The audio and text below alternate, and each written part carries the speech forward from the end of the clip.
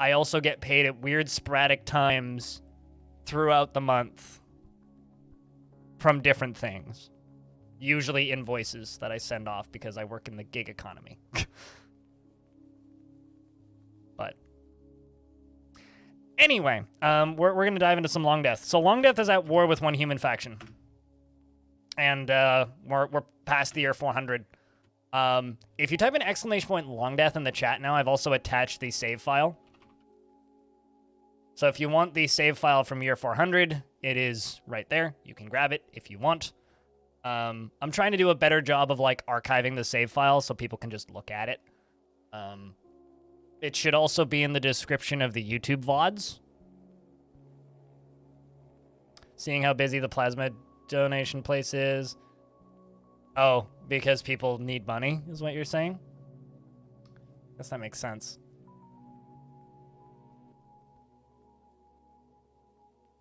Am I getting invasions? Yes. So, they're not small. The last invasion we got was like 200 humans. We have lost one dwarf in the attacks. We lost Blue Space Weeb, who got caught outside. But if we go underground into the trap that I've built, which is this, it's a big old water trap, big old drowning pool. These are, it's currently draining. But these are the human casualties that we have. My current plan of how to deal with this is to wait for it to fully drain. And they've been invading us twice a year. Every single year, twice a year. I'm going to wait until the invasion slow. I'm just going to let the bodies pile up. Thought of Minstrels, thank you very much for the 22nd month. Welcome back. I fixed the problem with my bank. Also, hi. Oh, was it mad at Twitch or something? Well, good to have you back. Cheers, man.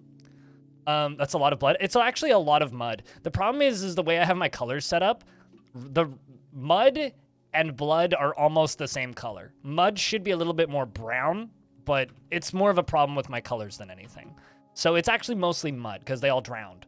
Up on, also down here, there's all these guys. So my plan is to wait for this whole thing to dry out. And once it's fully dried out, I'm going to simply reroute my lava and just pour a lot of lava into here and just clean it that way. Because otherwise, this thing is literally never going to clean itself. So I'm going to build basically a little tube that goes over here or something and into the side of here so that I can just fill this whole thing up with lava and drain it out. The issue is it's going to destroy all of my constructions in here because none of it is lava safe. So all of my bridges, well, that one might be. I don't know if bismuth is. But they're currently all made of mudstone. The mechanisms are made of iron, so those are fine. But everything's made of mudstone. So they're all going to fall apart when I pour lava into it. As long as this bridge is up, that bridge will be fine. But that's how we're going to clean it. And then I'm going to rebuild all the bridges with probably just iron bars and iron mechanisms to keep it simple. So that is my defensive structure for Longdeath, which I literally built in like half a year. Like I threw this together super quickly when I realized we were getting sieged. The first siege we killed with my dwarves, and actually, if you jump onto my military dwarves, let's see if I can find one, like Hoshan as an example, or like, yeah, let's go to Hoshan. Quite horrified after seeing humans die, but has 2 notable kills and 1 other kill. Another example of somebody who's done very well in the military already is Navy, who's got 10 kills plus 3 notable kills. Like, we're racking them up pretty quickly. Also, Desk Slapped is a fantastic name. That sounds like a move from WWE. Oh, what's your name? Or what's the name of your super? Oh, definitely Desk Slap. What do? I grab a desk and I slap him with it. So that's kind of rad. But rip Desk Slap, I guess. So yeah, I'm worried about moods. I'm worried about thoughts. I'm worried about my livestock. But we're gonna do what we can, and we're gonna do our damnedest. And I'm gonna do my best to keep things okay. Also, a merchant just went berserk. This might also be why the humans attacked us. There's a berserk water buffalo. over here. This might be why the humans attacked us, because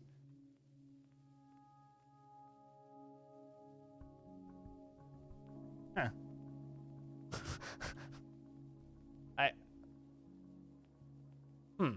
I wonder if that actually was from my own faction. So this is what my reason to think why we got attacked, because every now and again merchants will just get stuck at the edge of the map for like no reason, and then they will sit there for a couple of years until their character eventually goes berserk, and then when they go berserk, they proceed to then just attack everybody, and this can start wars. And my theory is that too many humans got stuck at the edge of the map and they eventually just went berserk. That is my theory. It sucks, but it is what it is. So we're going to do our damnedest to not go to war with people and keep trading and keep Longdeath going.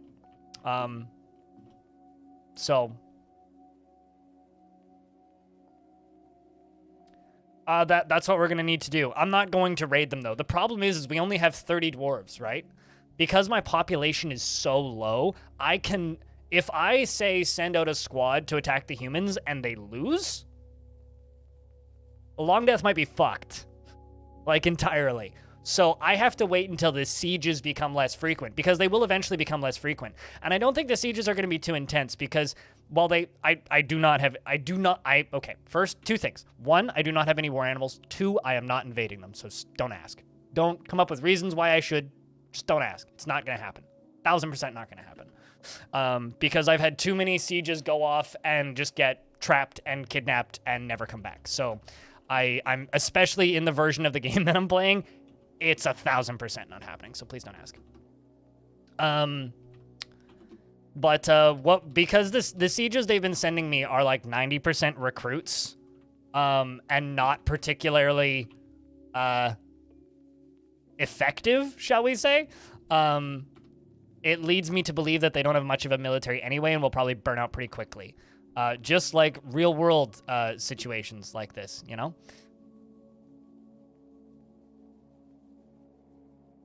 There were 7 cruise missiles flying over us last night, 6 shot down by anti-air, and 1 exploded somewhere in the fields because it was shit. Good stuff. Also, I don't know if you've seen that game that I was showing off earlier. It's a little tactics game called Ukraine Defense Force Tactics. That game, the Russian forces that attack you intentionally step into their own line of fire whenever mortar shell strikes come in, which is kind of amazing. But anyway. So yeah, we're kind of in a weird spot, but it could be worse. I'll put it that way. It could be worse. If anybody's wondering what game I'm talking about, I'll link it in chat. It's not compatible with Linux, though. It's accurate to Russia's tactics? Yeah. Also, all profits from that game go to Come Back Alive, so... Gotta go back to work. Do what you gotta do, Taylor. You know where to find me when you're done. So yeah, no, it's a weird time in Longdeath. My biggest concern is frames, but we'll work through it as best we can. The almost half a millennium of peace has finally come to an end. Worst case scenario, we'll just start dumping clothing. That's the worst case scenario. I'm very annoyed by how long this thing is taking to drain, though. Very annoyed. Let's pull this lever.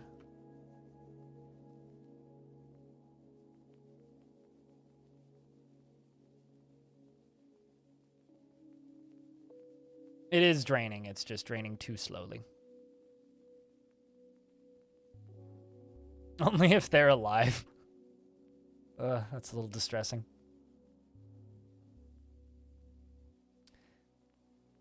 That, yes, I do tend to agree with that line of thinking, Stone. Well, I mean, like, it's kind of funny. Like, when I first started demanding tributes from the humans, somebody in chat said, they're going to invade you eventually. And I was like, oh, yeah, probably. Blind cave ogre just fell off a cliff. Living up to its name, I guess. Okay, we do have a dwarf coming to pull the lever. But, you know, on the bright side, there are 5 children in the fort right now. So, you know, we do have some kids on the way. We do have a few merchant couples in the fort that have started making babies, which is also good. So, fingers crossed. Fingers crossed. The problem is a lot of them are starting to look like this.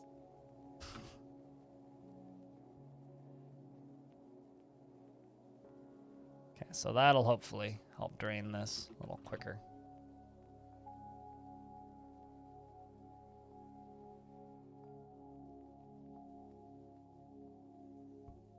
Feel like I may have found a bug in water physics, but it is draining. It's just very slow. So yeah, that's the current state of Longdeath. Also, I was distracted and forgot to turn off the showers up here, so I flooded the tavern again. But doing my best to kind of get things back together. And hopefully, you know, dwarves like this one, make more babies. Although apparently this one was, where was it? Passionate, remembering talking with the spouse. That's a funny line. At least no one died. No one dies in the shower. It's a very small amount of water. It just makes my tavern all muddy.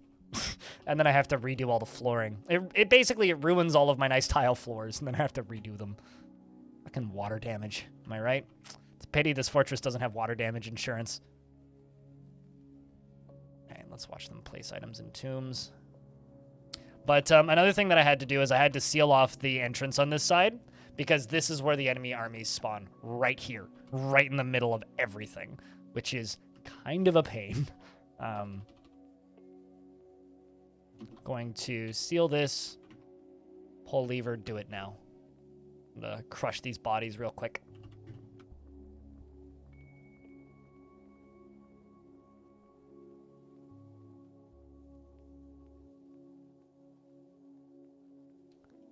And also, something I haven't done yet, the named dwarves in the fort are Dragon, Letharticus, Anonymous, Anthony the Scoid, Malden, Merc, Red Octobear, Bloodcat at 17, Diamond Destruct, Massive, Volley, Lol, Tygo, Lilem Katsu, Zindros, Stone, Hoshan, Paranoid Metroid, Rory, Do It, Frog, For Hire, X, Arch the Second, Jimmy Tibby, Free Radio, Radio Free, Olive, Mist, wait, what? Wilmer, Jack Rick, Bastet, Banana the Third, and Navy. And currently the mayor is Do It, because Tele finally passed away and the king wants 3 picks. Yep, you're still alive. I mean, you're not that old either. Yeah, you're 31 years old. You got like 100 years left, unless something unfortunate happens.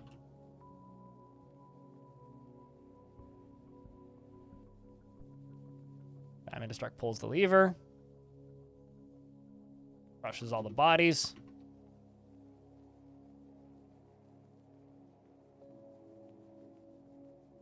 Seems like they've been there forever. Yeah, it kind of does feel that way, doesn't it? Well, first off, you don't feel anything anymore. You're in the military and you've done pretty well. You've done pretty well. Yeah, you're like still a child, Merc.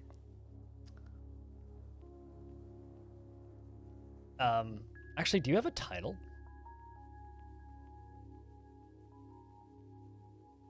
Yeah, you do. Hold on, let's see if I can find your full title. Your Tygos are the third, Lantern Trumpets, the Rhyming Tresses. Because of your heroic acts in the military, you have a title. It's cool when dwarves start getting titles. I really, really like when dwarves start getting titles. Last council tribute was 406? Yes, because we were under siege in 407.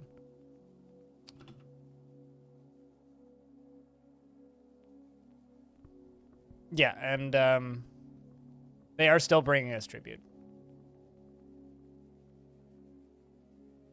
But we're in late summer, so it's pretty likely we'll get one this year, I would guess. Yeah, you have to type in a number. My bot doesn't understand all. Makes it a little bit annoying, but... I only know of one bot that understands the all command, and that's Knifebot.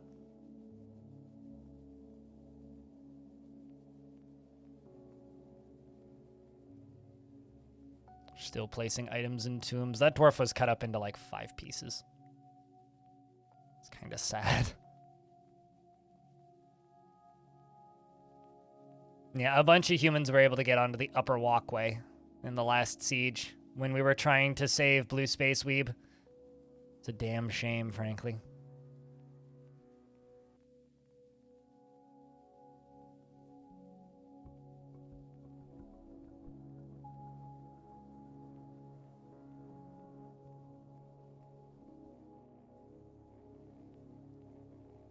Oh, I see. You were testing the system.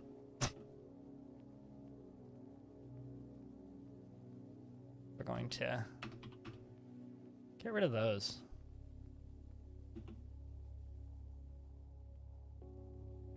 Tons of random crap is just getting dumped. That's what we gotta do. It's been so long that you forgot? Nah, okay.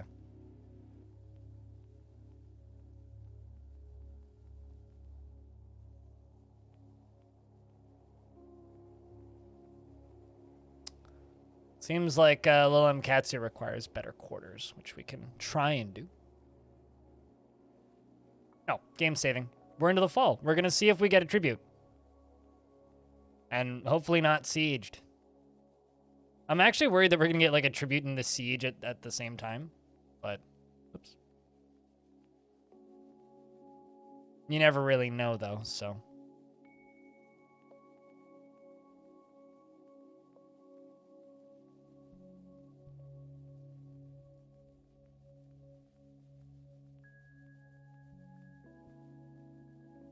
The siege is the tribute.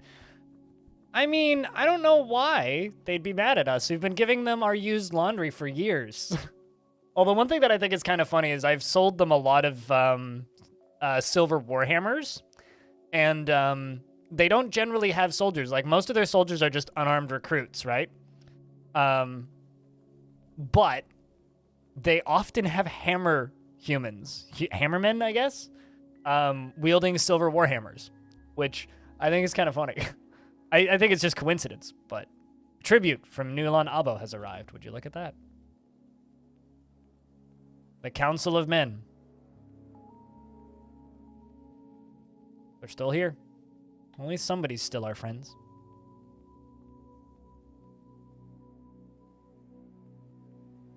Or something. 3 lead cages, all with, like, horses in them. I hate the fact that they're all just walking past this dude. I need this to be a job that is done now.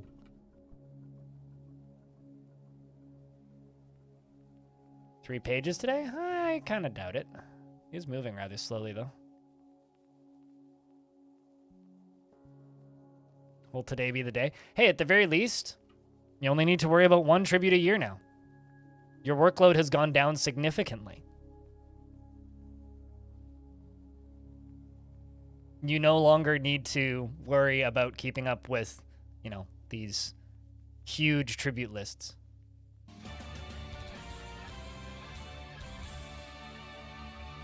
Because only one faction is still bringing us tribute.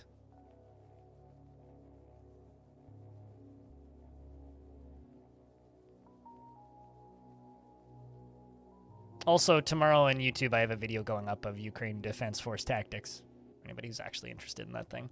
I would like to see that game hit 10 reviews on Steam, because like that's the point where you actually get a rating.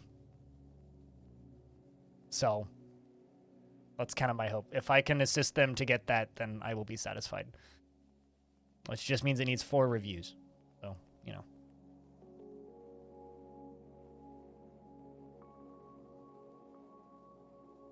All right. Good luck, Stone. Let me know when you're ready for me to scroll. Hey, a lignite opal. That's actually really cool. That's a human instrument. I don't think we have very many of those.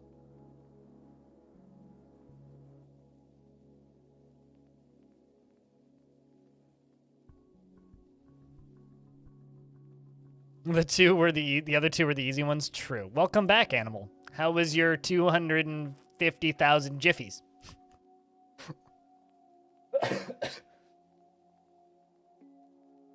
But welcome back from the food store.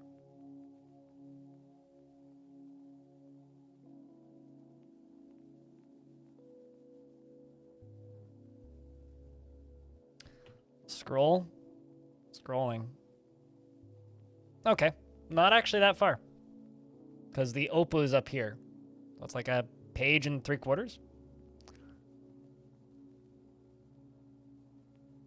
What kind of food did you buy at the food store? If I can ask.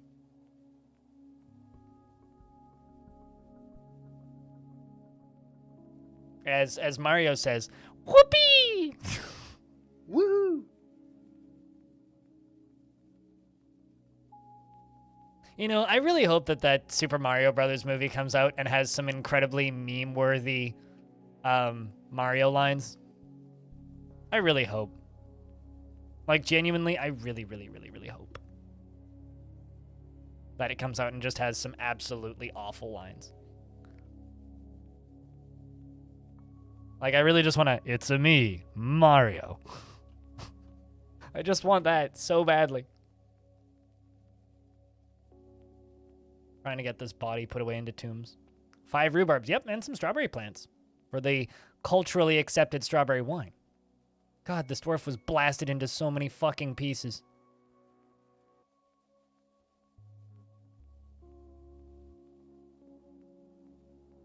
Hopefully we get some traders this year. Thank you, humans. We will use your support as best we can. Oh my god, what? You're not supposed to go in there. Oh, that's not good. Well, I mean, since you're in here now.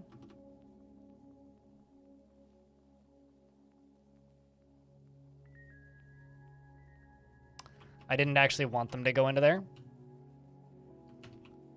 So what we're going to do is I'm going to queue up some designations. I'm going to forbid all of the bodies in here.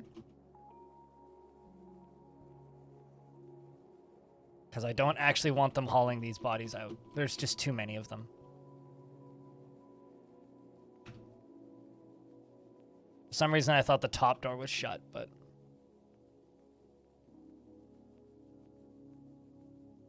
I'm just going to get them to seal that. And I'm going to go down here and I'm going to pull this lever. I'm going to unforbid this. And I'm going to close the top door.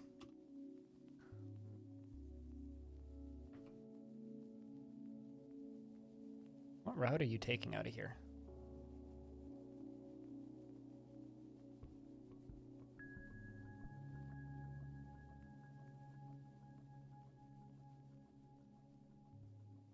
That's like a decent amount of food. Hell yeah.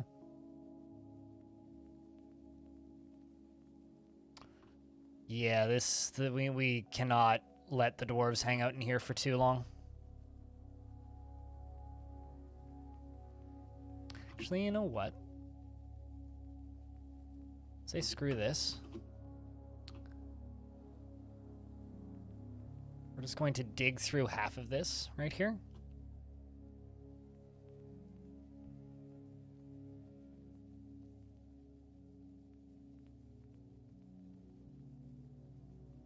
I'm going to dig through a bunch of this. Then the other side is going to be fortified.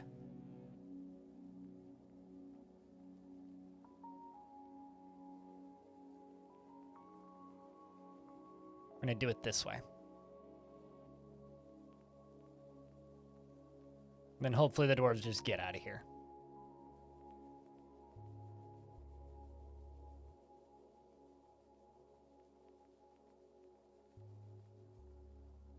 I mean, pasta sauces work. Actually, pasta sauce works pretty well for breakfast burritos. I've put a little bit of like, you know, fucking 3 cheese or like grilled garlic pasta sauce in a breakfast burrito before. It's fine. It's not ideal. It's probably culturally inaccurate, but I mean, it works. It's edible. It's good foodstuffs. I'm here for it. Sort of like if you spend $7 on Domino's pizza, nah, you could do worse. You know what I mean?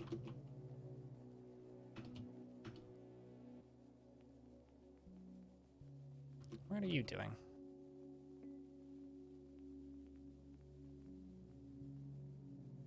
Welcome back, Merc. Gyoza's good. I agree with this. Yeah, gyoza is in fact good. Right, so we're just going to fortify this, and then I'm just going to lock all the dwarves inside. We're going to take a break, because these dwarves need a break.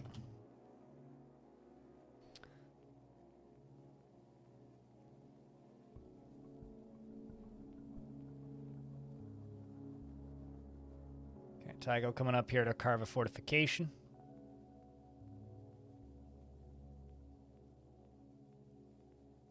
What's up, Heavy Risk? Alright. Smooth that, and then water's going to flow through a little bit. That'll help with drainage.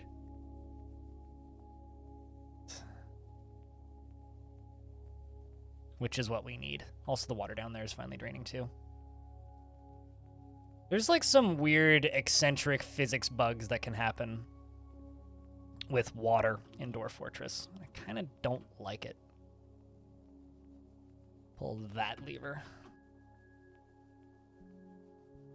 What year is Longdeath at now? 403. We hit year 400 last week, the week before, something like that, a couple weeks ago. Getting close to being halfway there, and then I can truly say that we're living on a prayer. And just be very obnoxious with Bon Jovi jokes, and I'm looking forward to it. But yeah, just entered autumn, yeah.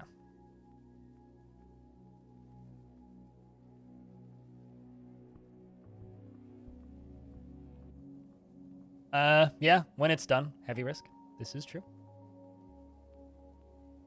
But it won't be 2023 or 2024, because Zach and Tarn can't wait that long. It'll probably come out this year, but I don't know. If I will say this, mark your calendar, 14th of July at 3 p.m. Pacific time. Tarn Adams is going to join me on stream, and we're going to talk about dwarfs for a bit. So, people on my Patreon and people in the subroom on Discord already have access to the link where you can send in questions if you would like. But you need to train for a little bit there, dwarf.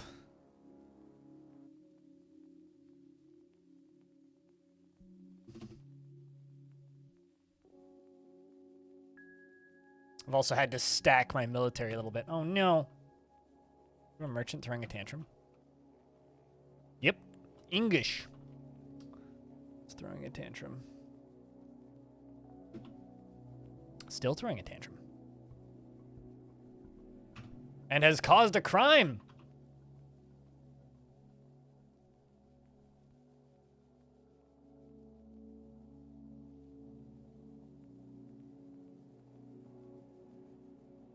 He always was sort of Dwarf Fortress to be daunting, but very interesting. It's not as bad as people say it is, but I understand why people find it daunting.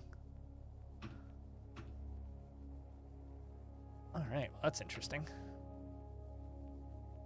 Anybody reporting those crimes?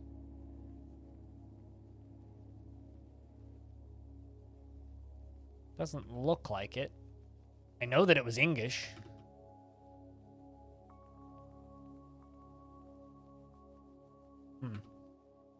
Maybe it wasn't.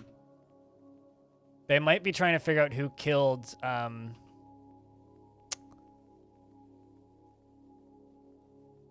Question is, do I want to start interrogating people?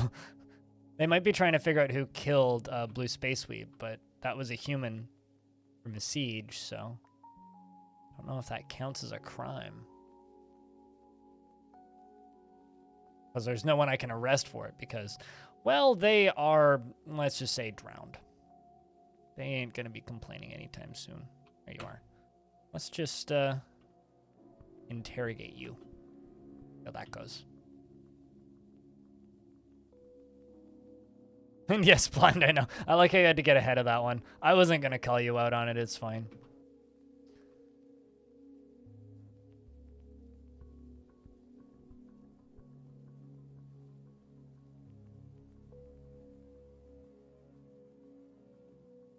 At least this dwarf just doesn't care. Alright, well, let's just put the dwarves into that room. I'm also going to turn off the squads for a bit just to force everybody inside. We're going to seal off this room.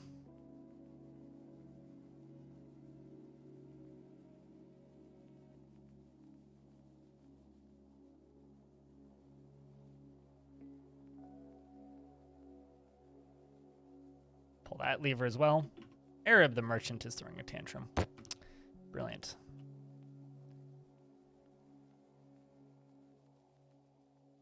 That was a very short tantrum. Do you get to hurt elves in this game, or are elves traitors? This is a sandbox game, so you can do whatever the heck you want.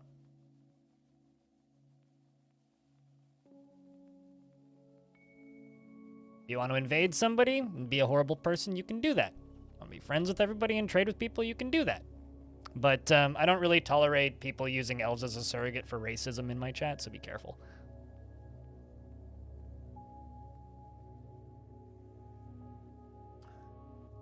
All right. Okay, we got a dwarf coming to pull the lever.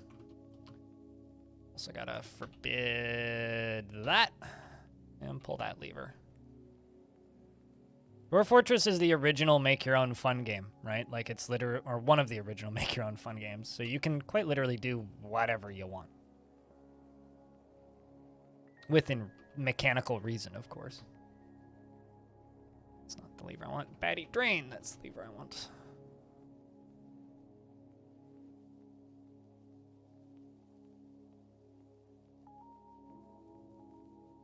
All right.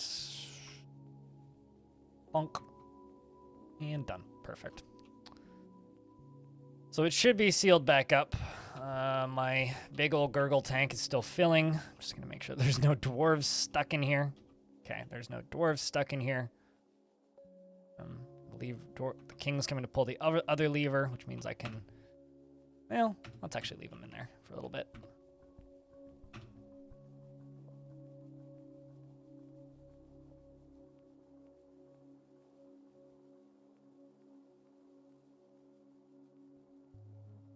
Well, I mean, Dwarf Fortress is a story generator, right? So the purpose of the game is to tell an interesting story.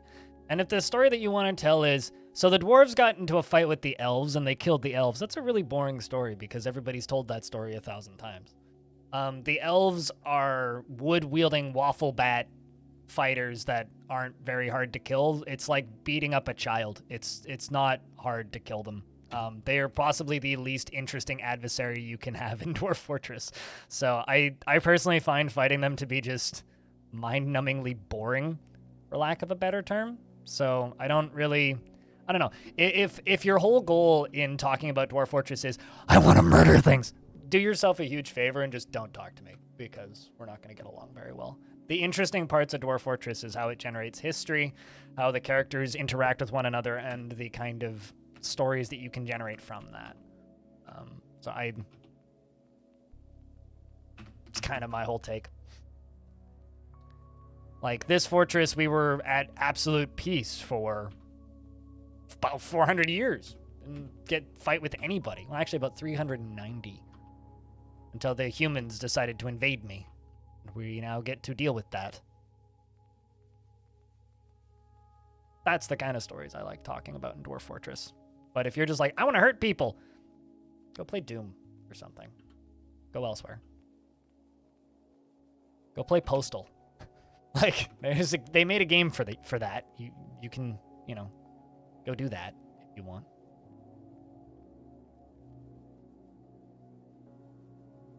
But I don't really tolerate people being, mean. Play Jupiter Hell? Well, I mean, sure. Well, actually, maybe even more like go play Angband or something. Go play something where you can hurt elves. Yeah. All right, sweet. We were able to get that body buried. Good, good, good. Feel bad for Blue Space Weeb, but wait for miscellaneous object demonstration. It's the best demonstration.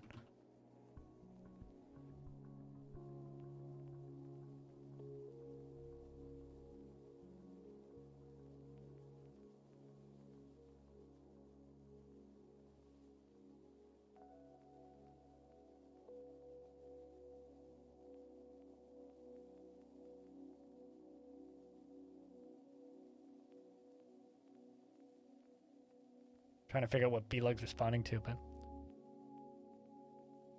You dug too deep once? Digging too deep's easy. Killing them is hard.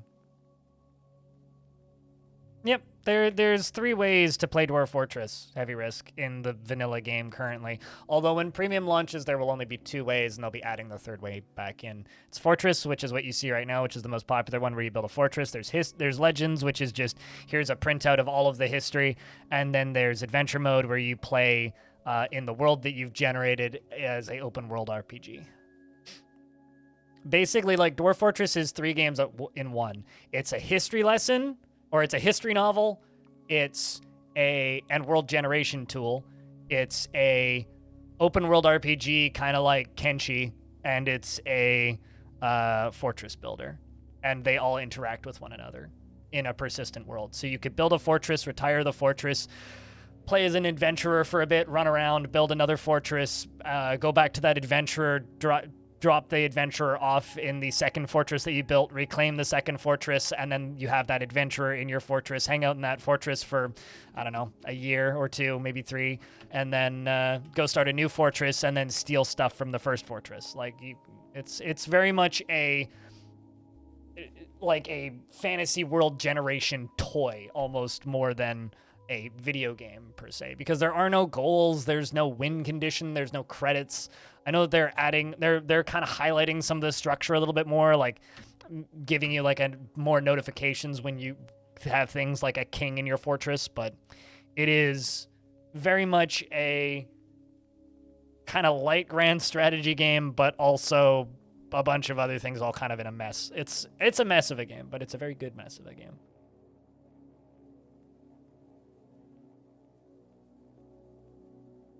Oh yeah, you absolutely need to know how to hurt somebody with the figurine of a yak, or a dead rat, by that logic.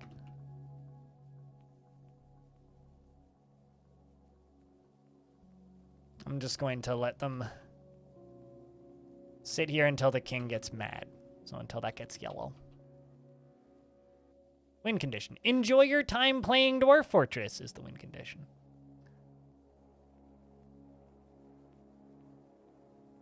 No, Caves of Cud is completely different than Dwarf Fortress. It really, really, really is. Like, the one thing that Cud has in similarity to Dwarf Fortress is the way it scrambles its history, and the fact that it's made mostly by 2 dudes who've been working on it since the mid-2000s. Those are the only similarities the games have. Caves of Cud is based off of a tabletop rule set, whereas Dwarf Fortress is a weird physics amount of blood versus density of objects and sharpness of objects versus the material that clothing is made out of system. So, like, the combat systems are completely different, for one thing. Dwarf Fortress's open world, like, adventure mode is a weird thing where you can kind of build a fortress. You can kind of have a party and run around and do things. You can kind of do stuff. There's kind of quests, but it's like trying to compare an endless open world RPG that has absolutely no goal, no point, and barely functioning quests to a written, handcrafted roguelike. Like, there is no comparison between the two, aside from the fact that they're both turn-based. Like, and they kind of play like a roguelike. And, well, adventure mode kind of plays like a roguelike. Cud is completely different, yeah. I mean, similar levels of depth and insanity. One thing that Cud has that's significantly better than Dwarf Fortress, though, is it has nukes. You can nuke a church. Take that out of context. But, you know, completely different games. Completely different games. Well, you can nuke a church that's dedicated to worshiping plants and steal from a albino crocodile. Steal a book from an albino crocodile. That's a thing that you can do in that game.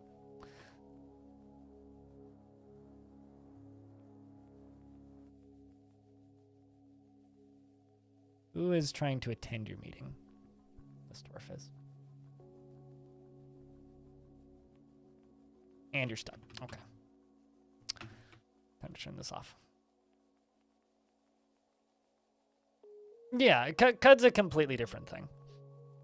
So if you want to buy CUD, don't not buy CUD because you're worried it'll be similar to Dwarf Fort. Because that's a very silly thing to worry about.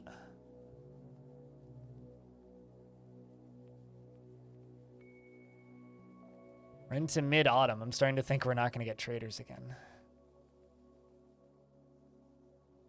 Right.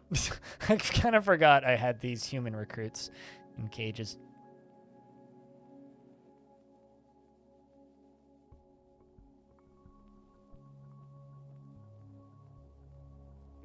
How's Bloodcat holding up?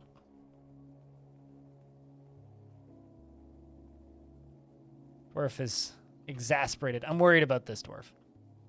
The thing is, the one thing that they genuinely love is sparring and being in the military, and they would like periodically get depressed outside of the military.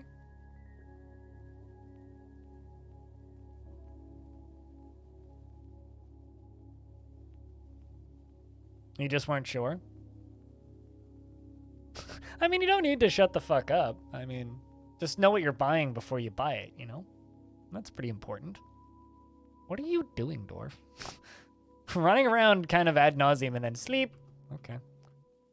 Don't mind the dead kangaroos in the trees.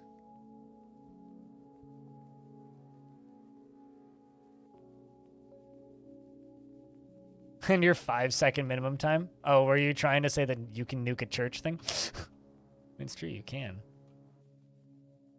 All right, I'm going to move some of my unicorns down here. This is a weird spot to have unicorns. But I don't want to lose my unicorns.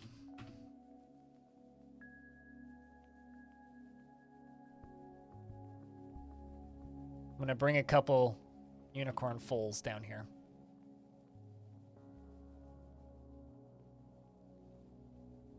God, there's so much random crap in this fort.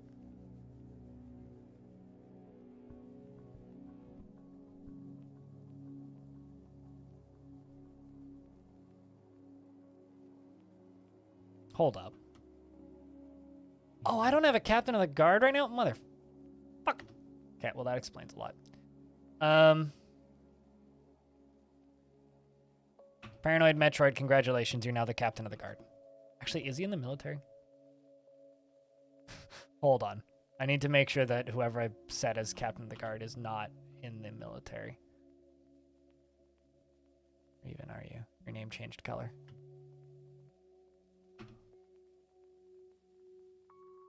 No, okay.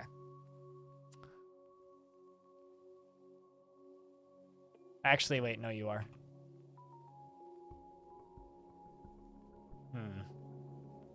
Just don't really want him to punt people to death. Diamond, you get the job. Because Diamond, I'm like certain, is not in the military.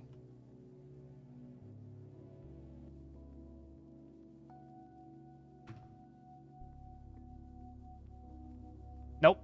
You're also... Okay, who isn't in the military? Actually... Yeah, you'll be fine. Oh, shit, there's another Tanchming Dwarf.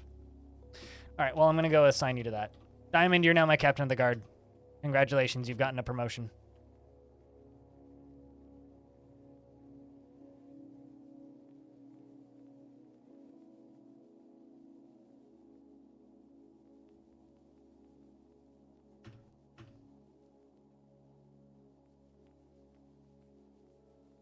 Also, you're gonna go immediately interrogate somebody. Definitely not planning anything? It has nukes. nuke a church. It has nukes. Yeah, that is a pretty good clip. I've been invited to exciting interactive webinars. Thanks, Twitch. They always do these air quotes webinars on like Tuesdays at like noon, which is while I'm streaming every week. So I've never actually bothered to attend one. And they've been inviting me for years.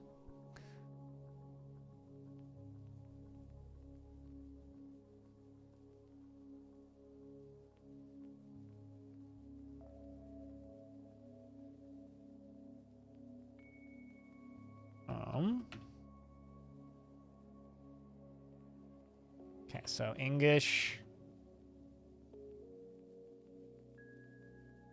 Who are you giving food to? What are you giving food to? Oh, right. We have humans in cages. I forgot about this. All right, well, we can crush them. That's fine. Same with, you know.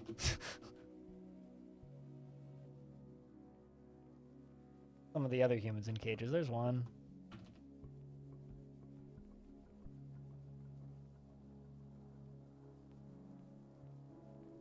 Okay, so Diamond is going to go beat a criminal.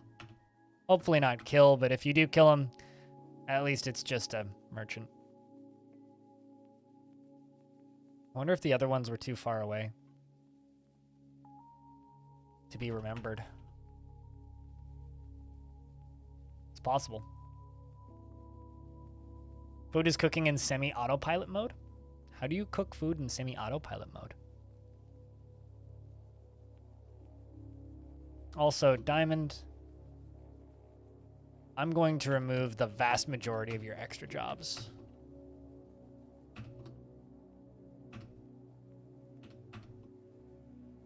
We'll give you, let's just say stone detailing. And I'll give you a craft if you want it later.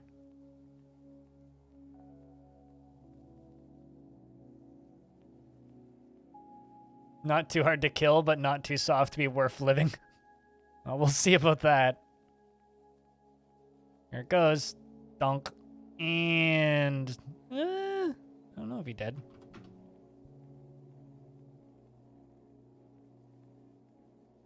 Gonna report crimes now. How do you like your new job? He was disillusioned after punishing somebody with a beating. Oh no! She hates her job. I'll have to find someone better for it.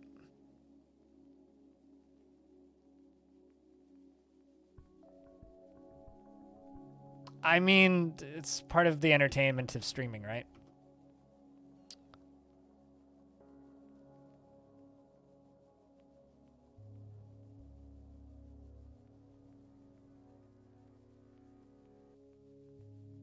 How's Blood Cat doing?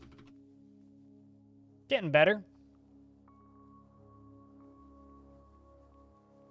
God, that is an old one. I want to say that I was talking with a fake lisp or something. Your family has been shaved.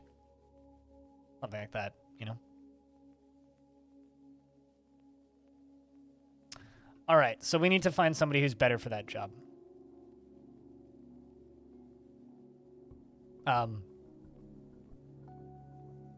think this dwarf's alarmed.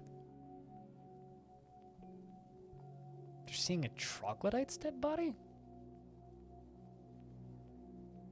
Where the fuck are you? How did you see it, like, so many troglodytes' dead bodies? What? 112 years old. Pervious to the effects of stress. You sure about that? I don't know about that, but, I guess he didn't feel anything after seeing a unicorn's dead body. I don't know if you're impervious to them. Unbelievably stubborn and will stick with things after it's... Okay. Incredibly quick to heal. Weak. Well, you get to be the captain of the guard, Reeson. Your beautiful hat, unfortunately, it wore off.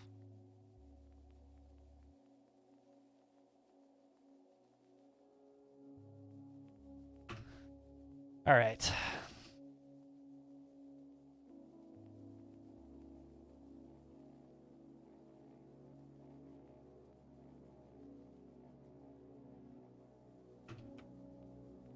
All right, there we go.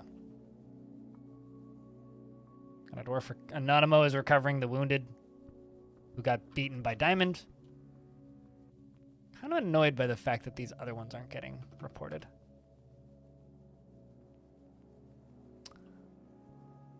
Also, I'm going to interrogate some dwarves. Let's just go over here, go to the interrogate screen. There's an interview scheduled with one.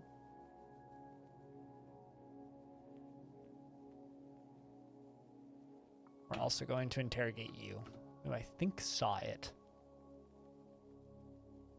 Okay, that's just a unicorn. That's fine.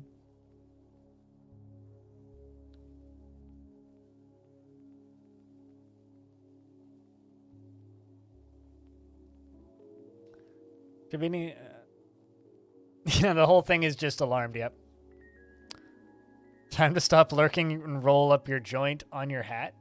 Wait, hold on a second. You're rolling up a joint on your hat? Anyway, hi, Freeways. How are you doing? 2 days, you'll get it back? I'm sure. Although, at the rate that today was going, I'm kind of surprised you missed getting gifted one, but... you know.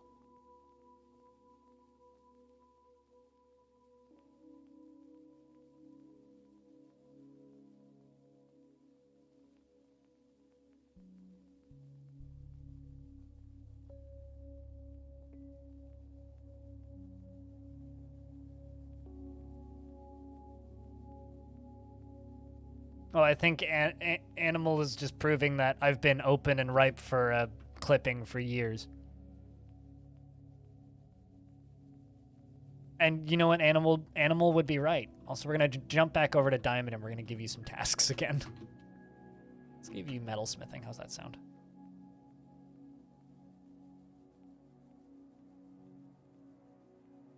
How's Bloodcat doing? Doing well. Good to see.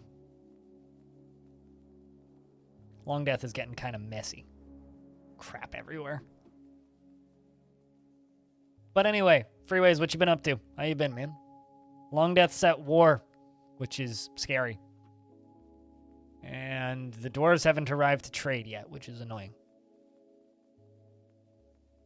I may actually build like a second garbage dump down here and just start dumping items from in here. Because I don't know what I'm going to do with all of them. I don't have anybody to dump my stuff on anymore. Where are you putting that? Oh. Apparently.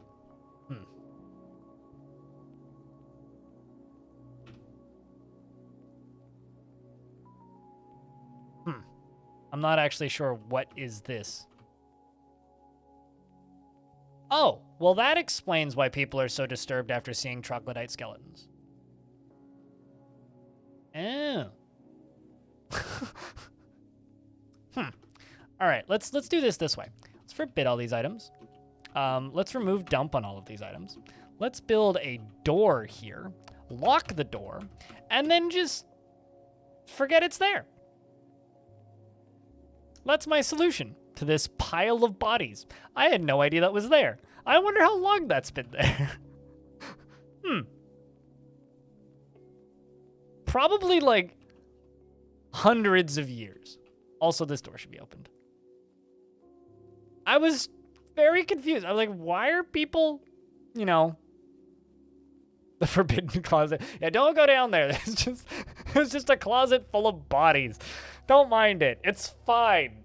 It's totally fine. I definitely built that around the time that I was building the lava tube, which was what, like year 200 and 30 or something?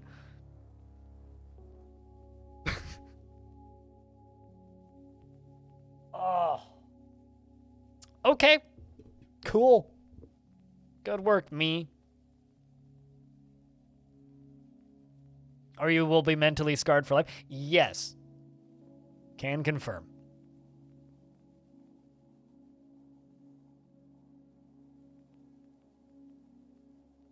I think that this is like 50% me making good context and 50% the game, right? It's just like if you watch any Crusader Kings stream for long enough, you'll eventually hear some amazing choice one-liners when taken out of context, just end up great.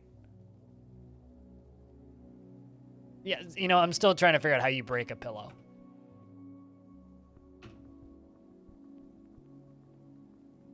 All right, I don't know, put a retail block there or something. All right, we made it. The scary closet is now sealed.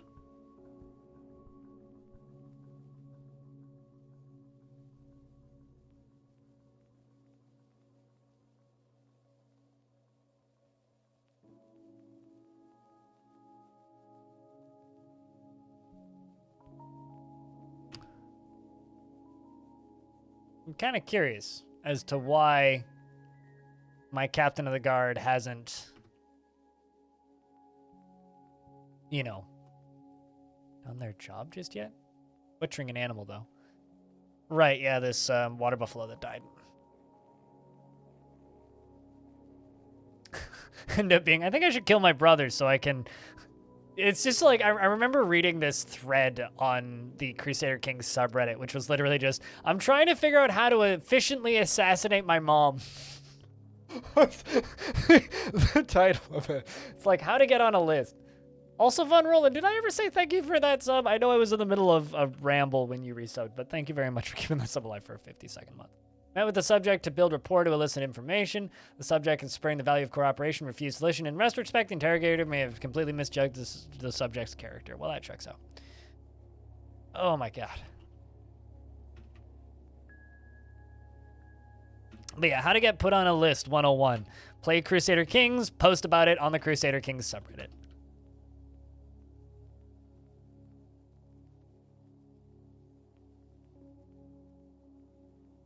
Yeah, that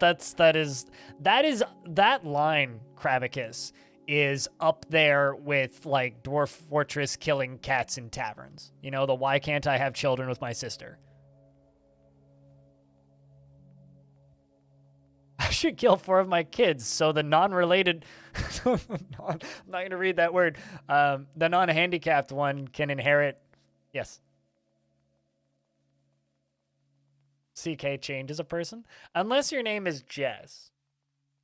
She seems to have done a pretty good job not being evil. Let's see how this interrogation goes. Because I think this dwarf saw it. Trying to, like, deal with these crimes. No new information was revealed. All right. What did you punch?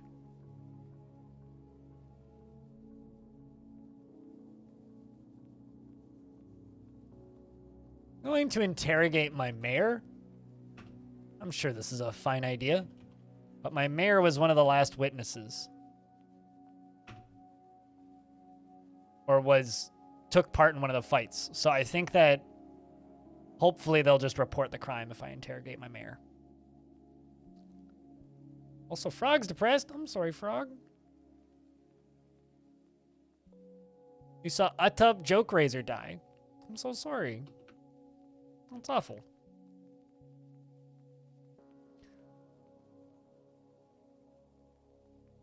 It doesn't pay. I mean, it's just like real life. You have to be evil to make money. Capitalism rewards being an asshole. Turns out so did feudalism.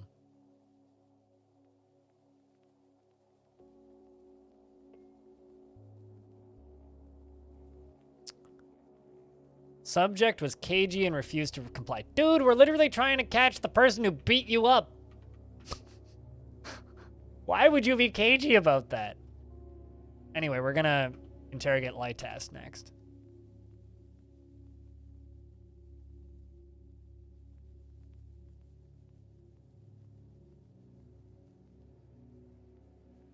Lemuel Lytas, there you are.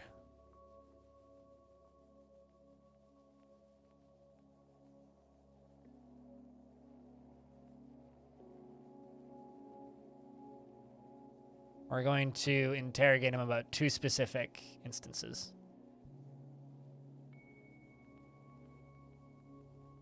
You know, I've literally never played CK2, so I have no idea how you weaponize herpes. He's scared he'll be beaten again if he rats out. He's the mayor, my dude. Besides, this dwarf is one of the culprits, I think.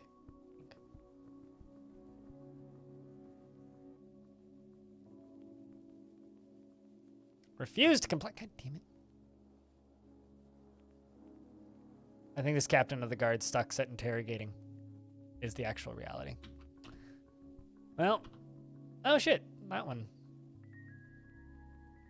Well, looks like English was found guilty in that fight, courtesy of the mayor. Bastet witnessed it. All right, let's interrogate Bastet. We're gonna get another beating of a criminal.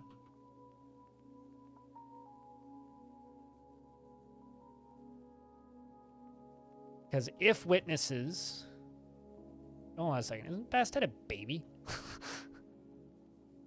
Yep, a literal child.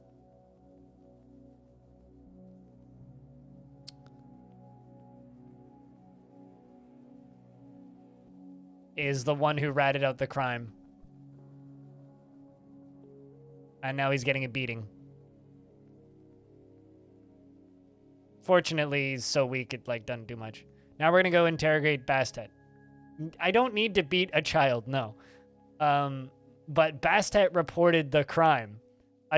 An infant who wasn't an adult, who wasn't able to walk at the time of the crime, reported the crime. So we're now interrogating the child who's currently running around gathering clothing because they've only just become old enough to get clothing. We're interrogating them to hopefully get some more information about the fight. And I'm hoping that they saw more than the stuff that they reported.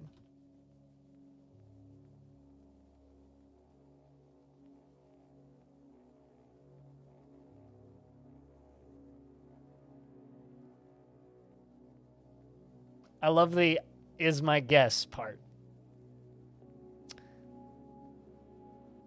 Yeah, to be clear, nobody when quoting CK, there's no offense intended. CK is a very offensive game.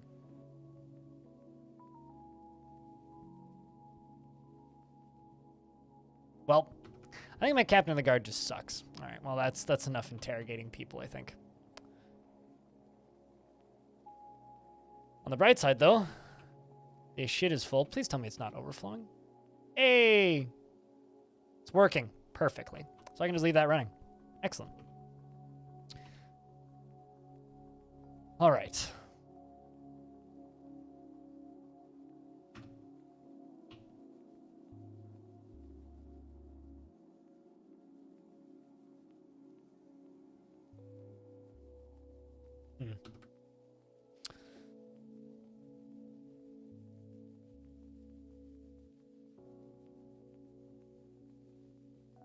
Well, I mean, they are a brand new captain.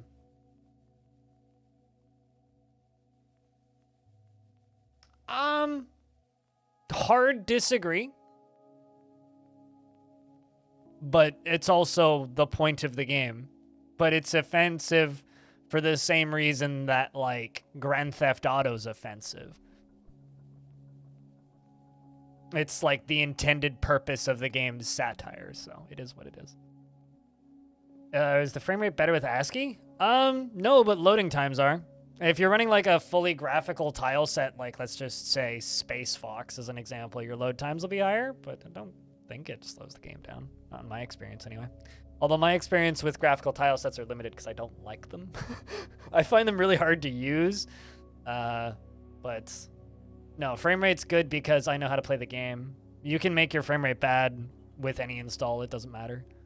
But if you know what you're doing, it's not too hard to contort the game to your wishes. This is one sad dwarf.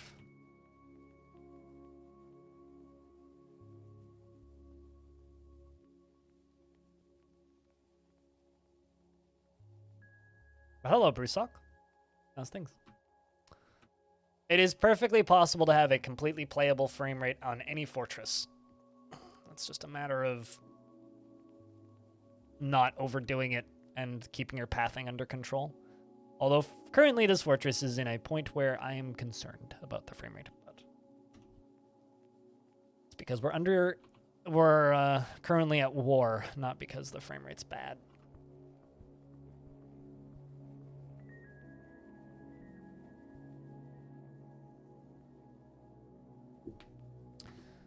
Man, I miss my trades with the dwarves. I hope that they show up soon.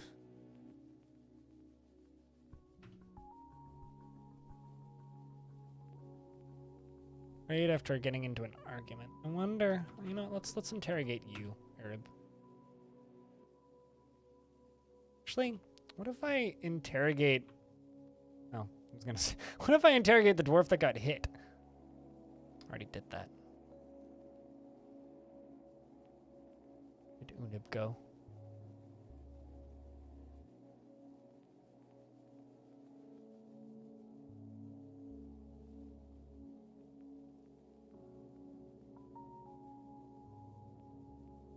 Hey, Dragonmans. How's things? One of my biggest tips regarding pathing? Don't have one-by-one corridors. If dwarves have to climb over each other, that's a bad. But at the same time, don't give them too many options. This fortress isn't perfect, but... Maybe it was Udil, not Unib. Anyway, we'll interview you. That's fine. I apparently need to go use the restroom. I'll be back in a sec.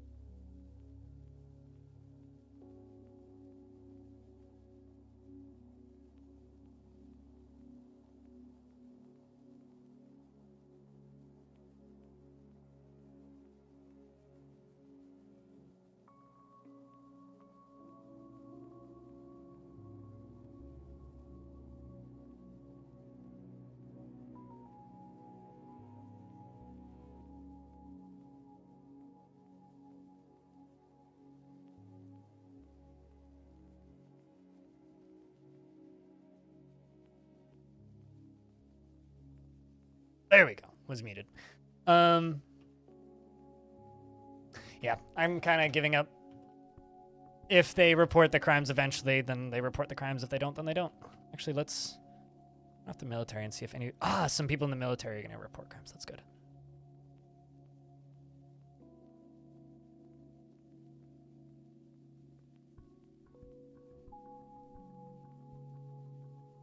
That's also really low on the job priorities list, so... I'll get to it. Investments are open again if you want to invest your tickets. But yeah, when it comes to frame rate, like, honestly, the best things that you can do is just make sure dwarves don't have to climb over top of each other. And the frame rates do literally get better with every single patch. Like, people don't give Tarn enough credit. People played the game multiple decades ago at this point and then just insist, oh, it's terrible. Frame rate's terrible. Unfixable. Bah, Tarn, fix your frame rate. But in reality, it's like, the frames get a couple frames better every single update. So, you know.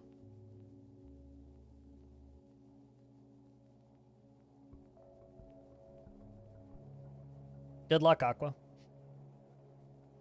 Okay, then don't. H2O, that's fine. 1 frame per update? I mean, the last major update bumped my average frames up by about 10. So, I don't know. It's more than that. Also, the premium release supposedly is going to improve world gen times significantly. From, like, multiple hours to just a couple of minutes. Hey, change me. Or max. Yeah, and that's a problem that hasn't been, like, prolific in the game for 6 or 7 years. Ay, ay, ay.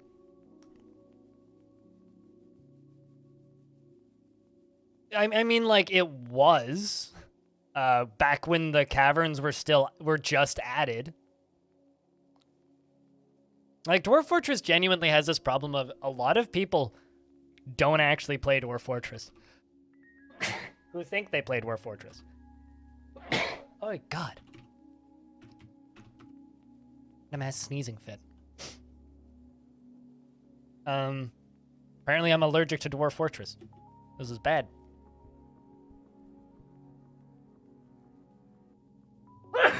Good fucking God almighty.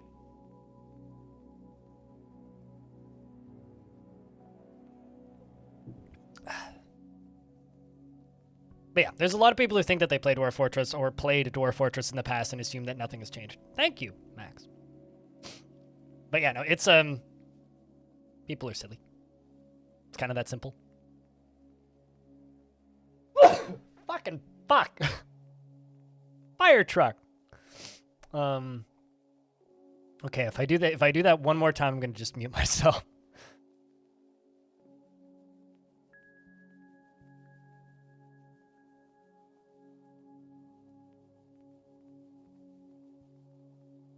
I mean, I had somebody pop into my YouTube comments, like, over the weekend, who, first off, had only just realized Dwarf Fortress was coming to Steam through the Steam recommended queue, and was asking, is this the first update this game's gotten in, like, 20 years? I was like, hold on a second, what?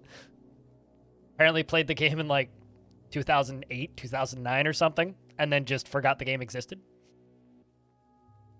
Wait, actually, it captured my sneeze. Oh, that's amazing. So yeah, no, like there's people who like found Dwarf Fortress in the late 2000s, and then just assumed that it never got an update again.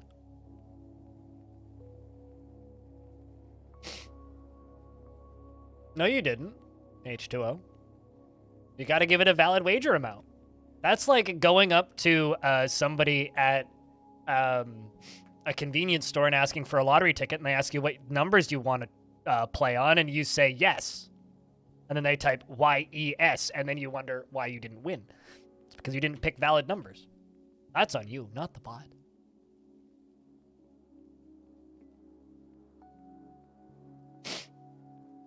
All right, we're going to recover the wounded. Ooh.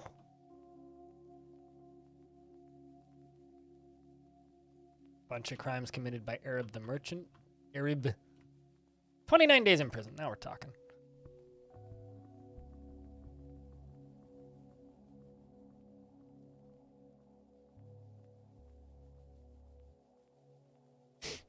Hold on a second.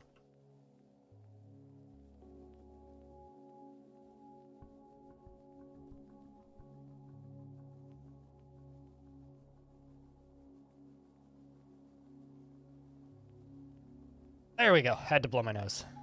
There's some things I don't like doing on stream. All right. Fucking seasonal allergies, am I right? Jesus. Oh, hey, Bastet's withdrawn from from society. Where are you?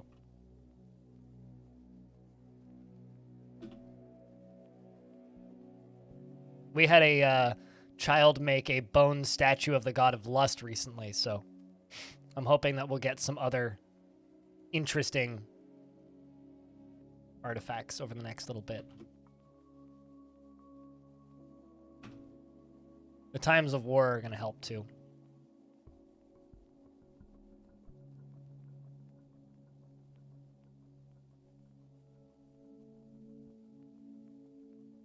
Where you exit the classroom if you have to blow your nose. Yeah, I don't need to broadcast me blowing my nose to 70 people. That's just mean. So chat, I hate to be a bad person, but I think I might actually take part in Amazon Prime Day this year. Just because there's some camping gear that I want. And I also need, you guys don't ever see it because it's pointed at a wall right there, but I need a new light because the light that I have is this $12 selfie ring light, which is powered via a USB cable.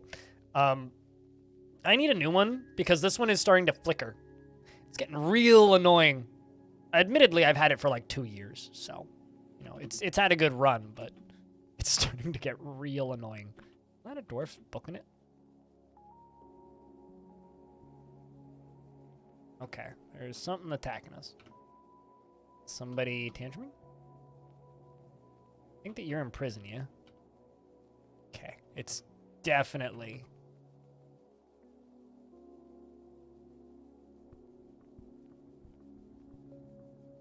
a buzzard, then.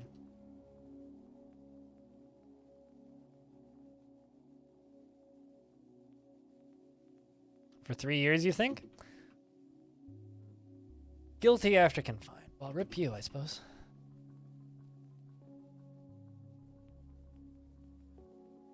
That sucks. I hope you're able to find a replacement someday. Yeah, if I had a monitor that beeped at me, that monitor would get put outside with a free sign on it. And I would go buy another monitor. One pick, or 3 picks and 1 crutch. We'll just do 3 and 3.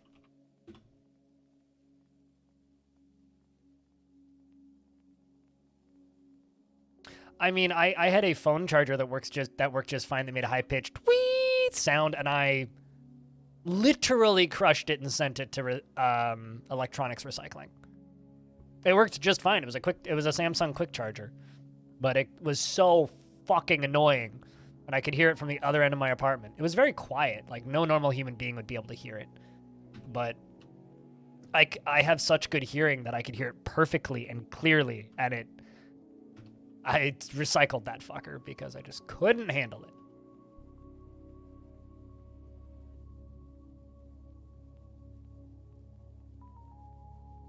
You got accustomed to the beeping? Yeah, I can't do that. High-pitched sounds, I have ears that are very good, and high-pitched sounds make me want to cease existing. So it's not worth it. It's definitely worth just replacing the charger for me, or replacing the monitor. I mean, I'll take it to like a Value Village or just recycle the thing. It's not like I will just leave it on a curb and destroy it. I'll either recycle it or take it somewhere where someone else can buy it.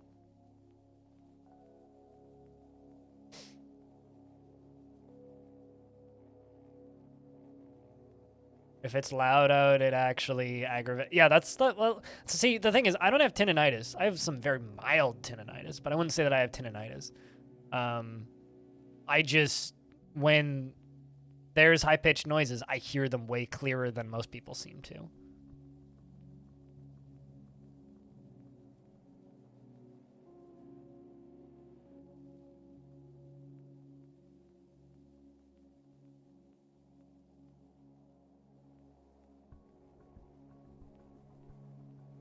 Oh, also, just something that I noticed the other day. The Soviet film Stalker is free on YouTube with English subtitles, if anybody ever wants to watch it.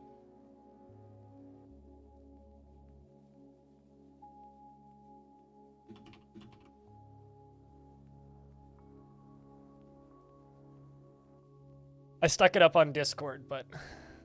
theoretically, we could watch Stalker. Anybody want to do a Stalker watch-along?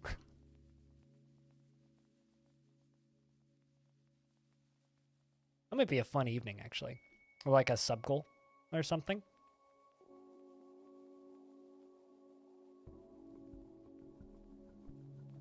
Just sit in just chatting and just watch Stalker.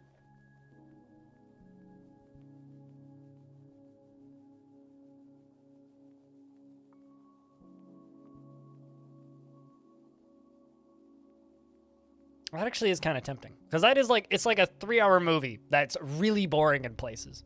So maybe it would be fun to talk over. You know not of what I speak? I mean, do you though? Okay. Orders have been sent out. All right, well, so far we haven't been invaded yet, which is an improvement, actually. That is an improvement. Previously, we would have been invaded by now.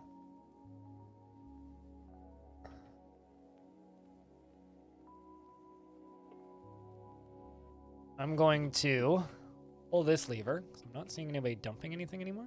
Nope. Okay, so we're gonna go pull that lever.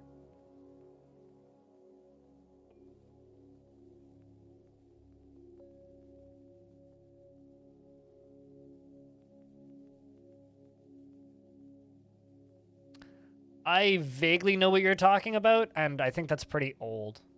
Abacus. Can we watch movies on Twitch now? Yes, if they're in the public domain and free to watch on sites like YouTube.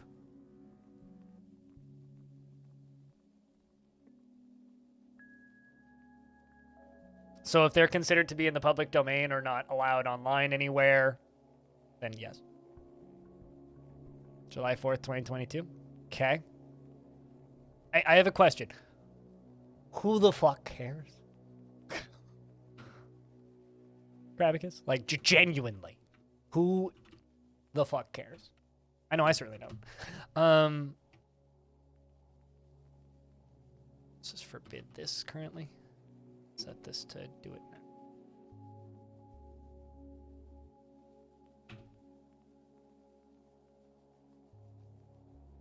When you went to Poland for the holidays, you actually got a great book, a collection of novels by the authors of the story. Ooh. Interesting. Blocked in your country? Get a VPN? It's not blocked in Canada.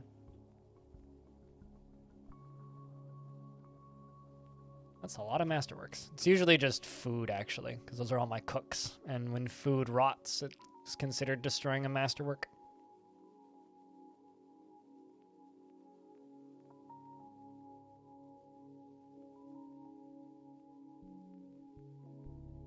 Is Child still getting stuff? Child is, in fact, hauling what looks to be diorite boulders. All right. You have a good night, Krabicus.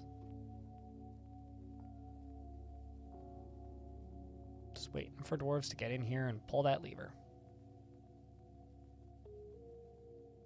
I'll look into it a little bit and see if I can get away with it. I mean, like, to give you an idea, the meta on Twitch for a little bit there was literally streaming, like, kitchen nightmares.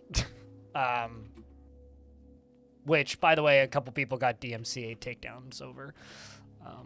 I mean, I would probably delete the VOD right after it was over. But...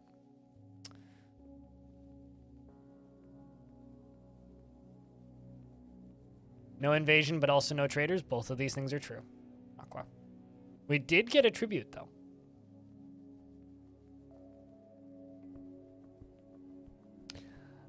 Something that I've always kind of wanted to do is this is something that I'd need to have like a bigger Patreon to do or something. It would be to like get my team together and watch movies that I know that they've never seen. Oh, my captain of the guard got attacked by a buzzard. Fucking buzzards, man. But anyway, I've always wanted to kind of just get my team together and then watch movies that they've never seen.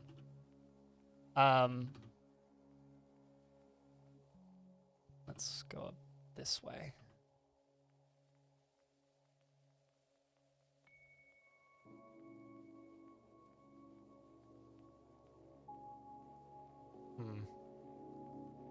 Don't know what the best way to do this is. You know, fuck it. I'm just gonna dump these one chunk at a time. We'll lose Masterworks, but it's fine. Because I need to dispose of stuff.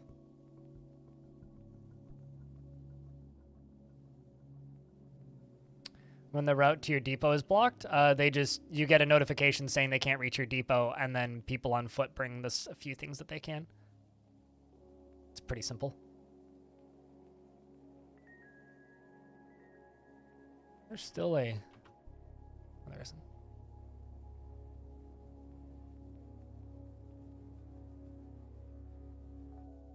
Attempting to attend a meeting and you can't because you're in prison.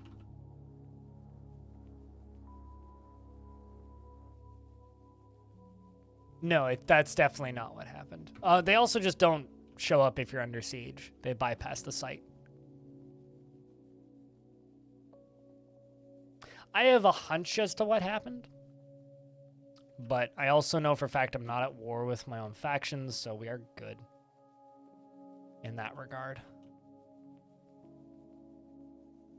Also, shoutouts to the Dwarven Helix of Clobberhammer for reaching 1,000 dwarves. Because Clobberhammer is a great name.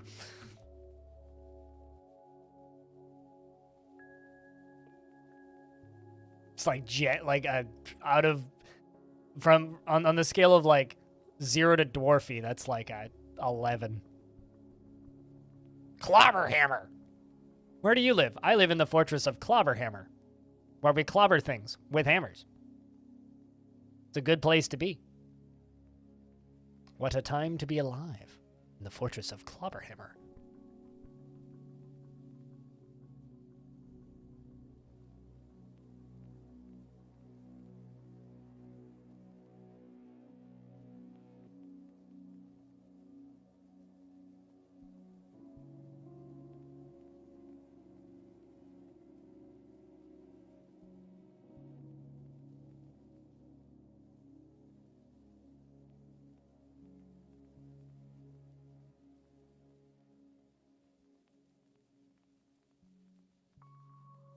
I'm just opening up my team's streams just to lurk in their channels and support them. No.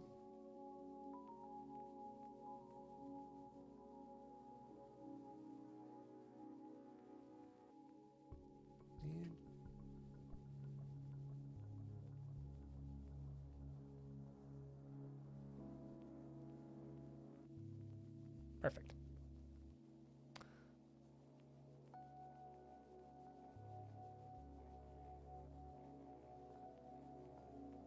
Flip sign on the fort window from under siege to open. Yeah, pretty much. Pity that's not how it works exactly, but it's not far off.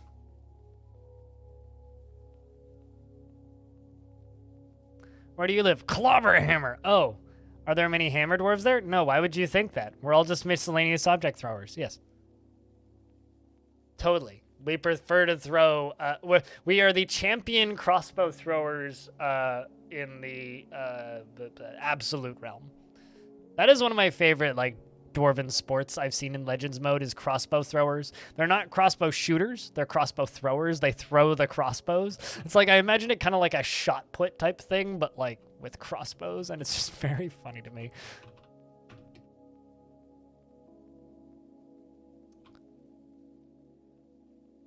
All right, so I'm gonna loosely, I do mean loosely, start building this.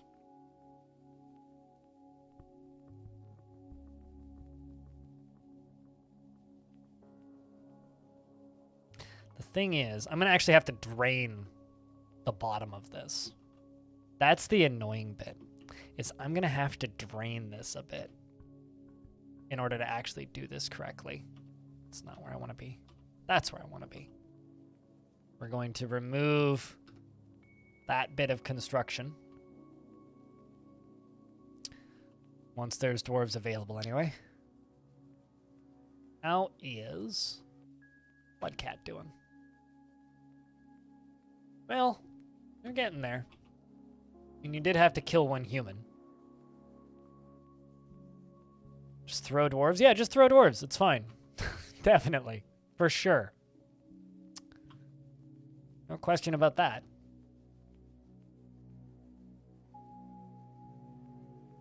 Oh, we're saving. Meaning we into winter. Did anybody here watch the Future of the Fortress video I put up? Because there was a question where somebody asked, are mother dwarves ever going to stop bringing their children into combat? And my quote on top of that was, God, I hope not. And Tarn was just like, well, you see, maybe, but also like, maybe not. It's one of those, like, I really hope that mother dwarves continue taking their children into combat, because to me, it's like just a piece of dwarven. Like, I realize, I acknowledge it's a bug, but it's one of those bugs where it's become far and away more a feature than a bug. Like, there's no questions asked there. It's absolutely a feature. It's like dwarven culture at its finest. You, of course, carry your child into battle and thwack the goblin with it. It's absolutely something that dwarves culturally do. It's got nothing to do with bugs or programming or oversights. It's a backup weapon, exactly. And it screams, too, so it's like an intimidation tactic. I mean, what's scarier than a bunch of, like, half-naked dwarves with hammers? A bunch of half-naked dwarves with children and hammers. Maybe give the baby a toy hammer and then everybody wins. I don't see how this could possibly be a bad thing for dwarven culture. Screaming toddlers do psychic damage? Absolutely! It's like having a drummer boy and you hear the drums and you go, oh god, I hear drums. That's terrifying. Except instead of, oh god, I hear drums, that's terrifying, it's, you know.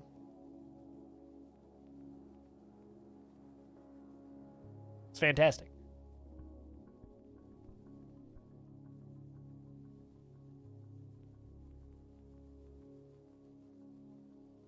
I like this comment I just got on my most recent news video. Woo, the texts are still going to be around with a bunch of heart emojis. And then they comment on their own comment where they say, I say that as a nerd who likes fiddling around with the text files so that chicken eggs hatch into bees. And they say, for the win.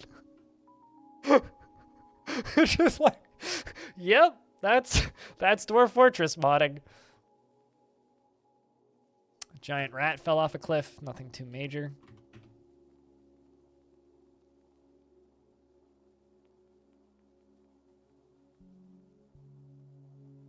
Many enemy bosses throw their offspring at the player. Oh yeah. I mean, one of the things I've always wanted to see, speaking of throwing things, Diamond, I've always because like occasionally, and I do mean occasionally, this is very rare, but occasionally goblins will have ogres as part of their armies. I've always wanted the ogres to be able to throw the goblins. Like, wouldn't it be fantastic if like you get sieged by an army of goblins and ogres, and then the ogres just start throwing the goblins over your walls? I've always Well, I've just always thought that would be kind of a hilarious thing to have happen. You're just like, yeah, we're all safe, and then suddenly just splat, just a goblin just explodes on the inside of your wall. All right, so to this dwarf who's walked all the way up here, you're stupid.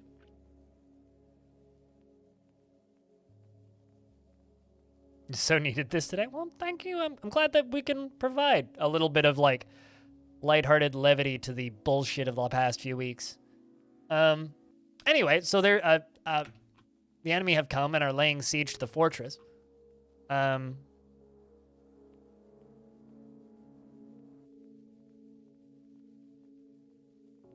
going to need to add this zone to celebrate so that I don't kill a child by doing this. All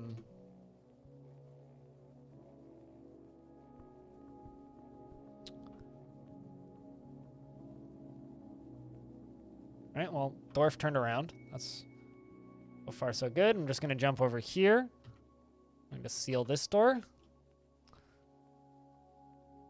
I'm going to seal this door. I'm going to seal this door.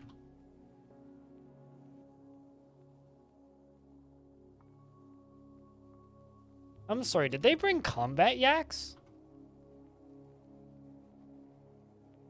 Yeah. And bulls. Water buffalo bulls. They're using copper great axes. A lot of bronze. Let's see if I can find... Ah, there's somebody with markings. A well-designed image of an alfalfa. This image is the symbol of the Confederacy of Sport, a human civilization. Yep, they've brought animal recruits. That means they don't have a lot of soldiers. But, I mean, they still brought, like, a page so far.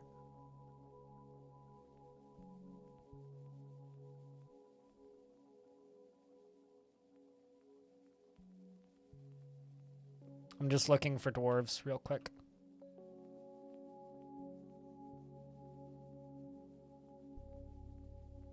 All right, well, they're booking it towards the fortress, so I'm just going to kind of hope that everybody's inside.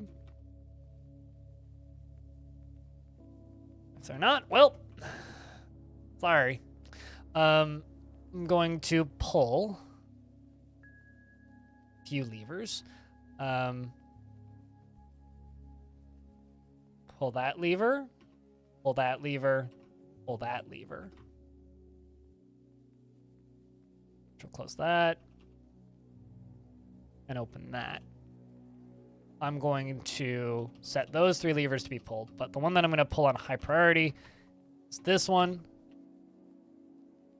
No, I don't want to name it. I want to pull it. Do it now. There we go. I'm going to turn off my military squad. Chill for a sec.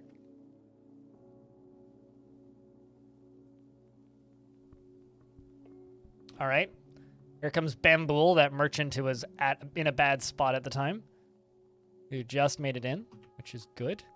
The humans are also in hot pursuit. Oh, yeah, there we go. So they've got, what, like 2.5 pages? My God. Their military is getting better, too, which is kind of scary. Still a lot of recruits, but yikes. Well, doors are shut, as they say.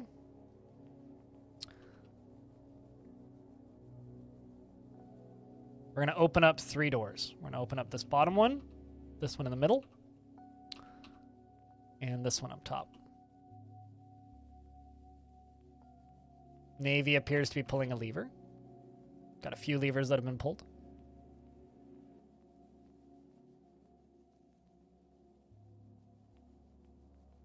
Okay. Lever 1 is done. Lever 2 is done. And lever 3. So now we wait. As the frames go crunch. Seems like a bunch of the humans turned around. Are they all in a cluster? Yep. Tend to do that. I really hope they don't siege too long.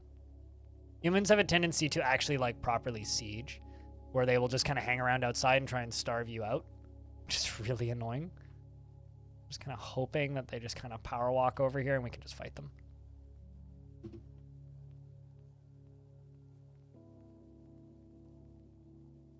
We're going to have to kill a few of the humans manually with hammers, though, because some of them appear to be going up front.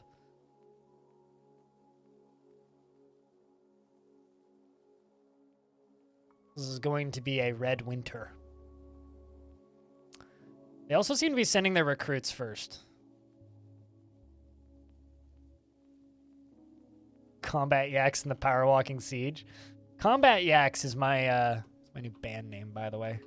We're opening for King Gizzard and the Lizard Wizard. All right, well, this human, Monis Itisilik, seems to be way up front. If only we had ridiculous amounts of beer to tempt them with. Quick chat, spam ridiculous amounts of beer to tempt the humans. That's definitely how this works, right? One of my favorite things that I've seen, though, is one of these humans walked through this walkway and actually had a temper tantrum, like tantrumed because of all the bodies. Which is kind of funny, frankly.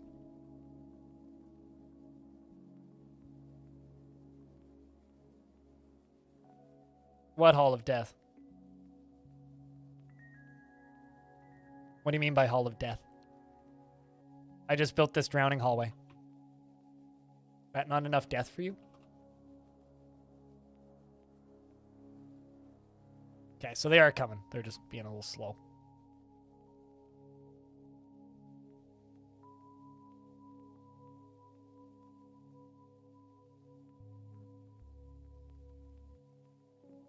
So there's 2 humans in this hallway. Which means I'm going to tell my soldiers to stand right there. Looks like a tunnel of blood. I mean, more or less. It's full of mud, though. That's not blood. Blood is a slightly different color. It's a slightly lighter color in my colors.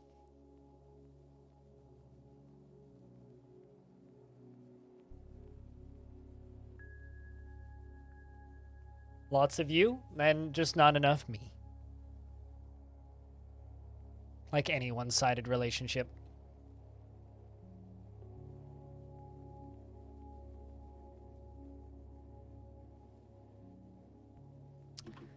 Well, this one's going to go down first. We're going to have to kill a couple of these recruits, I think.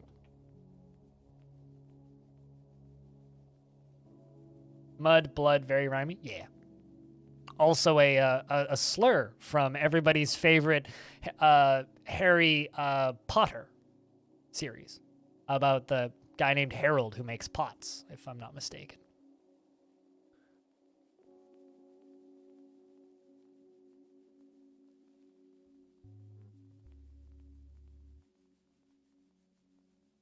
All right. Another question is, where are my dwarves at? Looks like I got 3. That'll be plenty. 3 elite dwarves to kill the humans who are coming in single file.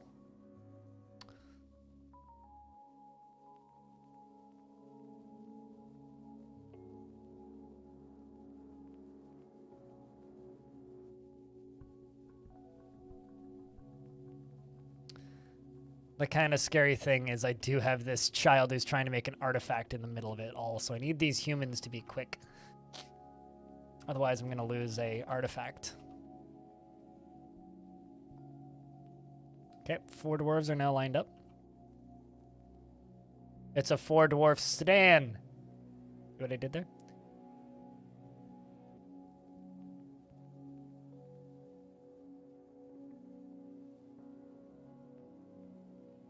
Yeah, they're so spread out. Silly humans. All right, let's follow Arch the Second.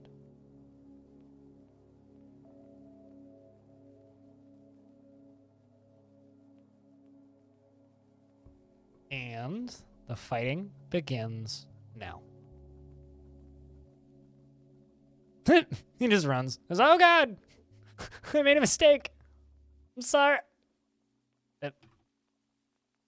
Well, the human recruit appears to have had the wrestler has slashed them in the head with their iron short sword, and the injured part is cloven asunder, so you just got beheaded. Good job.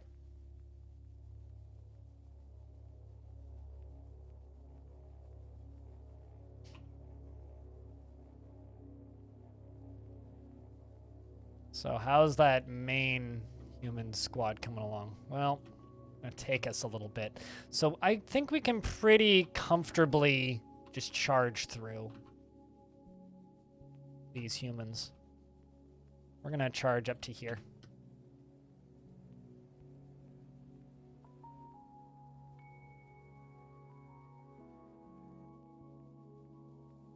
We're going to station you guys up here. Means they can turn around.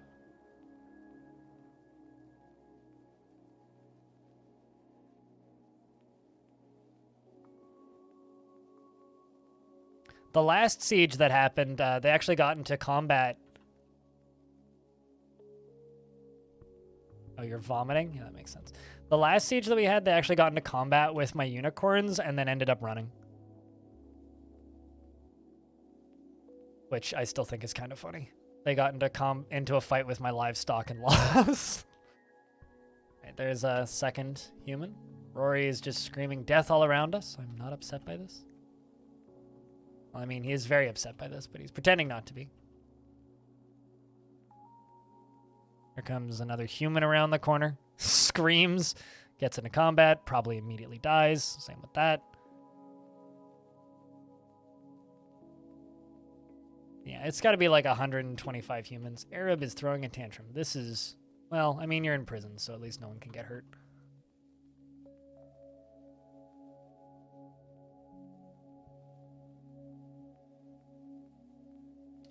I swear that the fighting will be more exciting once they all get inside, and then it'll, well, actually, it won't actually be fighting. It'll just be the drowning.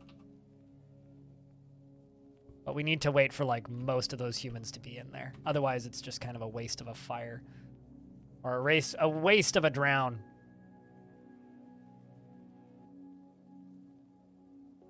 So I think we will clear this whole floor once. Here comes Bloodcat into the fray. Zindros is up front. Who actually, I think, has a full title, too. The Crystalline Mansion of Cover. Take cover behind the Crystalline Mansion.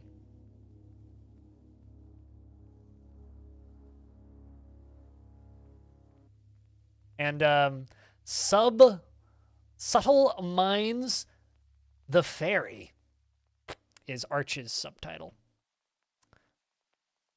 Does Hoshan have one? Nope, you're just Frosty Crystal. Taigo has one. Syrup Mortals the something. Syrup Mortals the Mansion of... Yeah, right. Duh. Right, yours. And then Bloodcat doesn't have one yet. You're just Splash Boulder.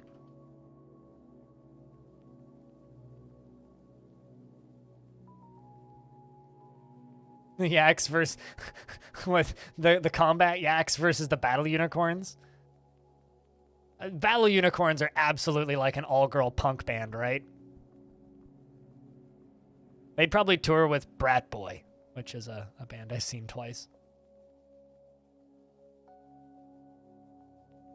So this is actually like some humans with weapons. Guys are a little scarier. We seem to be holding them up just fine. Causing them enough trouble. Once the actual squads come in, cleave through them. There's a marksman behind them who did fire a couple arrows. But it seems like, yeah, they're just beating the crap out of them. Even their clothing is poor quality. I feel so bad for these guys. I mean, they attacked me, so I really shouldn't, but I still do. Hey, the water buffaloes are coming down now. The warder buffaloes. See what I did there? The dwarves have turned around, and there's just a few left. We're going to have to pull them back pretty soon, though. They dodged the bolts that were fired. Took out the marksmans pretty quick. The mace human at the back seems to be taking the last couple of hits.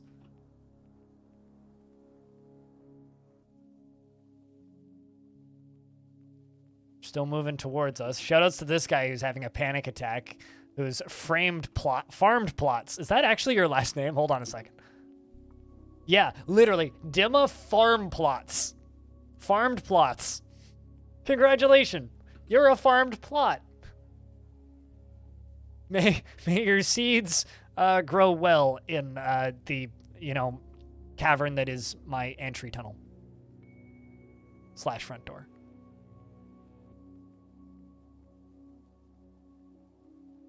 Literally walked down, screamed, and ran back up. Farmed plots, you're not really meant for fighting, are you? Like, peeked down the stairway, saw the dwarves, screamed, and ran away. That's very funny. Well, looks like Leka Lyonshiga is much braver and now is Smear on the Pavement. All right, who's next? Hey, Farmed Plots is still fucking running. Run away, Farmed Plots! Dude is wearing a robe into battle. I mean, most of them, like, none of them, the recruits don't have any weapons. They are unarmed. Completely and utterly unarmed.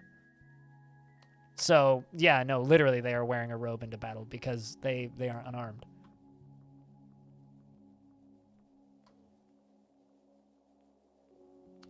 I have a question. Is telling somebody to touch a farmed plot like telling somebody to touch grass? All right. I think that I'm going to let them clear this floor of their own volition.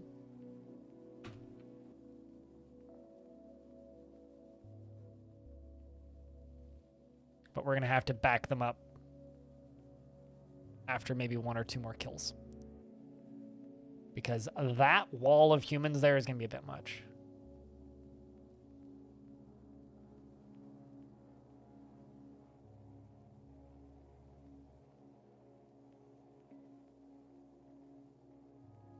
Wow, that dwarf jumped over another dwarf to get into combat with those humans. Who was that?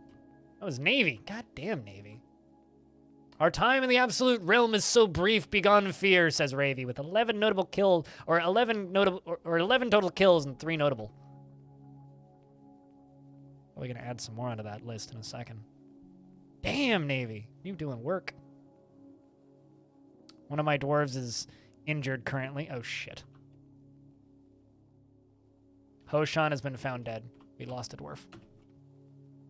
Navy is, fucking murking fools, though. I think Navy needs to be promoted. Come on, other dwarves. Can we move up, please? We're all just standing back there, and I hate this. Well, Navy got another one. Looks like they've got assistance.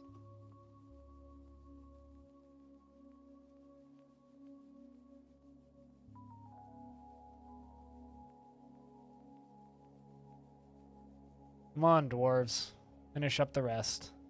Can I get some Fs for Hoshan, who died well, I would say. Okay, we're going to kill that last recruit who's going to come around the corner. And we're going to pull the soldiers back. Who's up front? It's Arch and Navy. God damn you two. All right, that's it. Pull them back. Okay, dwarves, get the fuck out of the...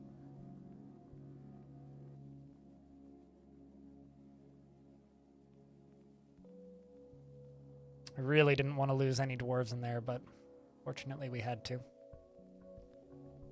A damn shame, that.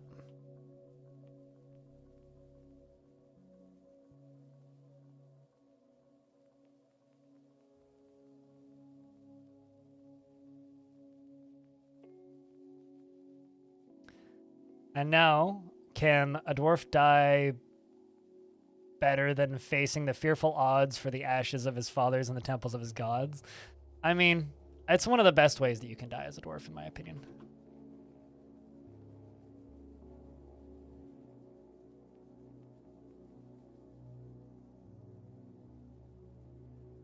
All right, pull and back.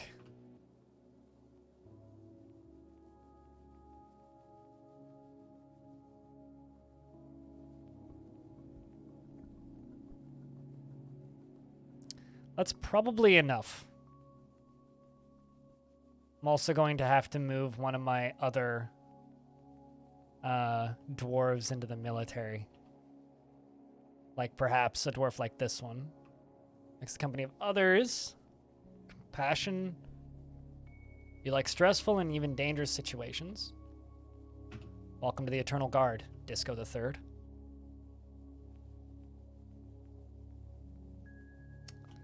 Ian. All right. Well, the vast majority of them are down in there. Wait, what? Combat? Oh, phew. Thought that was new combat. I was like, did Navy turn around? Oh, shit. I understand. They're firing arrows down at them. Oh, that's terrifying, actually. Run, Navy! I didn't even think about that.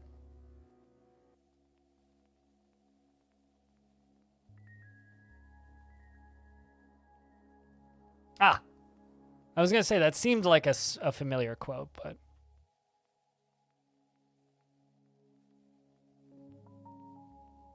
Bloodcat is having a temper tantrum, so we're going to have to remove him from the military. Which is a damn shame, but again, not much I can do.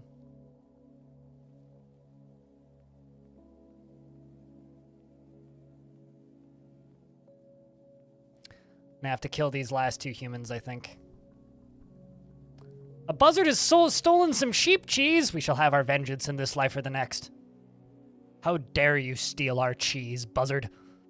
All right, I'm going to take out these two. Get them, Navy.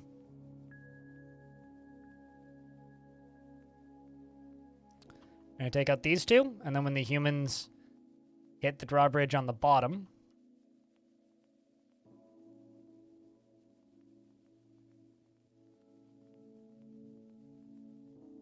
I maybe lost two dwarves, actually.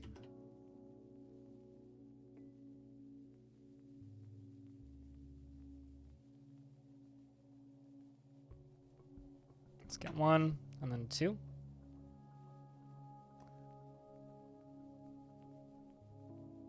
Cool. Bastet's still okay. Let's wait for those dwarves to get out.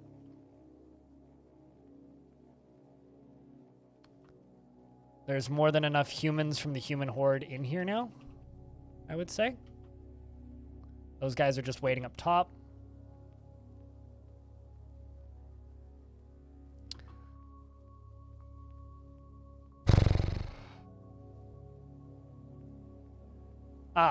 Jimmy Tibby has been found dead. Okay, so Jimmy Tibby died of natural causes, I think?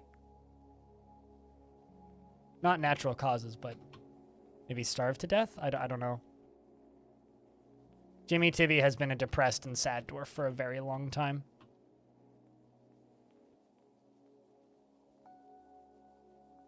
Alright, fuck it.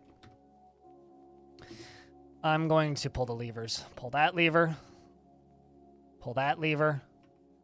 Pull that lever.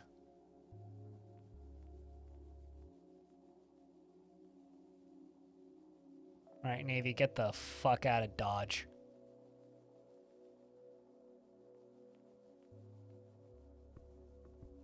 Might need to go add do it now requests to those. Do it now, do it now, do it now.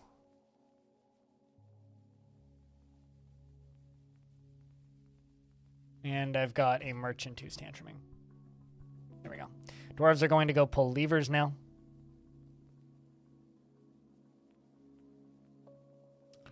Once all of these, or as many of these humans as possible, are locked inside, then we can just drown them.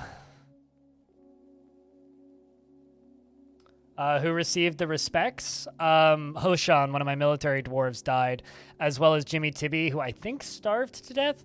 Jimmy Tibby has been on-off, maxed out, maximum 100% top possible depression for a very long time.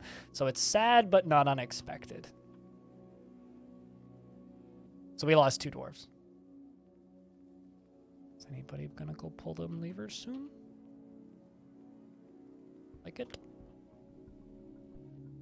Need to keep an eye on the human at the front of this, who I think is this one. We're also about to drown another siege, so you're back just in time.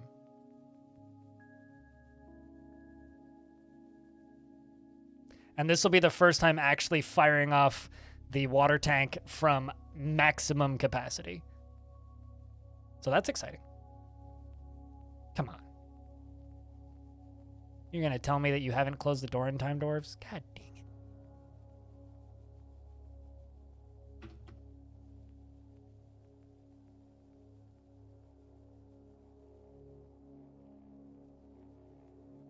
Literally, it's just the last door that needs to be pulled. Who's pulling that lever? Okay, well, he's almost there, so that's good news. Oh, no.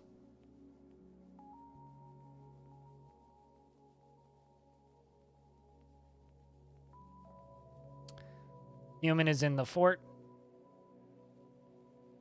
Okay, good. Here comes one of my experienced fighters. I was gonna say, if we lose dwarves to this human, I'm gonna be very upset, because that was literally just a human wrestler. Fortunately, we didn't, though. Okay. We need this door to close.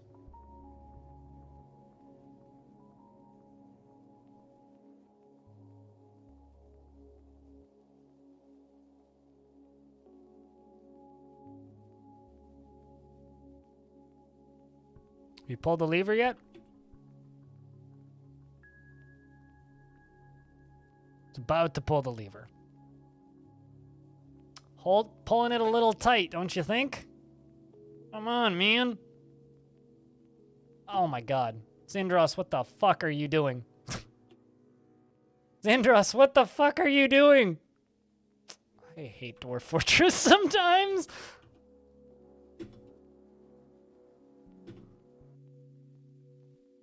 Run away! Ah! Okay, you made it out. Well, that's good. Now I can tell you to go kill this human. Gosh. They pulled that lever yet? Pulling that lever. I'm seeing human teeth fly everywhere. Okay, well that's good. Fucking, thank Christ. Alright, so are they all sealed in? Yes, looks like it. Although, unfortunately, some are just stuck in the stairwell, which I'll have to release. But, let's pull the baddie drown lever.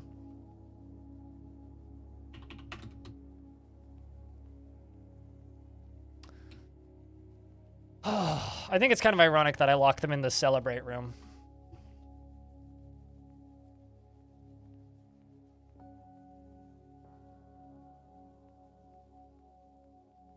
This dwarf is going to go pull the lever. Chat, can I get a big round of beers to drown the humans? Drown them humans and stuff. Let's see how quick this is. I'm not actually sure. Let's just say, a lot faster than the last time we did this. Whoosh. That's what I'm talking about. See how much of them we got. Okay, that's more than enough. Huh. How fast, yes? How fast? Whoosh!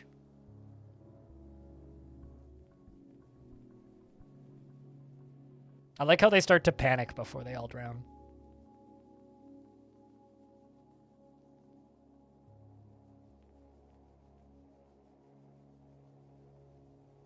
Alright, so there's 50 left. And a few more drowning. I will say, if this doesn't... Okay, I was going to say, if this doesn't end the siege, I'm gonna have to complain to these humans' manager and be like, give them, like, a reasonable time to retreat? Alright, so... Baddie top door? Not baddie in fort. Baddie top door. Otherwise, I will flood the fort. Which should be bad. I'm waiting until I accidentally do that, by the way.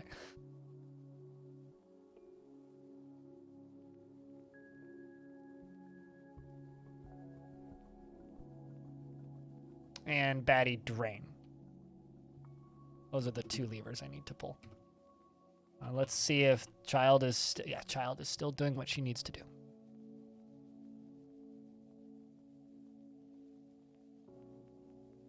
No, I'm probably still going to use the water.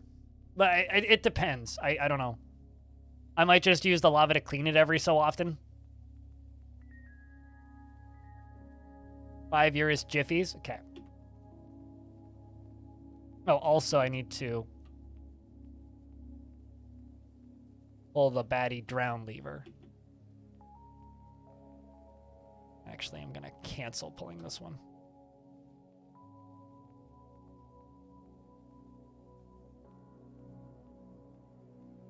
Okay, so these humans can just leave. The few that are still stuck in the stairwell can just leave.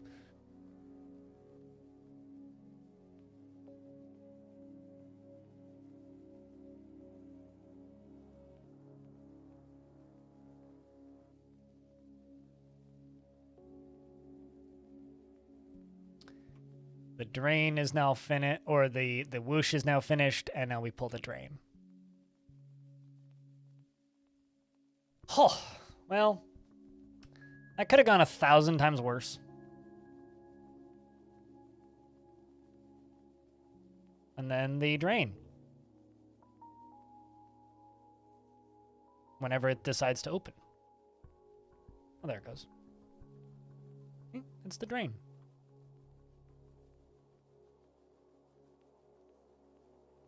And it'll drain pretty quickly.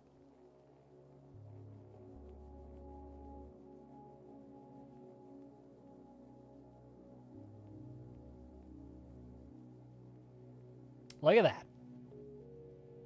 Absolutely beautiful. A very efficient format of murder.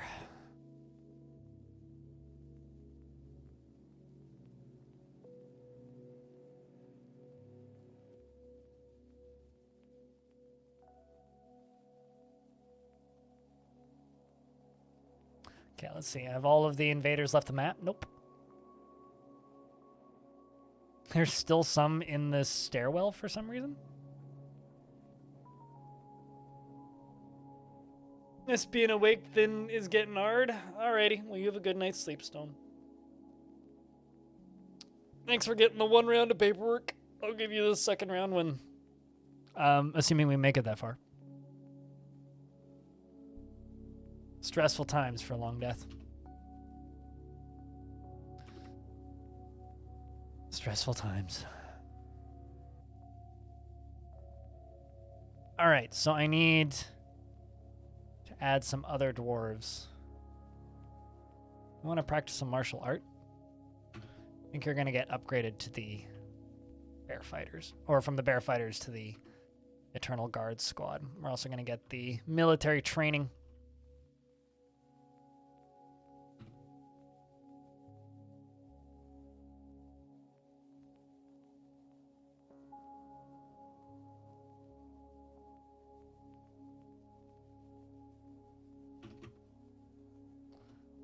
And I'm going to need to make a memorial for Hoshan. We're also going to need to dig out some more coffins. Game's a little laggy. Blame all of the water and all of the dead bodies being pushed by the water. Which means it'll fix itself pretty quick, I would think.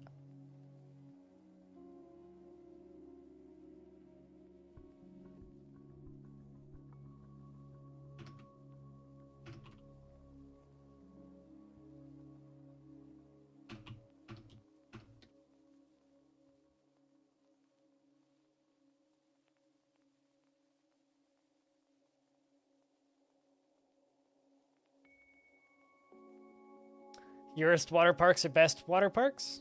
I don't know. I don't know if I would ever go to a dwarven built water park, but I mean, you do you.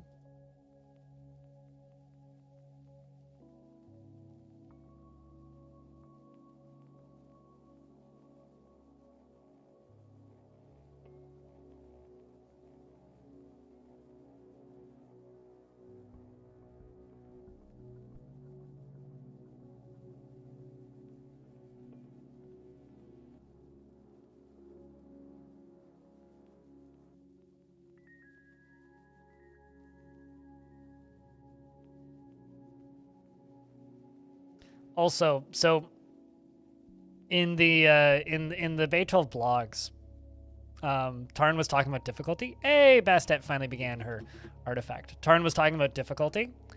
Almondwood logs, rectangular blue jades, 2 pieces of diorite, raw green glass, quartzite blocks, diorite, and water buffalo bull bone. Anyway, he was talking about difficulty, right? And one of the things that he mentioned was saving, and said that he might make some sort of Iron Dwarf mode where you can't save and you can't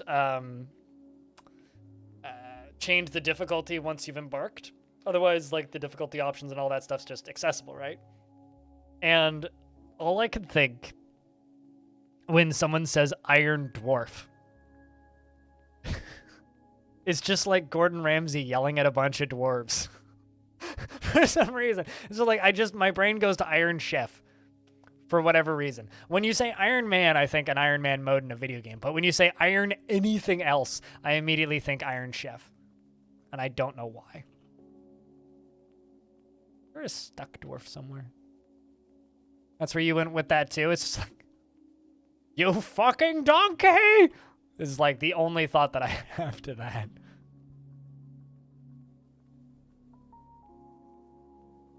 Where's the lamb sauce and all of that jazz? Yeah, this is going to drain real fast. I mean, it's almost drained already. Yeah, it's almost finished draining already. Aside from this side. This side's going to take a little bit.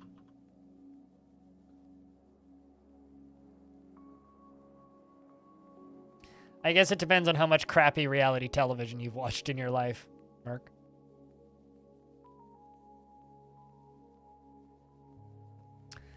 That is one hell of a miasma stew.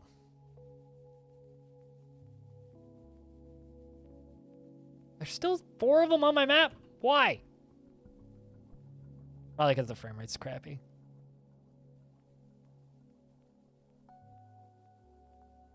Let's unforbid these. Those. And let's unforbid these.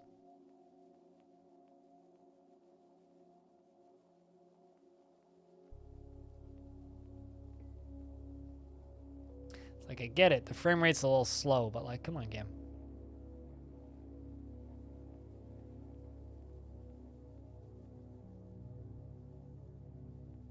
The ego with a height complex?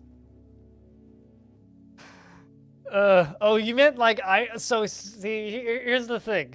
I thought that you were talking about like Iron Man difficulty. I didn't even think about like the superhero Iron Man. Well, Tony Urist, McDwarf, weapons manufacturer.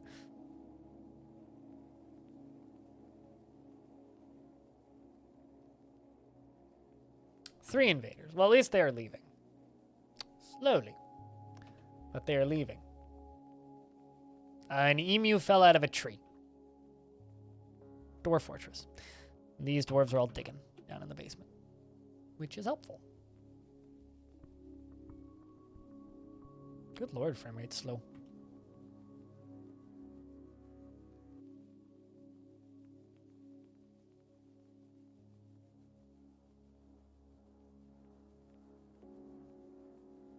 This is part of the reason I didn't really want to do any fighting. But here we are.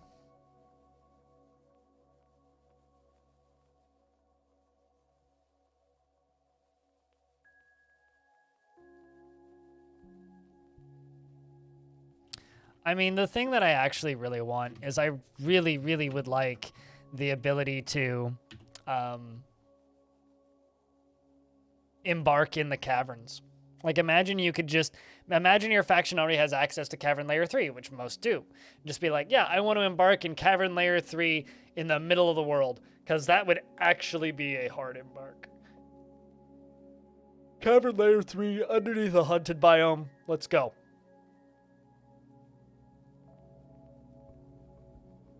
And you have like a little dwarven highway that you run up to. You just set up camp. Build a little dwarven house.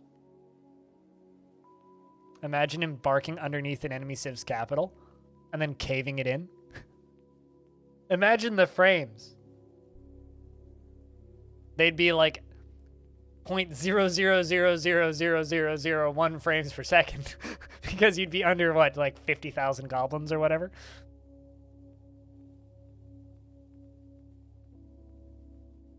Unless it was a very small capital.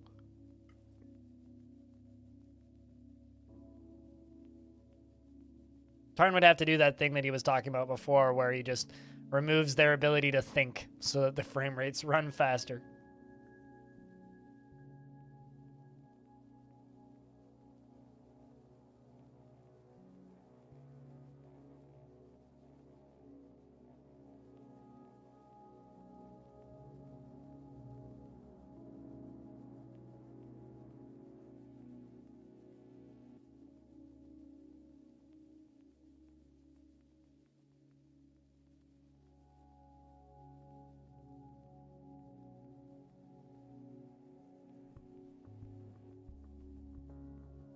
Kind of hoping that my frame rate just kind of kicks back into gear at a point.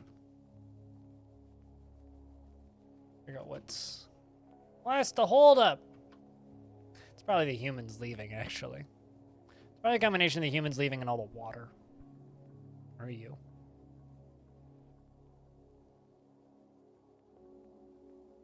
Human pikemen running around in the middle of everything. All right, how about we just open the door and tell the military to go stab him to death?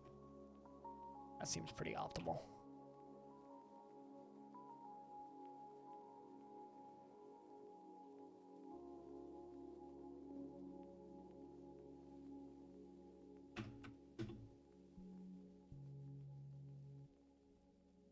I'm gonna surprise this fool.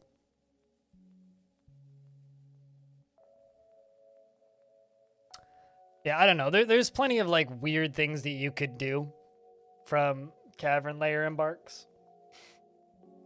And some really cool constructions you can build that's just not possible. And I think that that's a huge shame. And I'd love to get to a point where that stuff is possible. Or at least like semi-possible. Because I've got ideas for forts that I'll never be able to build.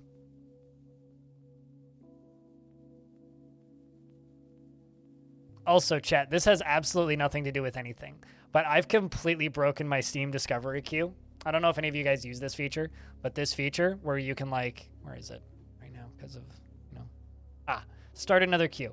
I click start another, oh shit, never mind, I just unbroke it. Well, What the heck is this?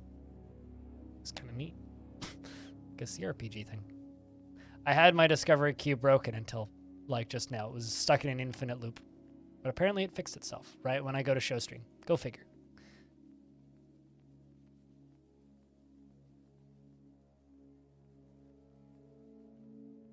Also,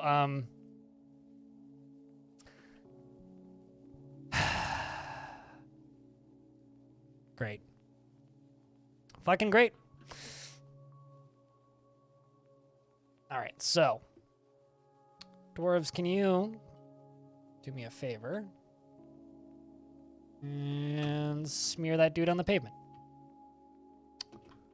Arches up front.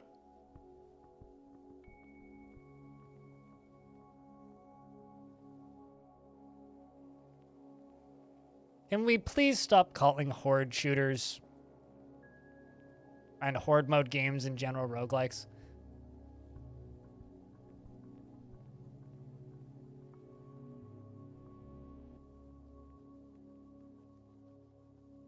It's been a while since I had a break during daytime. How goes the Longdeath? We're at war now because humans decided to be stupid and invade us, which is pretty on character, frankly. We'd been trading with them for like 300 years perfectly peacefully. And then they decided it would be a great idea to go to war with us. And for some strange reason, the frame rate has gone to poops currently. So I'm kind of hoping it fixes itself in the next little bit. It's wintertime now. The fortress is 400 something years old. It's just a Vampire Survivors clone, and none of those are roguelikes to begin with. They're kind of their own weird thing. But I'm really annoyed when I see people calling them roguelikes, because they're very far away from that. But aside from that, the fort's okay. Lost a couple dwarves, which is a bit of a shame, but doing our best. But how you been, Jack? What you been up to? How's life been? I hear you're working on a co-op game, or Fran is anyway.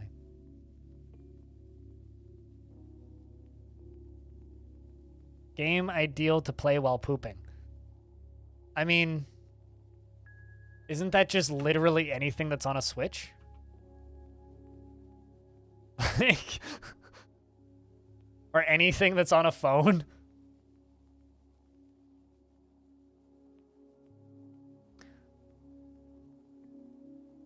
Well, that's... Oh, that's probably the source of it. I've got all of this destabilized water. That's probably largely the source of it. Means I need winter to end. Or actually, another thing that I could do is I could just allow it to keep draining.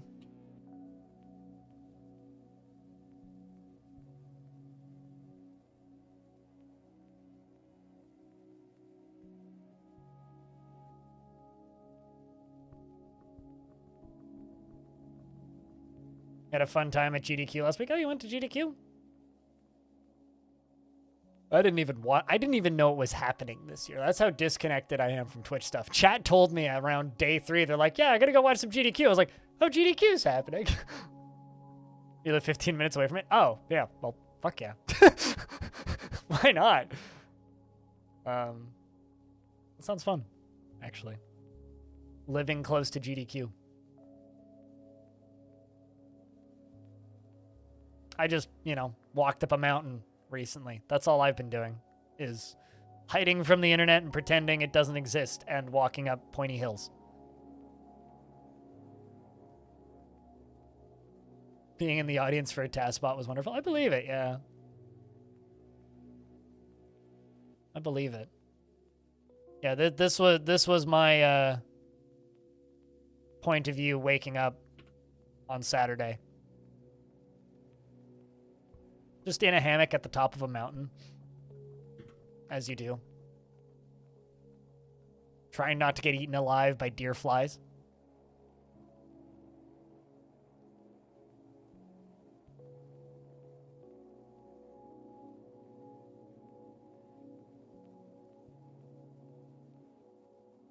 Alright, is anybody coming to pull that lever?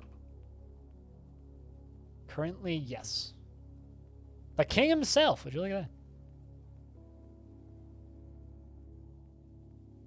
Hey, Bastet the Dwarven Child has created Vatham Tolbul, a water buffalo bone chain, and claims it as an heirloom in the name of the family ancestor, Do It, who is the mayor, because she is the kid of the mayor. Which leads me to believe that we're going to just put it in one of my prison cells. Once I find it. There it is.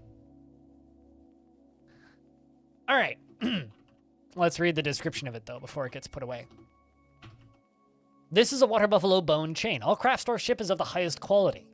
It is encrusted with diorite cabochons and encircled with bands of water buffalo bone and round diorite cabochons and rectangular quartzite cabochons and almond wood. On the item is an image of circles in green glass. On the item is an image of Narvicius, the dwarf, in diorite. Narvicius is laughing. The artwork relates to the fey mood of Narvicius, Molten Lash, in Longdeath in the early winter of 72. On the item is an image of Rovad Hand Silvers, the dwarf, and dwarves in blue jade. Rovad Hand Silvers is surrounded by the dwarves. The artwork relates to the ascension of the dwarf Rovad Hand Silvers to the position of Baron of the Ignited Creation in the late winter of 272.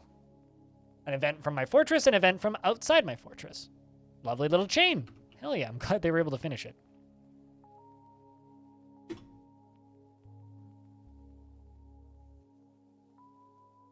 It was actually, I told this story earlier on stream, but it was kind of funny because like we set up for camping on snow, right? Because there's still like a meter of snow up there. And I can show you our campsite if I grab that photo real quick. This was our campsite, right? So mine was back here in a hammock and he slept on the ground. And I told him when he was setting this up, I'm like, you're not going to be able to sleep on that. You're on too much of an angle and you're going to slide all night. And he goes, nah, I'll be fine. And then when we went to bed, sure enough, he slid all night, didn't get a minute of sleep. Spent most of the night like waking up halfway outside of his tent or sliding down the mountain, which is funny as hell. Got to step away. Got to do what you got to do, man. Although best photo of the day was this one, which has become my phone's background. And this looks like a background that you'd pay for. Like, it's my lock screen now. Like, it looks like something that you would pay money for, or like a default background or something. Which is pretty good for my little TCL phone.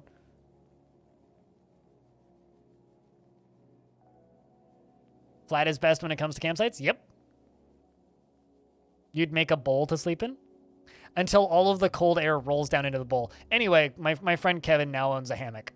So he literally bought a hammock before we got to the bottom of the mountain. It's just like, what hammock did you buy? And I was like, told him the brand. And he's just like, well, I just bought the same hammock. Stay away from Widowmakers? You mean like, you know we don't have those here, right? You have to go further, like, into the interior to get those. Or Black Widows, if that's what you're referring to.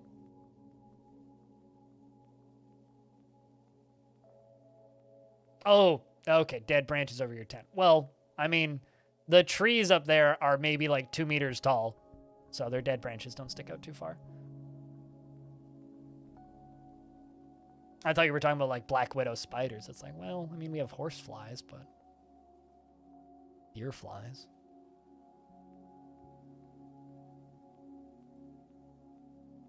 Okay, that literally fixed it to a degree.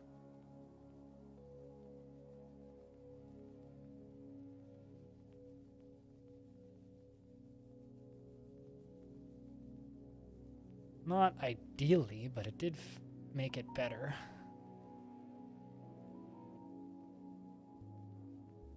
Yeah, well, I'm going to ask you to do me a huge favor. I literally spent about 10 years of my life backpacking. I know what I'm doing. So don't give me like basic tips, please. It's like when you go up to somebody who's played a video game for years and then you start telling them the basic tips on how to play the video game. It's like, well, just don't, please. Thanks. It's like, I don't need your camping advice.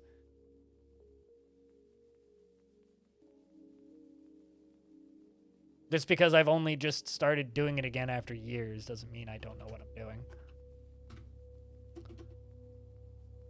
That locked, or is it locked? 'Tis in fact unlocked.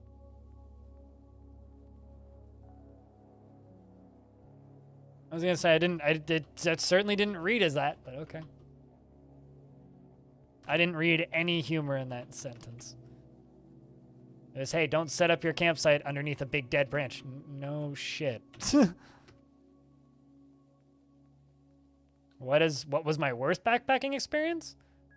Can't remember where. I think it was Alouette Lake. There's like a trail up behind it. I can't remember the name of it, but there's a trail up around behind Alouette Lake here in BC that goes up the side of a mountain, and there's a little lake at the top. We did that in Scouts when I was like 13 or something, which I actually used the exact same backpack that I used this past trip for that one. But on the way up, it started pelting rain. We made it to the top, and we did stay the night. And it was like a lightweight backpacking trip. So we had like this plastic saran wrap stuff that we set up as for our shelter, but we all just got soaked. We were soaked before we got there. Like we didn't really have an option. It's the only time that I've actually gotten like an infection on my feet, from my feet being so wet. That was probably my worst experience backpacking. Or the time that I woke up and there was a raccoon like doing this. If the microphone was my face, I don't know if that. Okay, doing this. And then I woke up and sat up really quickly and it booked it. So that was just kind of pants shittingly terrifying. Oh, there was one time I was camping and a elk walked through our campsite. So elk, beautiful, majestic creatures. If you've ever heard an elk scream, it is like a fucking banshee just came out of hell and screamed. It is the most terrifying sound you'll ever hear in your life. And there was an elk in our campground and it went "Ah!" and screamed fucking bloody murder, and I thought I was gonna die. That was pretty horrifying, but also kind of hilarious in hindsight. Because like we all started screaming after it started screaming. So it's like it screamed at us and then we screamed at it. You know, it was a good time. What else? Terrible experiences camping.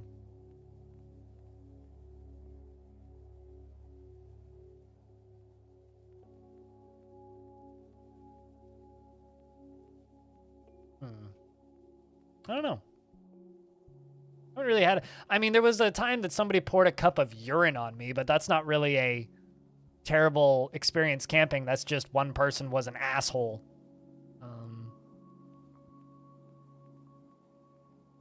And that was 4 days out into a trip, and so I had to carry my shit back, smelling like pee. It was fun. Trying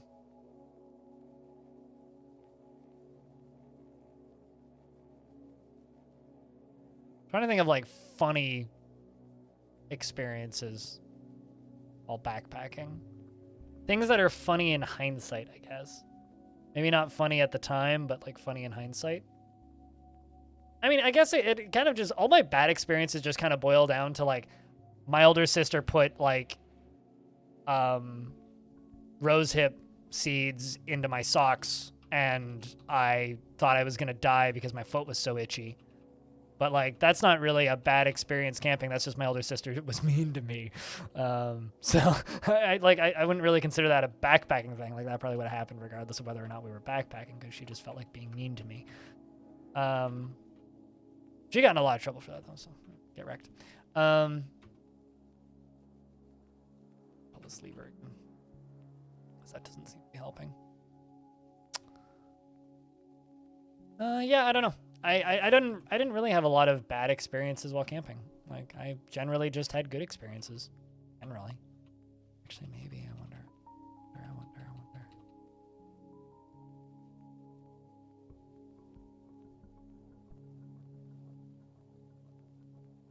Nope. Okay, so it's not like I locked a dwarf in there. They've got to be trying to path to something.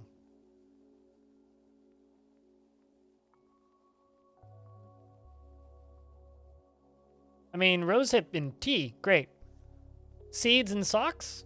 You want to feel like you want to itch your skin off? Because that'll do it.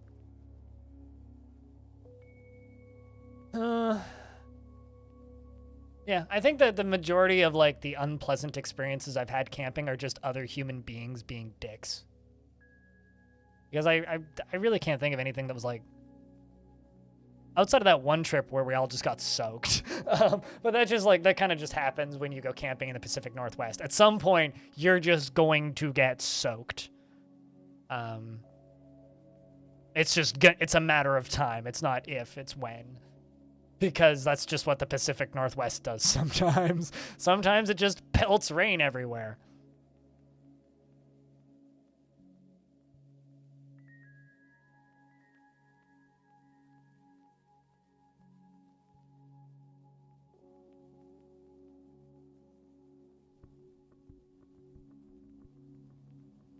Oh man, they made a sequel to Hook? Well, that's cool. Chat, has anybody here played Hook? Because Hook just got a sequel. Hook was like a 1 hour long puzzle game or so, but now has a sequel. It's a very simple concept. It's sort of like playing pickup sticks. I might have to buy this and play this because it's $2. The original Hook is also like $1. I've played a few of their games. Yeah. The original Hook is $1.70. Around 2015. Neat. Sequel to Hook. I need to play that.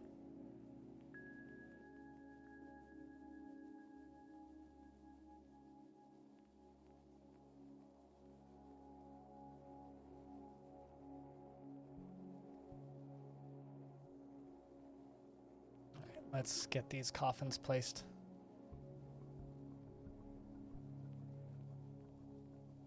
I also get to figure out what the fuck is wrecking this frame rate right now.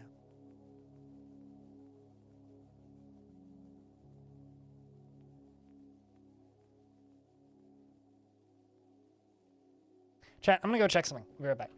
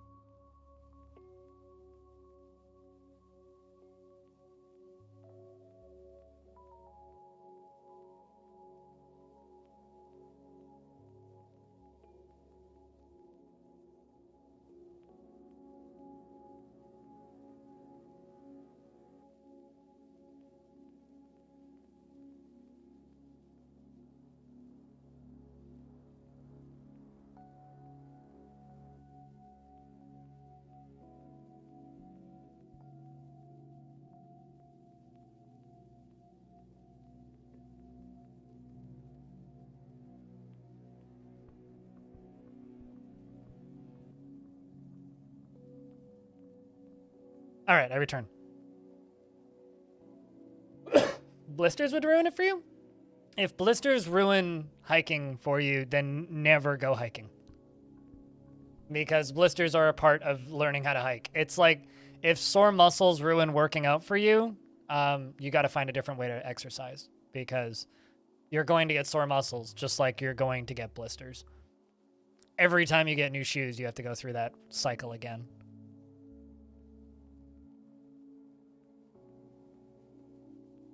Although I managed to get through with like almost no blisters because I wear my hiking boots pretty frequently, just like as shoes.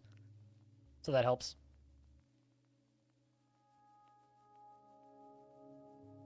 The thing that I had problems with was I got blisters on my hips from my backpack because the backpack that I use is a antique made in Canada outer frame backpack, which is a fantastic backpack. Uh-oh. Blood Cat is starting a fist fight. We might need to put Blood Cat in prison for a little bit. But yeah, anyway, I got blisters on my hips from this past one because my hips aren't used to carrying like the full weight of multiple days worth of stuff on my back.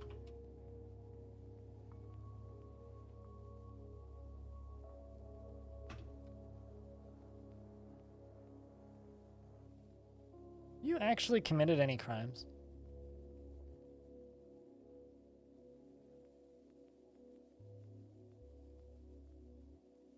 Thinking we just give these dwarves a break for a little bit. Wait for this guy to finish tantruming first.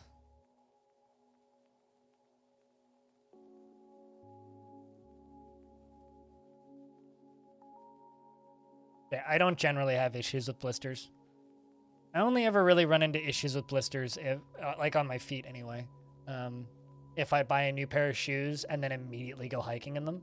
But I don't generally do that. I'm usually like wise enough about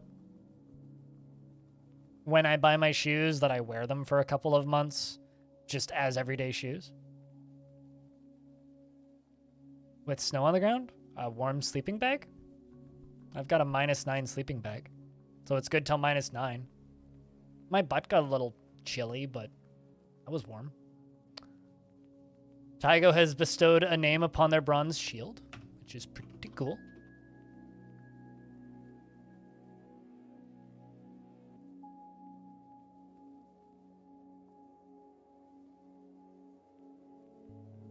But I would say no. I don't really do anything special. Although you do have to keep in mind that the snow is in active thaw, which means at night it's about 8 to 10 degrees Celsius up there, and during the day it's about 20 to 25. So that wasn't winter camping. If I was winter camping, I wouldn't have brought a hammock. I would have brought a tent. Probably an all-season tent.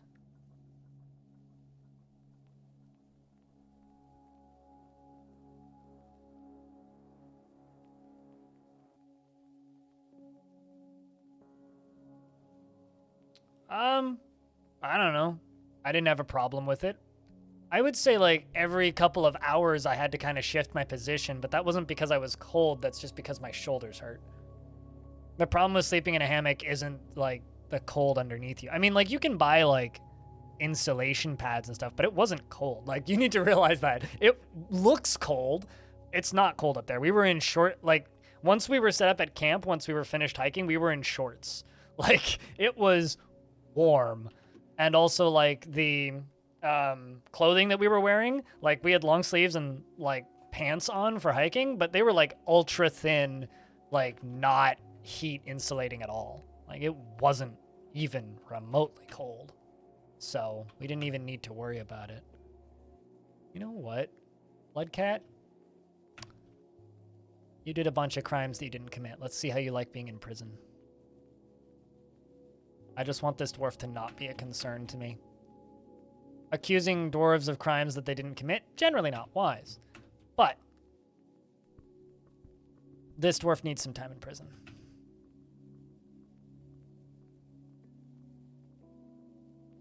Like, this was a summer camping trip that looked like a winter camping trip.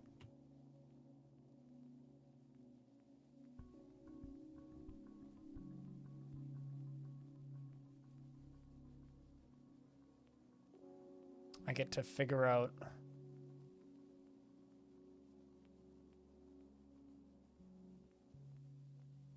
where the frame problem is here.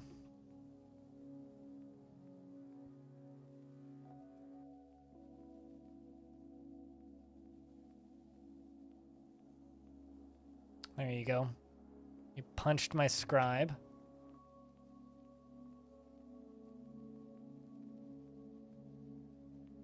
Knocked his teeth out. Beating in 85 days in prison. There we go.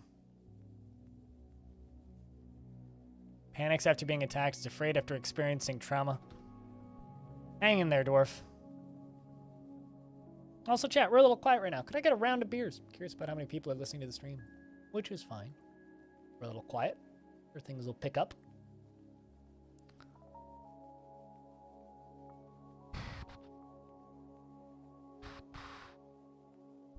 Don't see dolphin chemist emotes around very often, Deep Gift.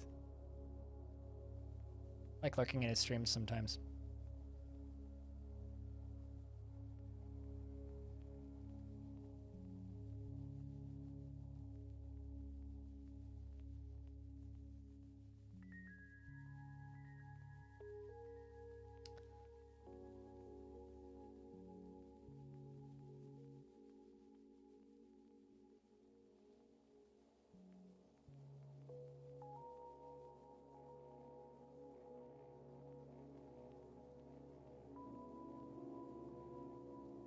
You're heading out for the day? Well, we'll see you when we see you.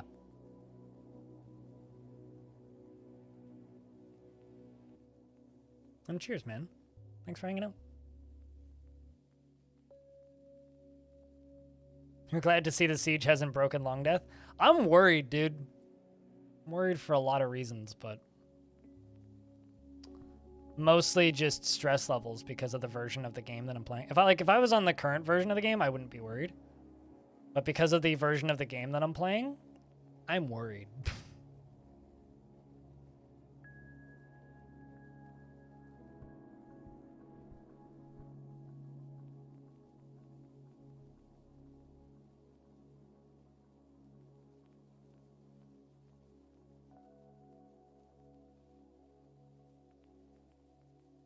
I'm gonna say, did Dwarf that you punch report a crime? Doesn't look like it. All right, then.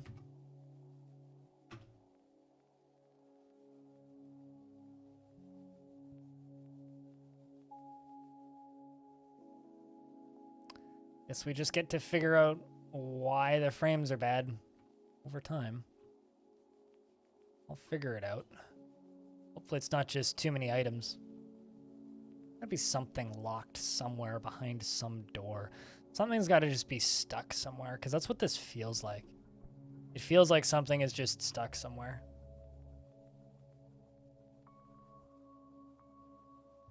Actually, you know what? Let's pull that lever.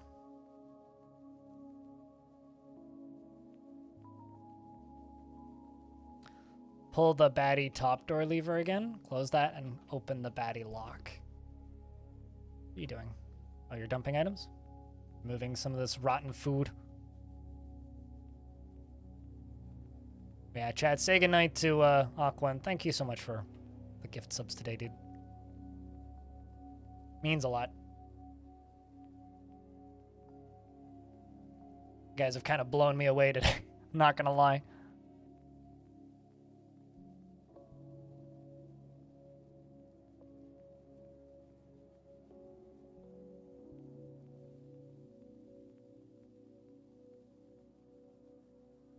Just looking for things that could indicate crappy frames. This is one of the worst frame drops we've had maybe ever in Longdeath. Oh. Wanna be fun. Figure out what the cause of this is. Could also just be shit going on in the outside world.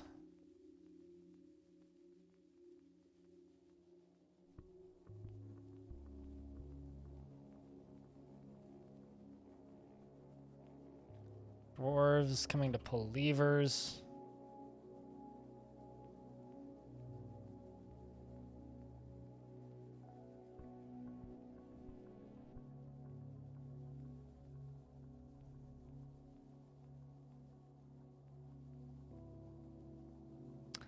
Cotton miasma, how disgusting. Yeah, don't blame you.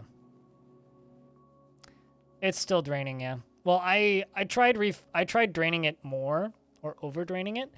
Well, it shouldn't be the trap, because the last time I drained it, it didn't cause any problems.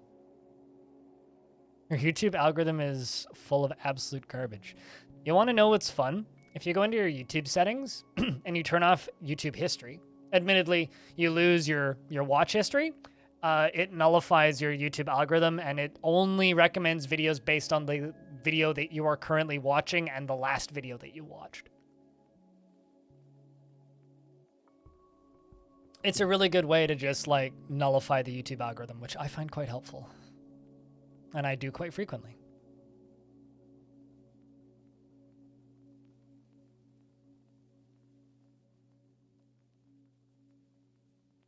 That actually seems to have given me a couple frames, swapping those two doors.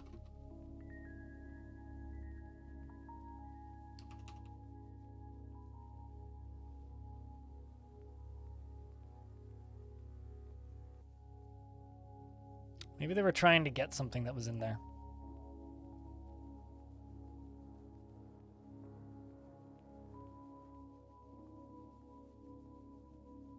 Okay, where currently is Bloodcat? Currently going up this way. So my captain of the guard is reading a book. Dude. You're supposed to be arresting somebody. Yeah, it's kind of funny. Like, almost every day YouTube asks me, would you like to turn on notifications? Do your recommendations seem kind of bad? Would you like better recommendations? Turn on your, your viewing history. And I'm like, no. But yeah, if you have to kind of dig into the Google/YouTube settings, but you can completely disable all YouTube recommendations and YouTube algorithm, which is admittedly kind of weird feeling, but it's quite effective, and I'm happy that I was able to find that setting. Okay, so you're gonna go store this book and then hopefully go arrest that dwarf.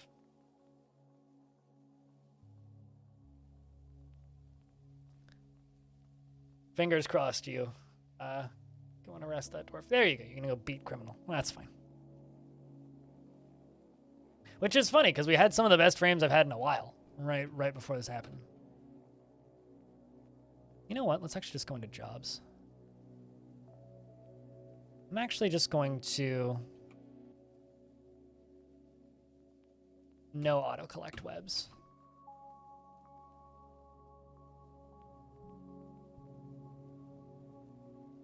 Apparently they canceled constructing granite coffins.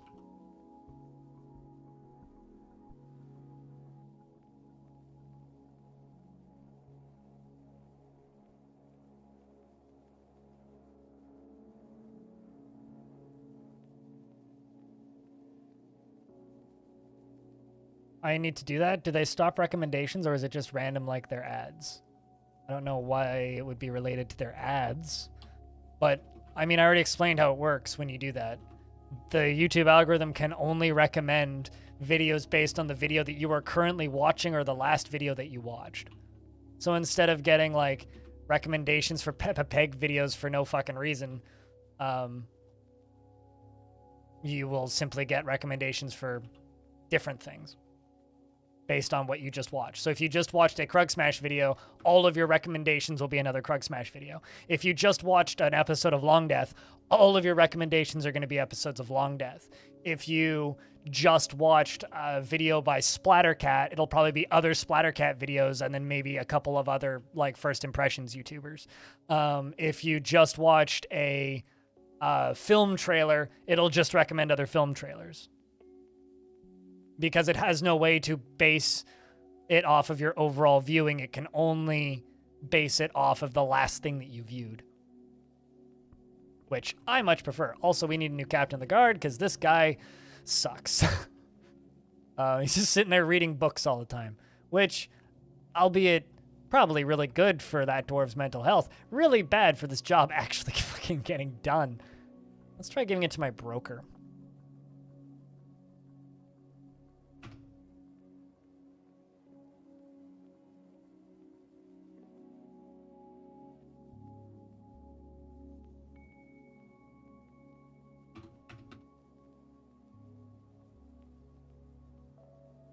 Who's currently dumping stuff.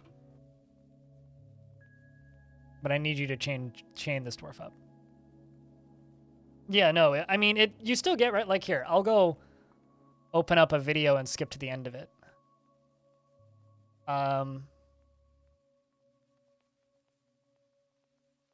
Let's open up a donkey video. I mean, the front page still gives you, like, random ass shit. But, like, so I'm at the end of a donkey video right now, right? And these are literally all channels that I'm subscribed to. Yeah, so it's like a bunch of donkey videos, Channel 5 video that, because I'm subscribed to it, an Adam Something video because I'm subscribed to it, it's Extreme E video because I'm subscribed to that channel, another video game donkey video, a Nextlander video. So I'm not actually subscribed to him. I'm not sure why that one's there, but like all of these are channels that I'm subbed to already. And then down here, it's like exactly the same shit. Yeah, these are all channels that I'm subscribed to already. Where's one that I'm not?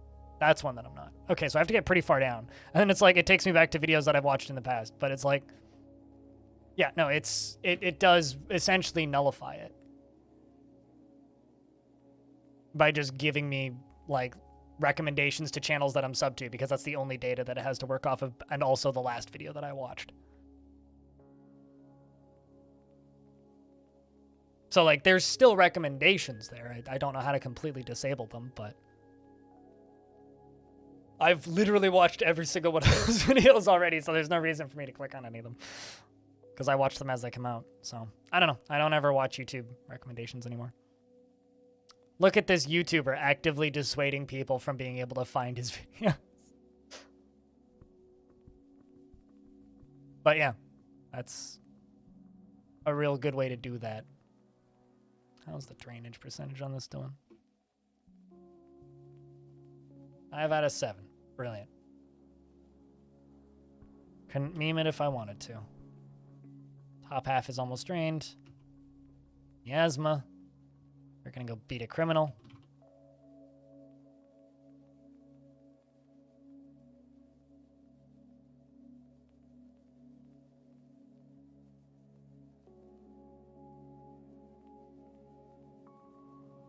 But yeah, it's a good way to just like nullify it. So it will still be filled with garbage. It's just the garbage that it'll be filled with is garbage that you put there instead of garbage that YouTube decides to put there. Enough lurking from you. Well, you have a good night, Animal. Thanks for hanging out today. Cheers, dude. Sleep well. Snooze good.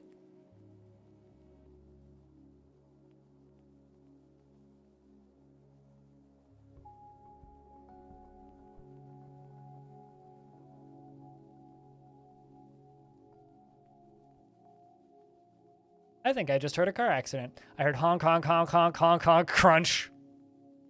And now I'm hearing shouting. Cool. Sometimes you just hear cars smack into each other, I guess.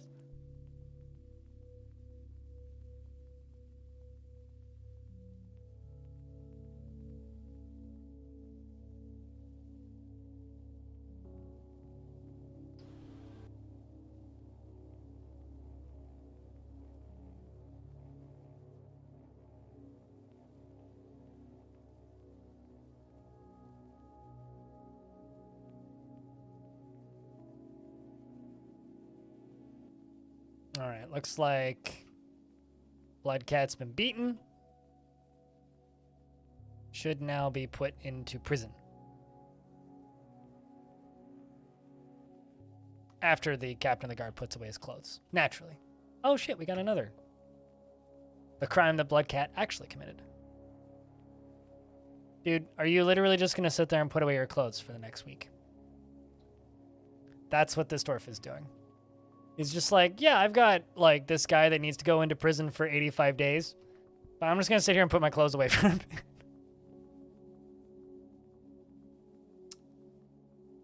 I mean, I'll just add it to the reason, a list of reasons why it's a bad idea to drive a car. Someone might hit your car, and then you have to swear at them. Or vice versa. Perhaps in no particular order.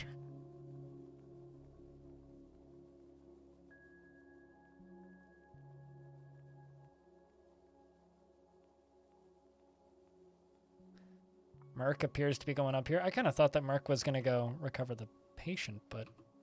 Oh, there we are. Arch is doing that. This fort's a fucking mess, dude. Kinda sucks.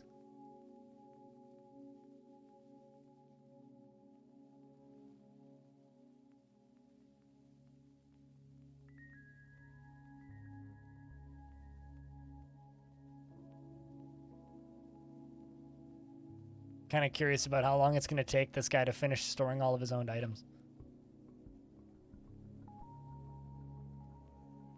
A while, apparently.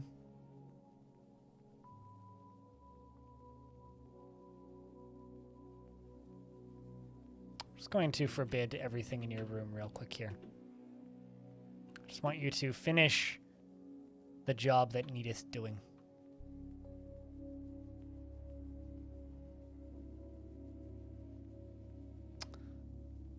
This fortress is in some serious need of a spring cleaning session. How you been, the Tofu Monks? It's been a bit since I've seen you. Hope you've been well.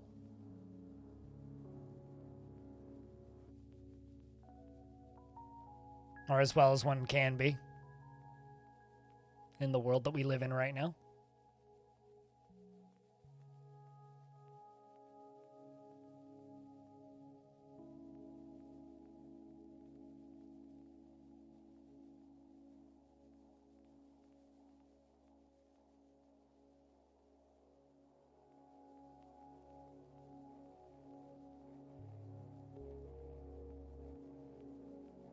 Most of the time you're working while I'm streaming?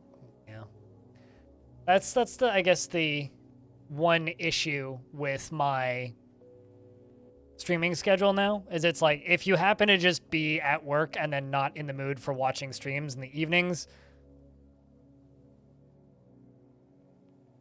then yeah, it's kind of impossible to catch my streams. Oh, hey, chat, I officially have a new, very anticipated game. Call of the Wild, the Angler. It's the pseudo successor / sequel to Hunter Call of the Wild, except it's fishing instead of shooting deer. I'm actually really excited for this. I hope it's good. Doesn't have a release date, unfortunately.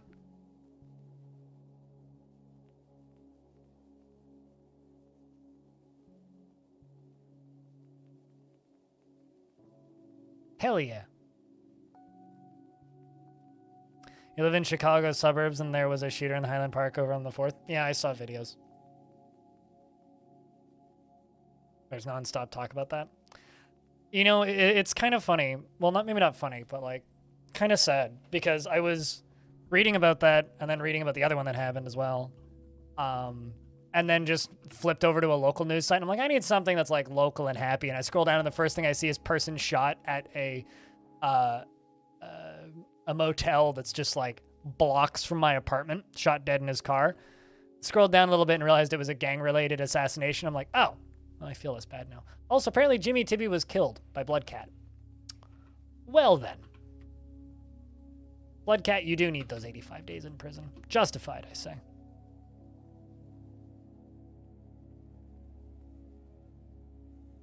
Frame rate is improving slowly. It's gone up by a couple frames. It's still not great, though. Maybe it is the water draining. It's funny, because like I've drained this like 4 times and had no issues.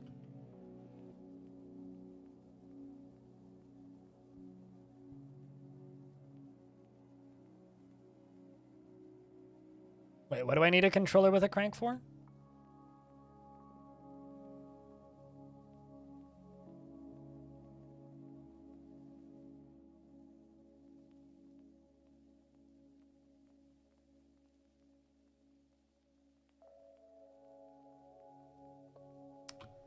But, you know, the world's just kind of scary these days. I don't know. We're in weird times. Oh, the fishing. Yeah, no, you need the Sega Bass fishing controller. Although I think that the I'm pretty sure that there is a fishing game on the Playdate. You passed out for 5 hours? You probably needed it. You made a artifact, by the way, Bastet. You made a artifact chain of bone. What, this? I mean, I unironically love Hunter Call of the Wild. It's a broken piece of shit. But, like, how many hours do I have in Hunter? 128. Yeah, I'm looking forward to a new game in that engine for that looks pretty. Like, I'm super down. Kind of sad they didn't just put fishing into Hunter Call of the Wild, but you know, you can't win everything, right? Not everything is perfect.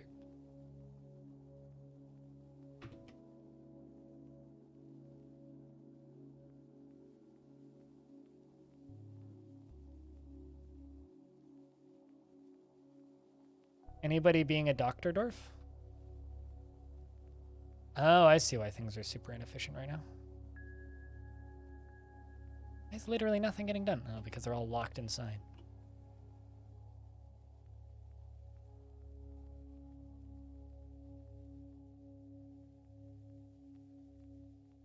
Yeah, I mean, it's kind of, well, if you turn all of the assists off, it feels more realistic. But yeah, it's not a super realistic hunting game. I don't want super, like when I'm playing a sim like that, I don't want a super realistic hunting game. I also don't want a super realistic fishing game.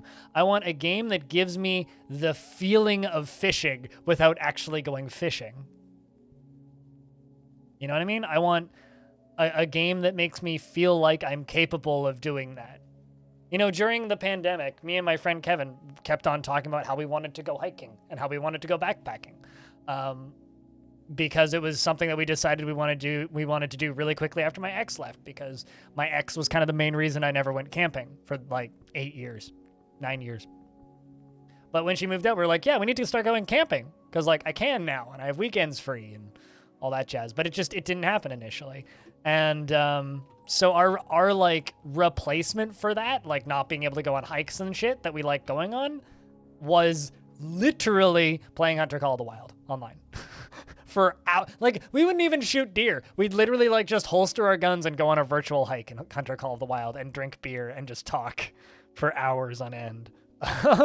So like I like that game for more things than just shooting deer. Like shooting deer is a fun side activity that you can go on in that game, but it's actually just the greatest screenshot machine I've ever played. It doesn't look great at all angles, but if you angle those screenshots well, it looks great. So I don't know. It's a absolute walking. Like I did a 24-hour stream of Hunter Call of the Wild once. I love that game. Actually, fun fact: the day that I got affiliate, I was streaming Hunter Call of the Wild. And this was before affiliates had sub buttons. So the day that I like had bits activated on my account, I was streaming Hunter Call of the Wild. And one of my audience members, the Eggman, just immediately cheered at $100 in bits, which was the highest bits badge at the time.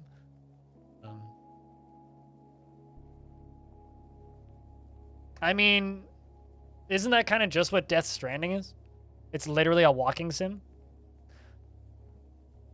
I mean, if you could make me like a cooperative Death Stranding that is a camping sim, where literally all you do is you hike up a mountain, you find a okay, you're getting your second beating now, and then maybe dragged to prison. Yeah. Where literally all you had to do in that game is climb up a mountain, set up a tent, and then like hang out and watch the sunset. I would play that game. I mean, Daisy wouldn't have enough like, Daisy is not a fun game to walk in, right? Because Daisy, you point your character in a direction and you hit G. It's the same problem that Hunter Call of the Wild has, is you just point your character in a direction, you hit G, and you auto-walk. I think it's G. Anyway, you auto-walk in that game. You need, like, walking mechanics akin to something like... I'm trying to think of a good example here. Like Death Stranding. You'd need like balancing and like standing and like avoiding rocks and like foot control and stuff for it to be a good walking simulator. But I mean, walking simulators are just like a general term used for like first-person story-driven games. Also, the frame rate's getting better still. It's slowly climbing. I don't know what killed it so badly, but... Regardless, we're going to see how Bloodcat tolerates being in prison.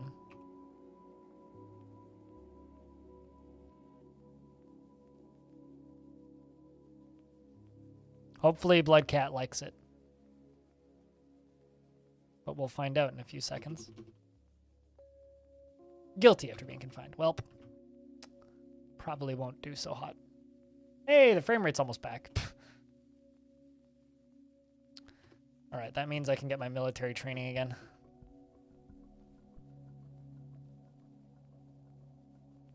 Yeah, frame rate's back. Would you look at that? Golly gee. Frame rate's back in town. Midwinter. Looked like a season.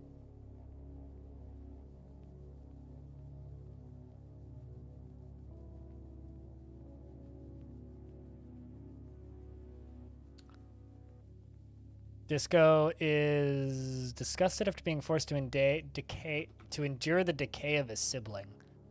Man, was Hoshan your sibling? Yeah, Hoshan was their sibling. That's sad.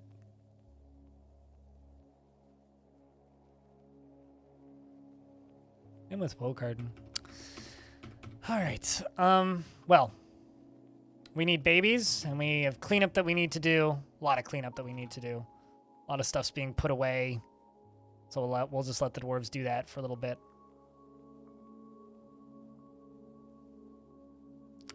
Actually, I wonder.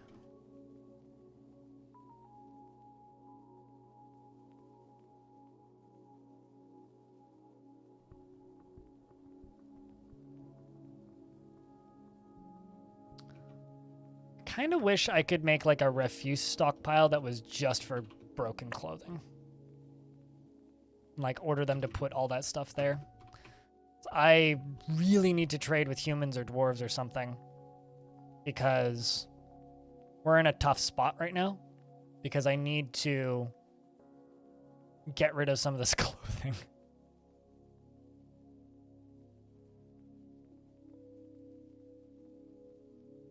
Have a short pregame packing and planning phase so you can accurately forget to bring enough socks. Speaking of bringing enough socks, Kevin only brought one change of socks on the camping trip. I brought 4. I brought the pair I was wearing plus 3 spares. A pair for the next day, an extra warm pair, and a second extra warm pair. He brought 2 pairs of socks. One for up, one for down. He wore them up and then changed into his new socks and then had wet socks the next day. And I was like, do you want a pair of mine? And he goes, no, I'm not wearing your socks. I'm like, well, then you can suffer. That is completely up to you, sir. I think we're just going to crush all this stuff.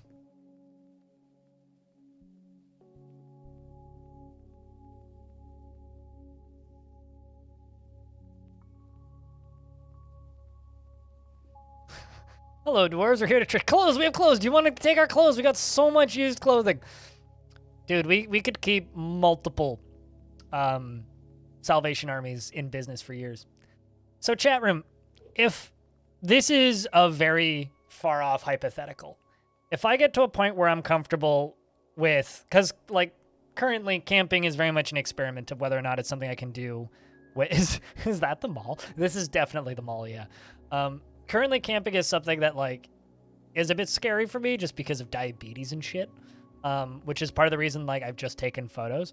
But if I get to a point where I'm going camping multiple times a month, should I make like another YouTube channel and a different Patreon to like make camping videos? Because I could absolutely fucking do that. Just bring a camera. Maybe just like pay somebody to edit the videos. Give them like 4 hours of GoPro footage and be like, here you go.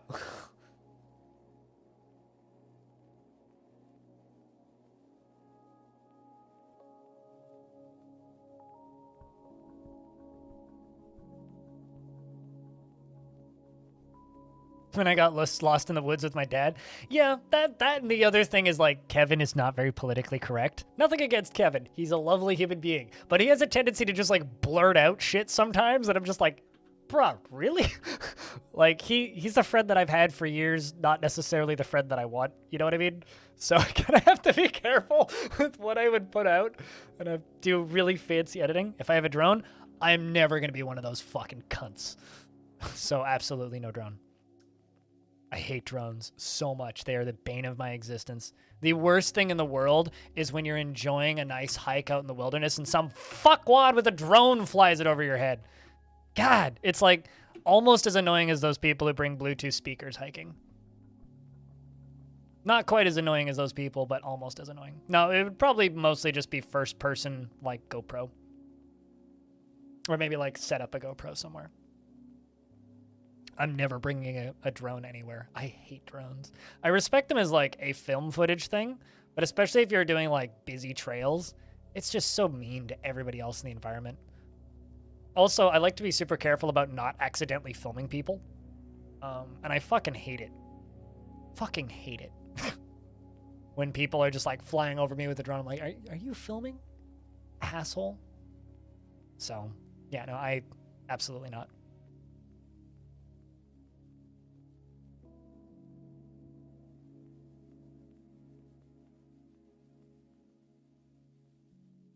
But yeah, drones are an absolute nightmare. They're also heavy as fuck. Like, if I'm going backpacking, there's no way in hell I'm bringing a drone. Well, like, not that heavy, but like, they're not small, and you have to then strap them to the outside of a backpack or something. I'd rather just buy a GoPro and a stabilization kit, or a second GoPro rather, because this one's fine, but stabilization kit's a better way to go. I'll think about it. It's gonna take a while though. Not something that's gonna happen anytime soon. Some of them are pretty light. Yeah, but they're all loud as fuck. When they come up with the technology of silent drones, I'll consider it. But yeah, no, I have absolutely no interest in buying a drone. Should just keep that pretty clear.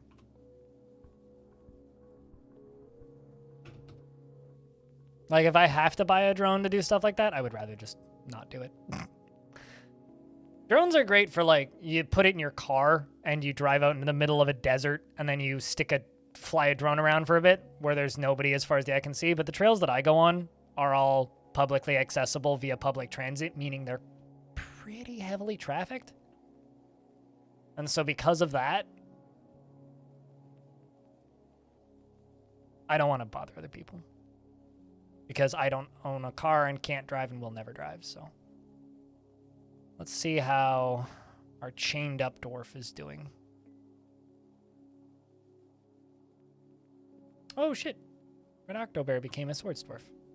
Good to see.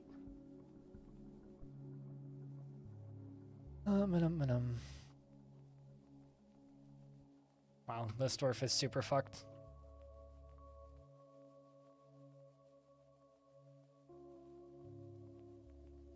But hey, Rolf, how's things? What? Why haven't you guys put away that body yet?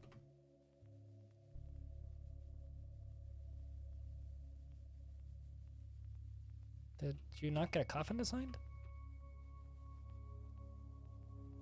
No, guess not.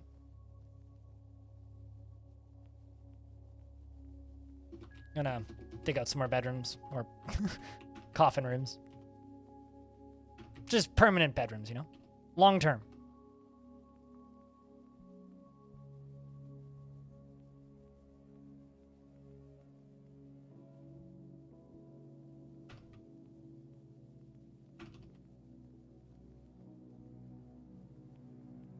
That's some chill content. No, it really is chill content. My current issue is just like finding the time to make more content. Like, I recorded footage from a couple of my snowshoeing trips, but just kind of pretty quickly came to terms with the fact that I don't have time to edit more videos. That's kind of where that came to. And I came to that conclusion very quickly. Like, very quickly. So, I'd need something to change in my life where I could afford an editor, but that's an idea.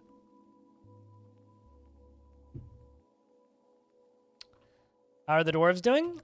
Pretty bad. We're at war, which is always bad. There's never a point where war is good. So, hanging in there. Hopefully we can go a year without invasions, but currently things are quiet. The humans haven't attacked us in the last 15 minutes, so that's nice. Hopefully they continue to not attack us. Got some dwarves' bodies that need to be buried, which is unfortunate.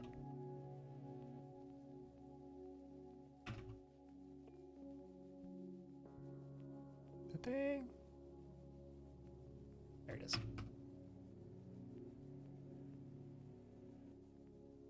But, you know, just chilling. First stream of the week. It's been a pretty good start to the week, too.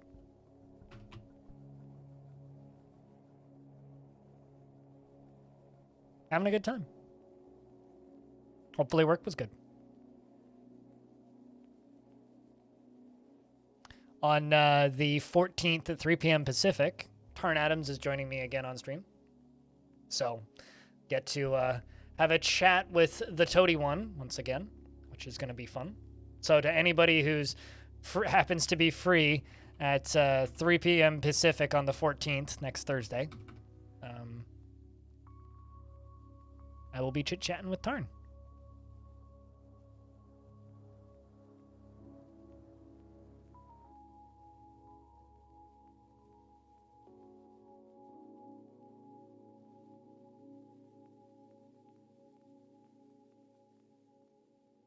So this weekend, I'm going to this beer festival thing, right? And I'm really annoyed with how they're doing it. The way this thing works, instead of like, just being able to pay for drink tickets or whatever, like every other beer festival I've ever been to ever, you have to register online for an RFID account and link it to a credit card. And it works like essentially like Apple Pay or some shit. Not thrilled with this, like at all, actually. I think that's a little weird. Not a big fan. Really wish they weren't doing it that way. Because I kind of don't like the idea of having to, like, not know exactly how much I'm spending. Sounds too complicated for what it is. It really does. Well, I mean, I can kind of see it probably would make lines go quicker, and it will probably like make the job of the people working the show a lot easier. So there is that. But it's just an outdoor beer festival. Like, just let me fucking walk around with a debit card and like tap a machine. Like that should be fine, right? Like most of them, like this one, you get 20 free tasters just by buying the ticket, which is a lot of tasters, which is probably enough tasters for me. So I don't even need to use this thing. But in order to get in, I need to sign up for this fucking RFID bullshit. Yeah.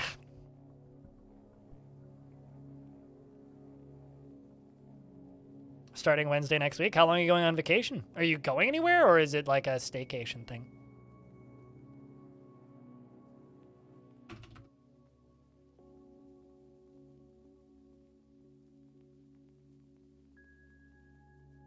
Info mining about the customers? Yep. Fucking hate it. Absolutely hate it. I'm gonna say no, I don't agree to everything that I have to agree to, and they're gonna be like, well, you can't go, and I'll be like,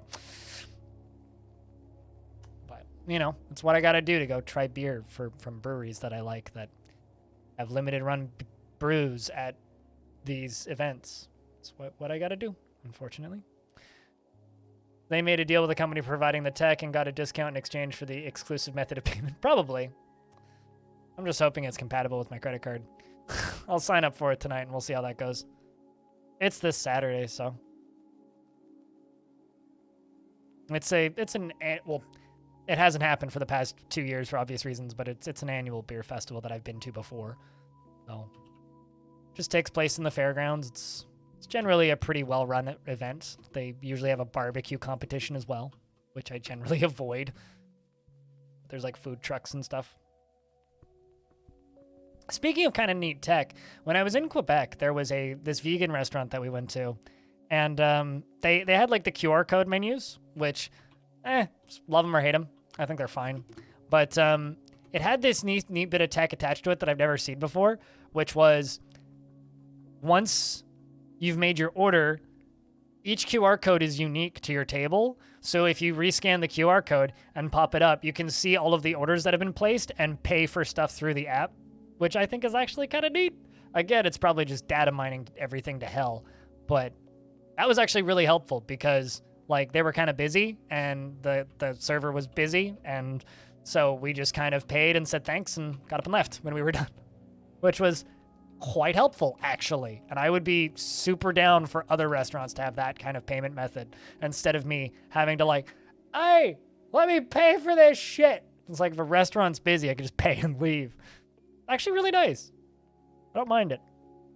Also probably would make dining and ditching a lot easier because you could just like pay for your food, not pay for your food, look like you did, and then just leave and they'll all just assume that you paid. Because we live in a horrible reality.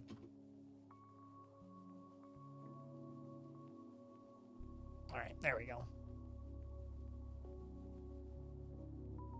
That's what we need.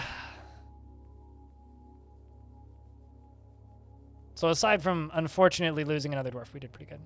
3.5 weeks. Damn! Mostly staying at home, probably visiting your parents. Also, your tabletop con is this weekend. Oh, shit. Speaking of tabletop things, I'm going to be yelling about this for a while. Every single time there's a terrible event in the world or a crappy thing happens, there's an epic itch.io bundle to support the right side. So this exists.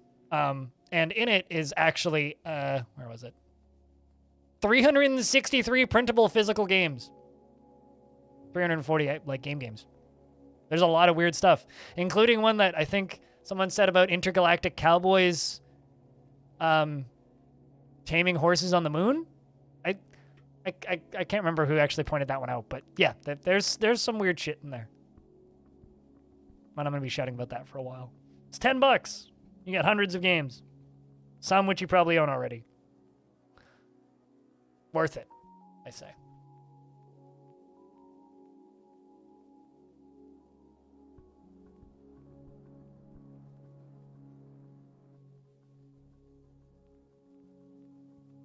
Who brought horses to the moon? Well, I mean, they migrated there, obviously.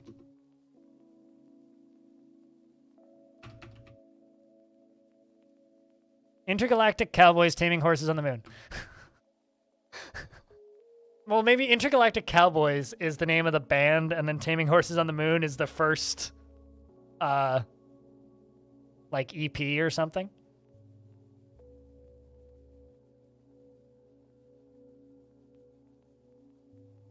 Although they would of course shorten it to ICTHM. ICTHM for short. There you go. I've just done like all of the branding for small band that no one will ever listen to. Let's do this, this, and this.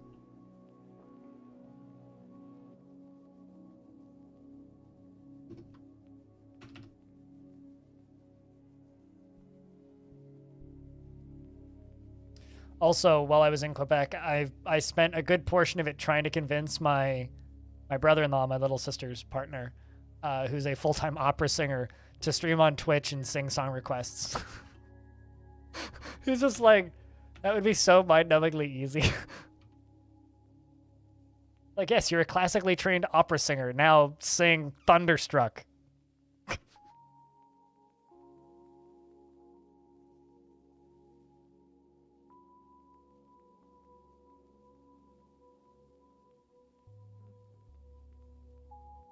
And every single song Queen ever wrote. In order.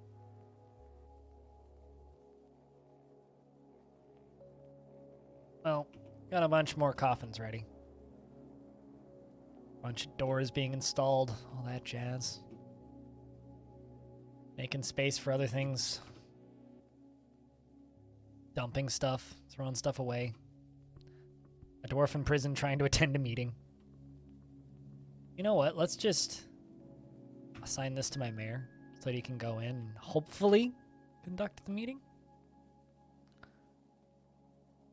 This whole meeting thing is such a weird problem.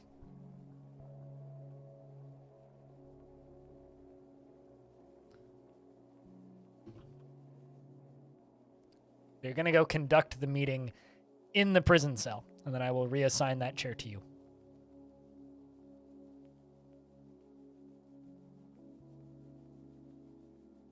But yeah, I'm going to buy that bundle, and I guarantee you that there's a bunch of stuff in there that I already own. But I know for a fact there's stuff in there that I don't own. So, more than $10 of stuff in there that I don't own. One that I really want, which I don't own, is this, which is Buck Up and Drive. It's also on Steam, but it's literally like a racing fighting game where you suplex other cars. With your car, of course. So, looking forward to trying that, shall we say. Satisfied while yelling at somebody in charge. All right, so I can now free that. Assign this back to the mayor.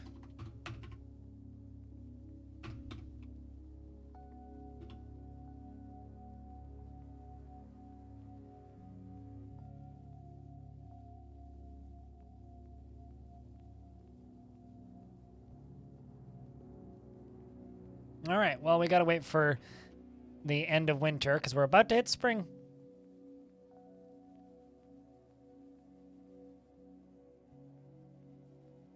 Man, we haven't even had a year yet.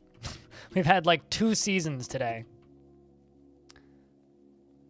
Wars, they make time pass very slowly.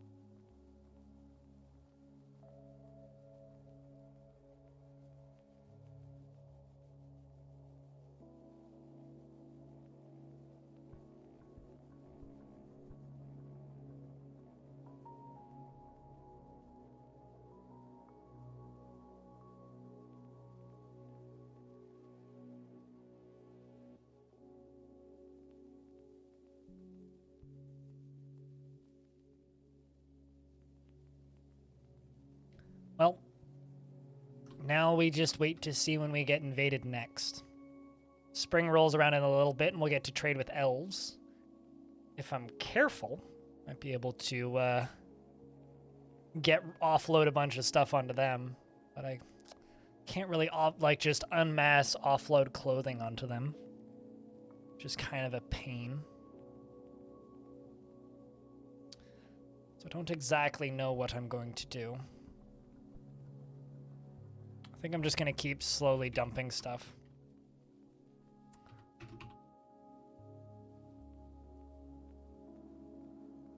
Because that's a way I can get around this. Because I do need to get rid of stuff. It's going to be a lot of dumping trash for the next little bit and putting stuff away and dumping trash and putting stuff away and dumping trash.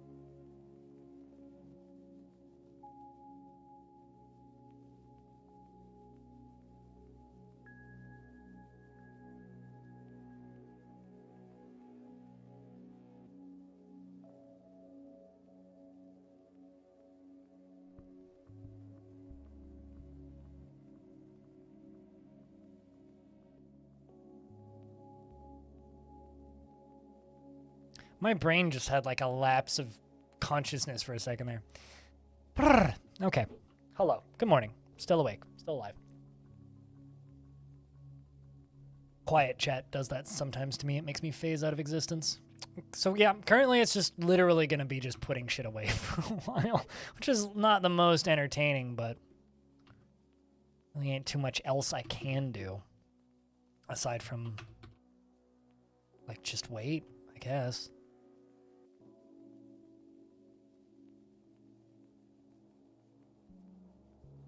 You know what? I'm just going to give you all of your hauling gigs. Let you assist. But you've got no job. Give you all the hauling. Giving all these dwarves that don't have hauling jobs. Because we need help. No, instead we're putting it under a drawbridge and crushing them. Putting it into a lava pit's actually kind of dangerous because like if stuff's heavy or if it's got like lead encrusts or something silly on it, it can cause some spray. And it's actually pretty easy to kill dwarves that way unless you're dropping it like more than 15 layers, and I don't like doing that. Or rather, I don't have a setup for that. That would be safe. I could lower the level of the lava and do it safely, but yeah. Not particularly an interesting option to me.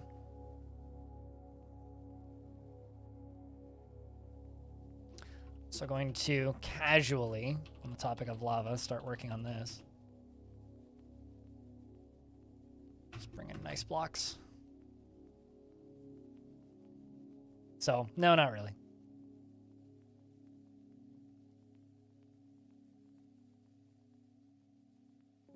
No, we are dumping stuff into the underneath the drawbridge to be crushed. It's getting dumped pretty quick. It's not something I like doing. I'd much rather just sell it, but I don't really have any option, unfortunately.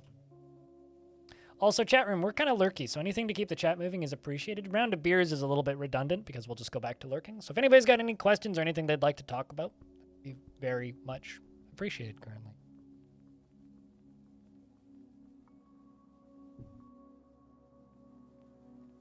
Because, like I've stated a couple of times, there ain't a huge amount going on in the fort currently. But we've made it to springtime, so that's good. Year 409, which means the year not found.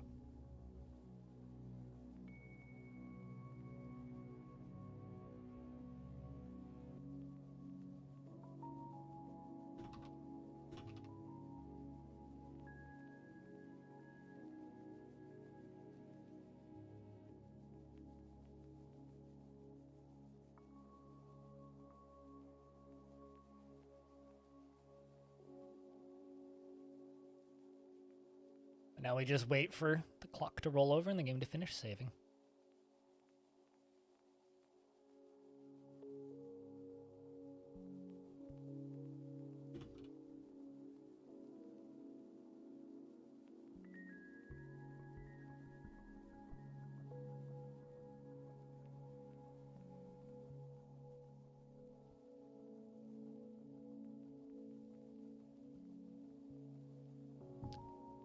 All right, so we've rolled into year 404, first of granite. Lunacid? Lunacid. Sounds like a drug. Wow, that is a very PS1 graphics. Huh. What kind of game is this? $7? Jeez. Oh, people are calling it like Kingsfield. I don't know if I would like this.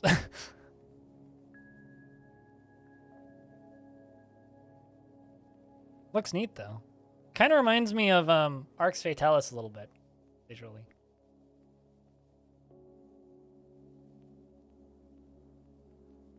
I'm not a big fan of Souls-style combat, but looks cool. I also have absolutely no nostalgia for Kingsfield or any of those games. It reminds me kind of this, which, by the way, is $1 right now. You know. Speaking of, actually, hold on a second.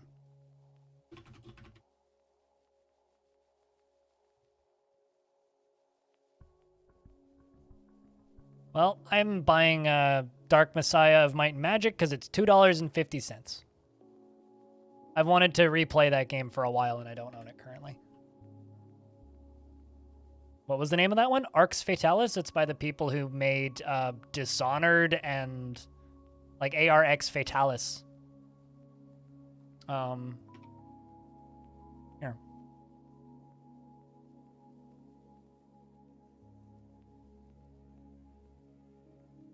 It's by Arcane. Like they made Deathloop, rather not Wolfenstein, Dishonored 2, Prey, Dishonored, the worst Wolfenstein game, both of them actually. But yeah, it's the Dishonored people.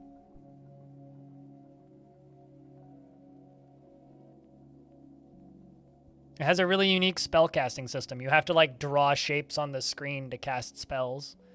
You learn, like, it gives you, like, you'll find patterns in books and stuff, and you'll have to just draw that pattern on the screen with the mouse. It's a really neat spellcasting system. Old game. It's been out for ages. I think it's also on Game Pass, probably, Arx Fatalis. Because it's, I guess, technically a Microsoft property now. But...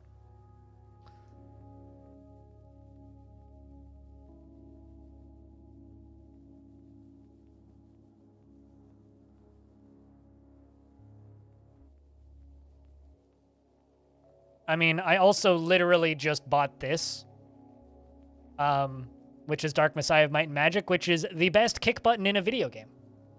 If you just go to YouTube and type in Dark Messiah Might and Magic kicking montage, you'll get some of the funniest 2007 YouTube videos you'll ever see of just like people being punted off of cliffs for like 3 minutes straight. It's great. You can beat that entire game with nothing but kicking. Simply just kicking shit.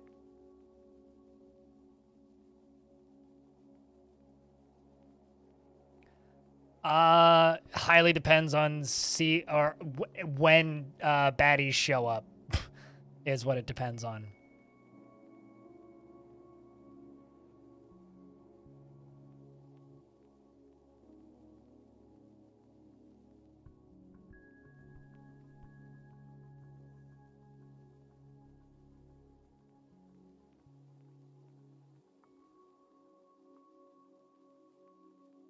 Also, via Dark Messiah Might and Magic, somebody just recommended this, which also looks pretty great. Never seen this before. It's got overwhelmingly positive reviews. Huh.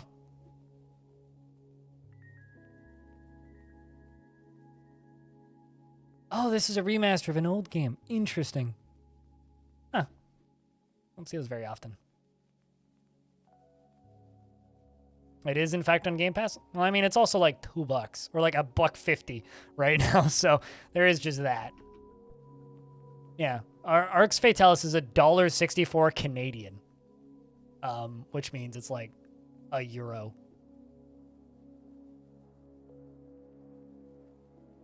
I want to say Mandalore did a good review of Arx Fatalis if you're interested. But yeah, Arx Fatalis is like a game that was a financial failure when it launched, and since then has become kind of a cult classic. Like, when that game first released, it was a massive failure.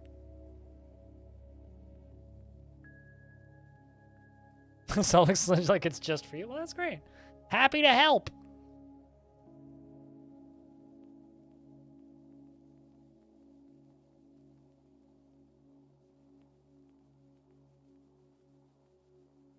I'm happy to help.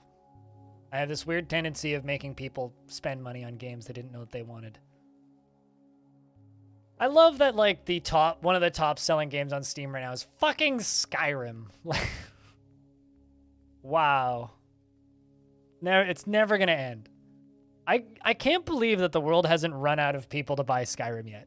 Like, there's still people left on this planet that haven't bought Skyrim.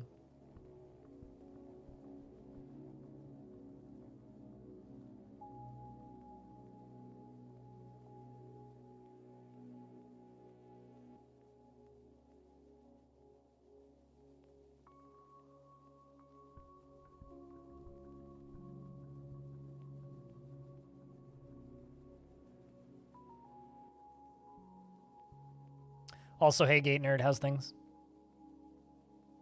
They've had 3 game releases for Skyrim. I mean, it's fine. I can't wait for... I'm personally waiting for version 47 of... what was I going to say? Of Starfield.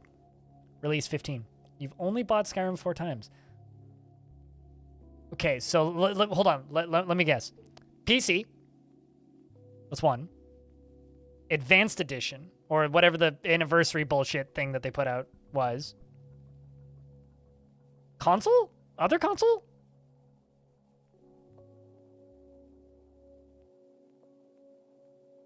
I forgot about the VR one.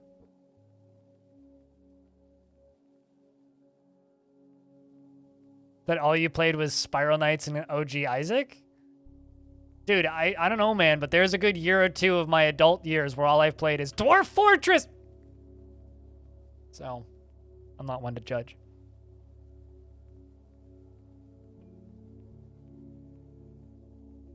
Version for PC, the PS, Xbox, and you got the DLC version. Right, yeah, the PC anniversary, Xbox. Right, yeah, fuck, they've resold those games on consoles. Xbox 360, PC. Also, fucking Skyrim came out on the Xbox 360. Oh my god, I'm old. Ah!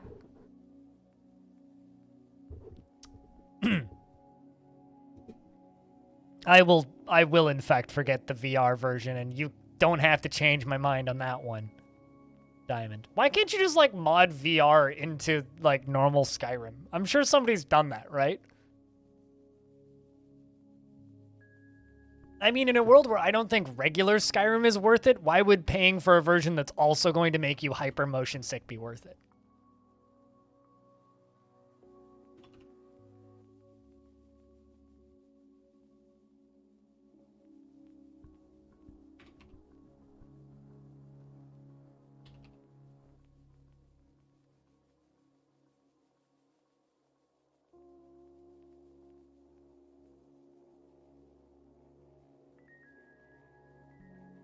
And speaking of traders, the elves have arrived to trade.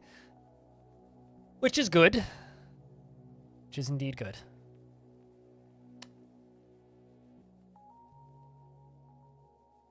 You played Halo to death?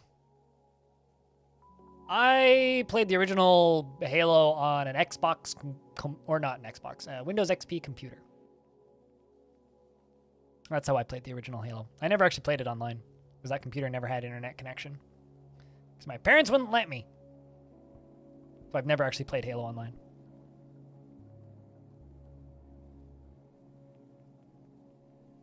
Or American Truck Sim. I like how American Truck Sim doesn't actually have like an official VR version, does it? Unless that's happened without my knowledge.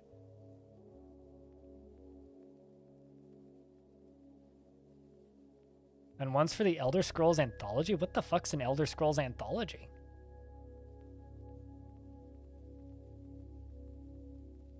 Oh, true. Wait, really? Skyrim is locked to 60? The fuck? Why? Was fun, but not $1,000 fun. I've played VR a couple of times at different events and conventions, and every time it's just projectile vomit.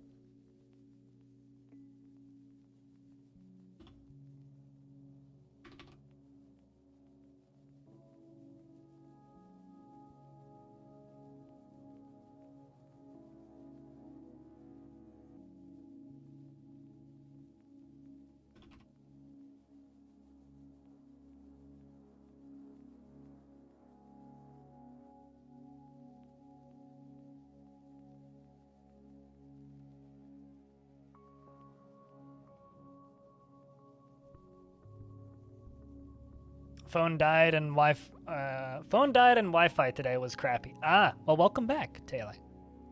The siege is over and we're about to trade with elves.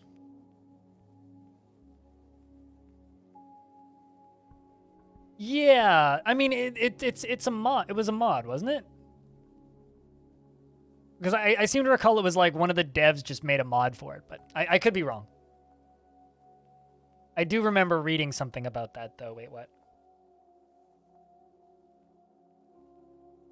I'll be honest, the only thing in VR that I've ever actually enjoyed that didn't immediately make me want to projectile vomit was Google Earth VR, which is fucking cool. It makes you feel like that one dude in Mass Effect who just stands in like a map of the galaxy with like the galaxy flying around him.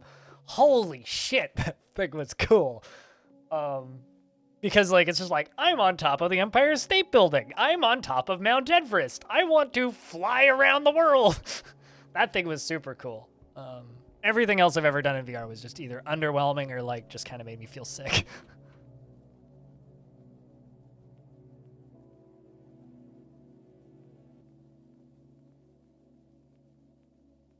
I'm going to just trade spider silk clothing.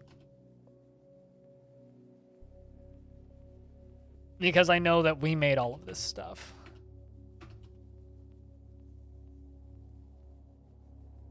Not going to sell any large stuff.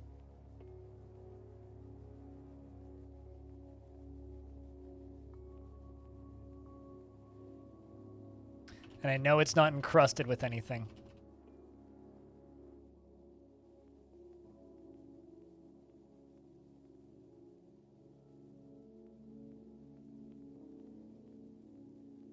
Octopus leather dress. Today I learned Dwarf Fortress has octopuses. Moving on.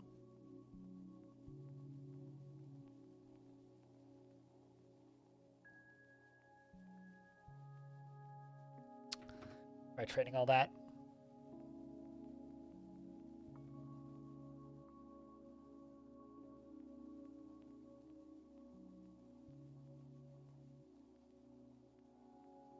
With Elder Scrolls, with all 5 games, including the DLCs. Aren't the DLCs for Skyrim just included in Skyrim now? I think that, because like Skyrim had DLC. I'm pretty sure it's all of the DLCs just included in the game now. Yeah, it's all just included in the game now.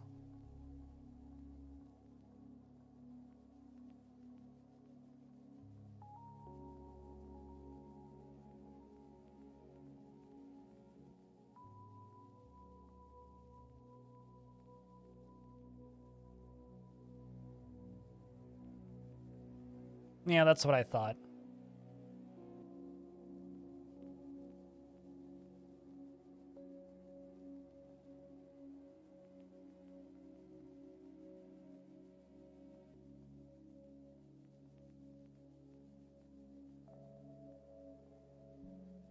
Oh, actually, something I would try in VR. Space Engine has VR compatibility, which I'm actually kind of almost surprised is still for sale on Steam, because this dev's in Russia. Maybe they've found a way to get paid, but...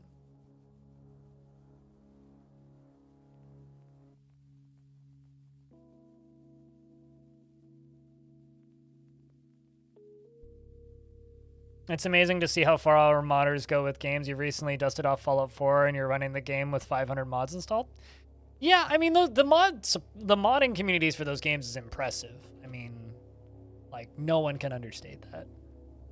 I personally dislike the gameplay of those games so much that I just have absolutely no desire to take part in any of it. But I completely understand the appeal. I mean, what I think is really cool is that, why am I blanking on the name of it? That first-person mystery game that was a Skyrim mod that's now its own standalone game that was, like, one of the highest reviewed games on Steam. I need to, like, look up what the name of that game was now because I've forgotten. Something City?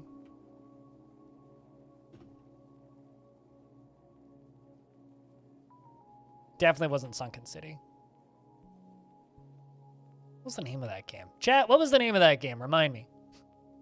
That game that was a Skyrim mod that got put into... It was like a mystery, like, time loop game about being in ancient Greece. Was it Greece or Rome? Fuck. I don't even remember.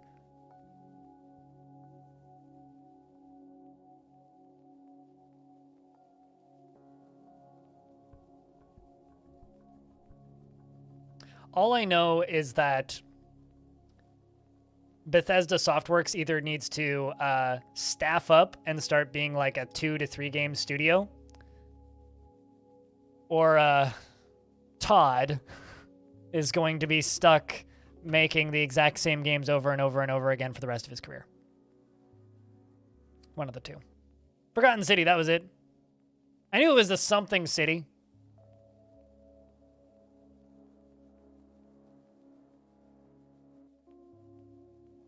But yeah, this kind of thing, to me, is cooler than Skyrim. Because this game exists because of Skyrim. This game enabled a lawyer/hobbyist game developer to make a video game, and then hired, like, a couple of contractors to help him, and then they made a standalone thing and sold it, and it was really good. This wouldn't exist without Skyrim. To me, that's cooler than Skyrim. is the fact that that game exists.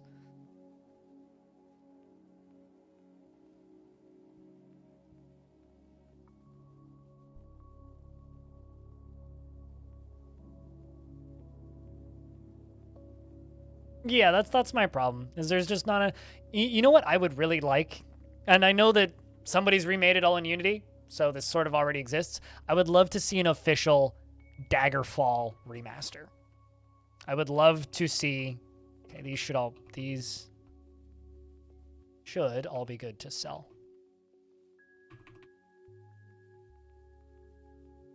I would love to see an official Daggerfall remaster.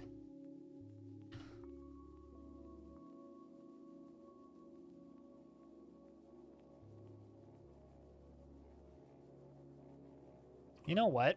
I'm just going to bring all of this, and I'll just filter out the stuff that isn't good.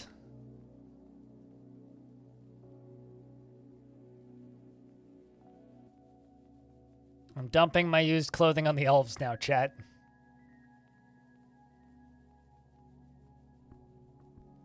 Seems unlikely, though.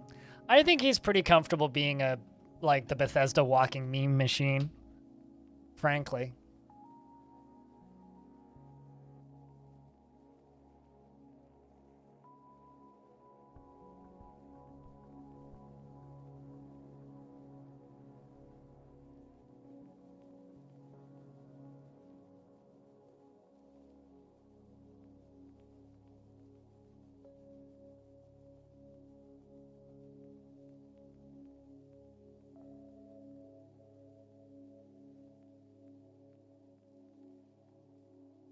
But yeah, I don't know. I think that games that exist because of Bethesda games are more interesting to me than Bethesda games at this point. And I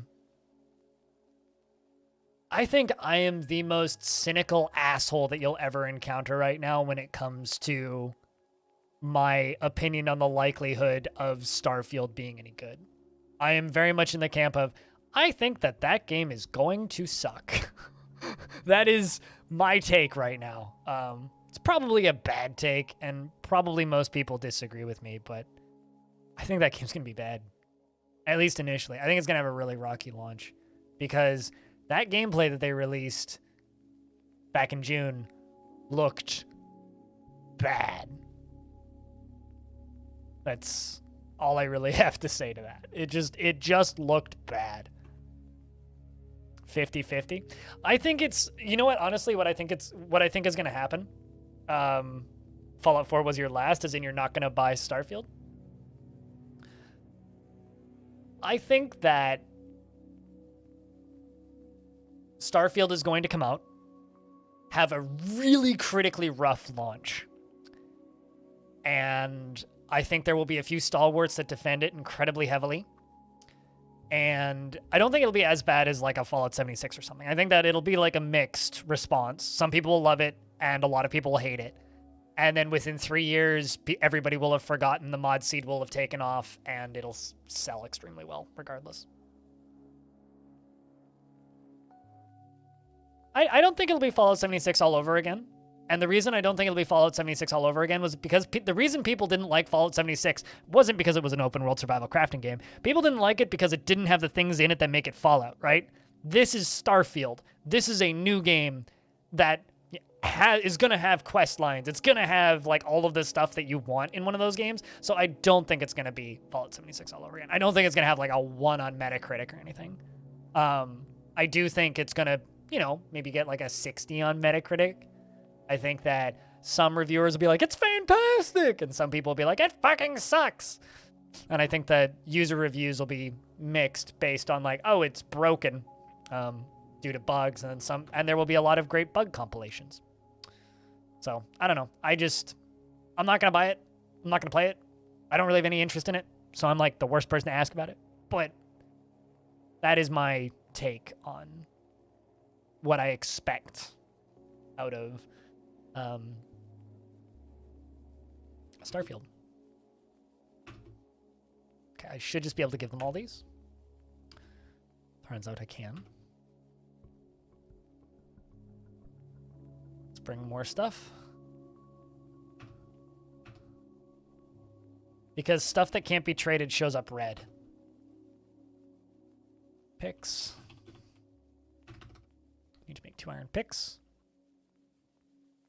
So stuff that the elves are just like, oh no, it's made of wood, shows up red. My merchant is beating the crap out of a buzzard by grabbing it by the second toe and throws the buzzard by the second toe. Grabbed it and threw it.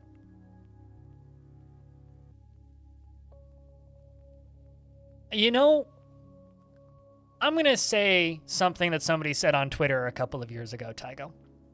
Bethesda should make Todd's mod TM, completely unrelated with Gary's mod TM, which is just a sandbox that allows you to do all of the standard creation shit that you do with that engine, plus just like a Gary's mod style sandbox. Wire in multiplayer somehow, put in all of the Skyrim assets, put in all of the Fallout assets, and put in all of their games assets for all of the games that you own in your library already, and just shush for a second here, Diamond, and charge like $20 for it. I know that you can say that is Skyrim. That is not Skyrim, because in Gary's mod, I can go in with no knowledge of how their engine works, and in a few seconds have a gun that fires bicycles, and then also the bicycles explode, and then also when the bicycles explode, they explode into more bicycles. I want like a if-then options thing to just like cram shit together and just do that. You'll just wait until it's released and then decide then. Yeah, that's the best way to do it, realistically. My broker's gonna go drink. I don't blame him.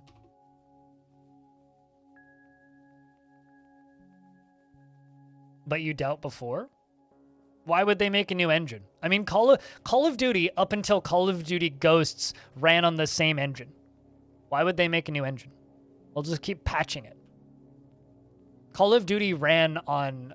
why am I blanking on the name of it? Where's my broker girl? You. I know he's there. Maybe he's got multi-jobs. Ah, it's Kosoth, right? Captain the guard. But yeah, Call of Duty ran on the Quake engine up until right after Call of Duty Ghosts. Like, why would you bother changing engines? Exponentially exploding bicycle gun. New band name. Thanks, man. I still call dibs on Canadian Heatwave as a band name. Because I stated Canadian Heatwave, or named the title of my stream Canadian Heatwave last year during the Heatwave when it was like 46 degrees Celsius outside or something. And then Wave Depletion was like, that sounds like a band name. Like, I called dibs. I'm like, no, that's mine. Yeah, we're trading with elves. I'm selling them my used clothing. Being careful about it, though.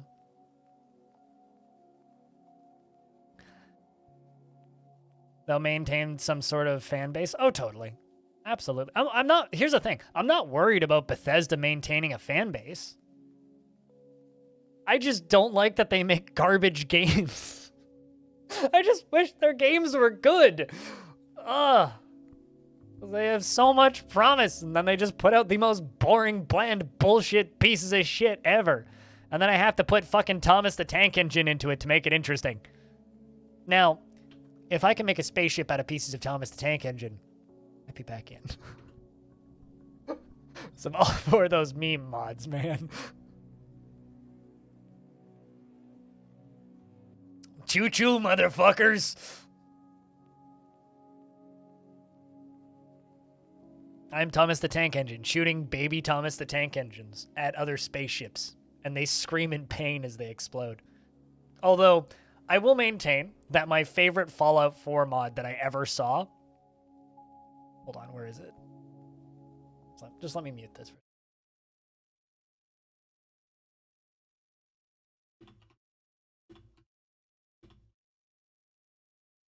Ah, here it is. So let me unmute YouTube for a second.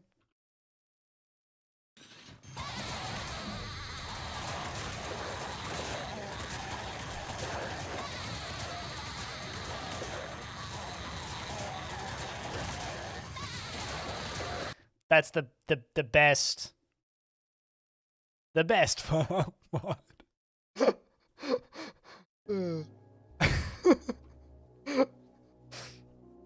No, totally. Like, there's definitely good things about their games. It's just the issue that I have is the content of the games themselves is generally not great. That sound effect. It's literally SpongeBob laughing when you fire the chain gun. I watched about 2 hours of a stream once, and the streamer had that mod installed, and it was so fucking funny. Like, I was just crying laughing for like 2 hours. I maintain, that is the best Fallout mod. Just like, you know, the Macho Man Randy Savage dragons and polite crabs for Skyrim are like the two best ones.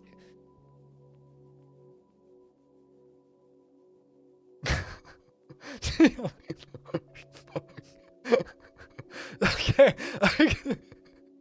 I could also see that being pretty funny. Was it just some random dude screaming fuck?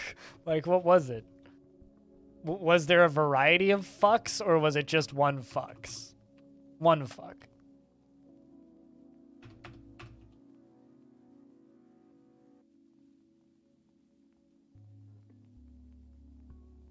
I don't know. You know, honestly, when it comes to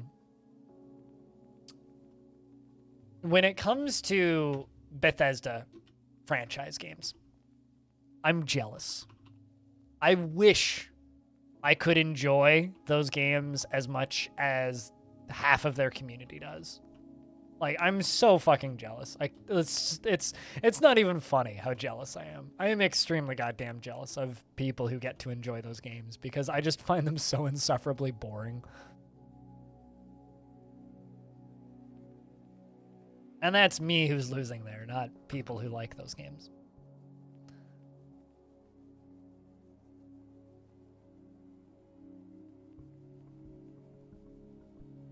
So, that's kind of my actual take on Bethesda games is I wish that I could be friends with them because they look good.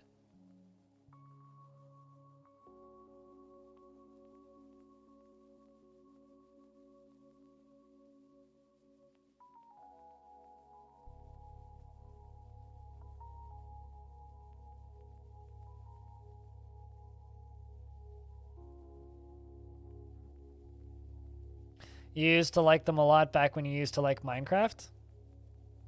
Kind of lost the patience? I don't think it's that I lost the patience. I got tired of mechanically sparse games. Does that make any sense?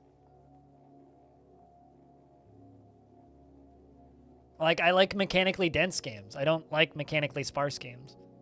And I didn't like them years ago either, but the difference was when I got a copy of Oblivion, it was the only game I owned, really.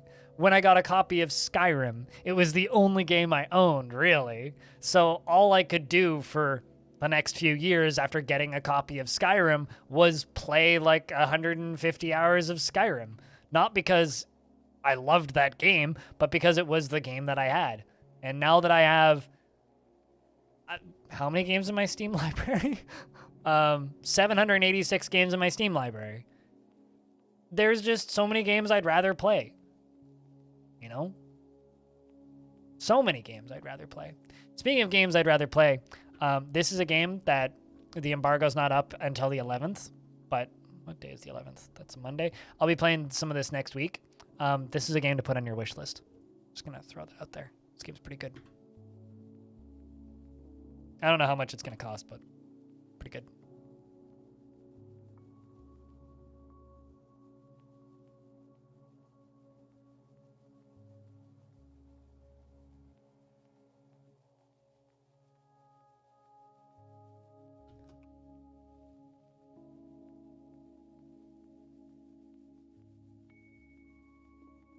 We'll trade for more plums and pecans and almonds.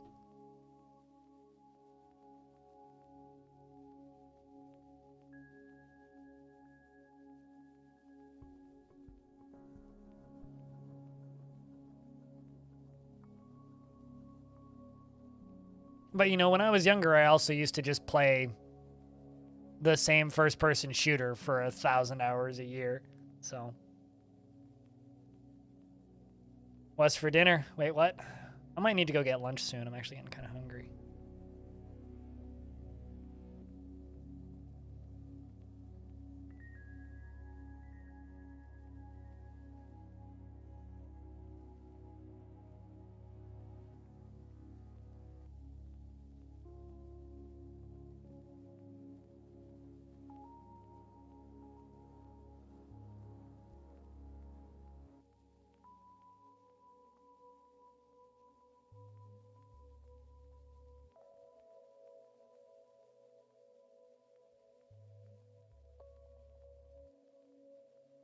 Jerk shrimp with refried beans and rice. Ooh. That does sound good. You know what makes me sad, chat? Makes me sad that my eyes suck because I really want to play Neon White. That game looks awesome, although the anime shit in it seems kind of insufferable. But I really want to play Neon White. I really, really, really do. But I know just by watching footage of it, I don't see well enough to play that game. And it makes me kind of sad.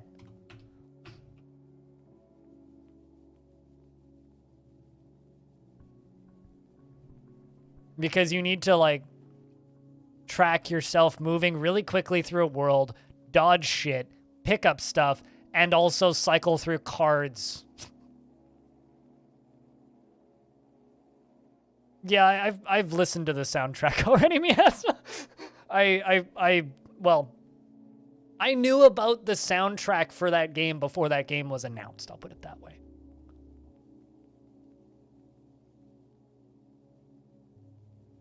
No, it's like I listened to Machine Girl. So, like, some of the singles from that soundtrack got released before the game was announced. I was like, huh.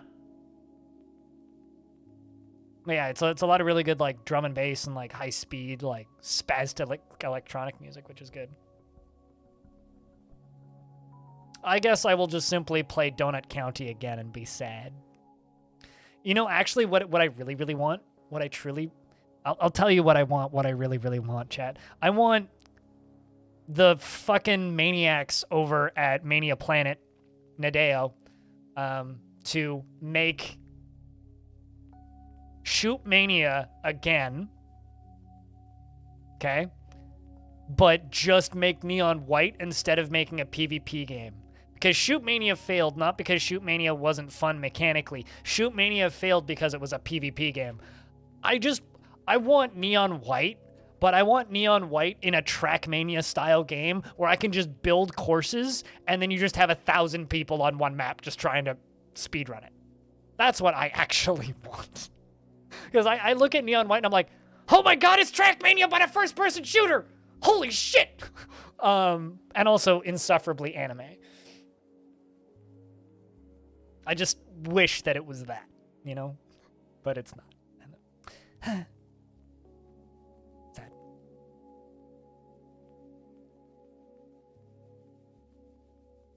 You thought it was some lame anime game that speedrun gameplay seems really interesting? I mean, Donkey has a really good review of that game, right? Which is literally just gushing over how fantastic the gameplay is, and then he just kind of stops and says, but this dialogue is just fucking embarrassing. Apparently you can, like, power through the dialogue and skip a lot of it, but, like, yeah, the dialogue does seem kind of embarrassing. Although apparently if you're, like, a big anime head, they have a bunch of voice actors in that game that are well known in the anime scenes, so that's kind of cool, I guess. Anyway, elves are done trading, so we get to put stuff away for a bit now.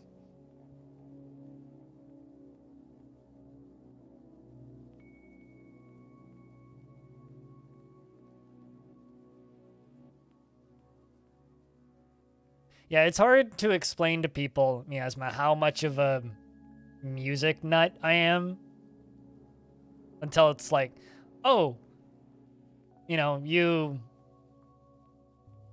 so someone will just, like, mention a band and I'll just be like, yeah, I own 3 of their albums. Like, that happened with Orange in this chat where he's just like, yeah, I discovered this band recently called the Psychedelic Porn Crumpets. I literally got up and got the 4 records from them that I own. Yeah, I don't know. I just want like a faster Mirror's Edge multiplayer game that I can time trial against other players. Speedrunning and puzzle solving, it seems like a fresh idea. Yeah. Why? Because people will just be like, I'm sorry, what the fuck are you talking about? Because I get that a lot.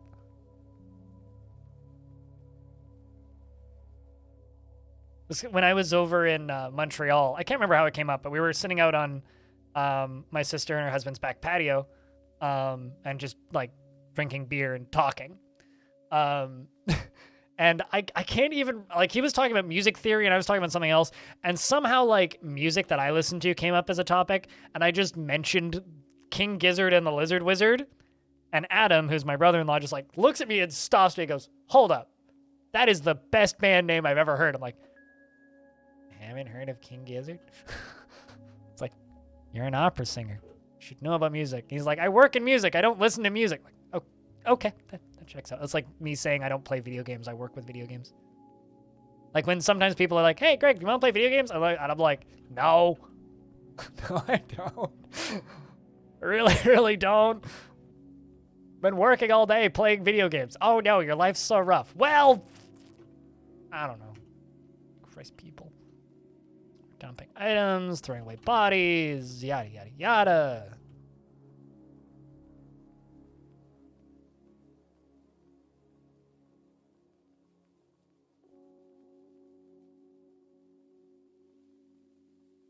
Also got to throw out all of this clothing up here because the previous mayor had a lot of clothes. Yeah, no, I've definitely been there before where people just kind of give you that blank stare. I've been like slowly educating my dad on modern music genres because my dad knows a lot about classical music, and I've been slowly educating him on certain things. And one of my favorite things to do is so my dad goes on and on and on and on and on about how he hates hip hop and like any kind of R&B, and how he hates rap and how he thinks it's garbage. And so I'll just casually be like, yeah, this is a record I really like, and I'll put on a hip hop record. And he'll be like, this is pretty good. I'm like, yeah, this is rap. He'll just look at me and be like, no, it's not. I'll be like, yeah, it is. Like, come at me. Fucking, you're gonna listen to Too Mellow and you're gonna fucking like it. I've done that to him a couple of times now. That's kind of gives me this warm, fuzzy feeling.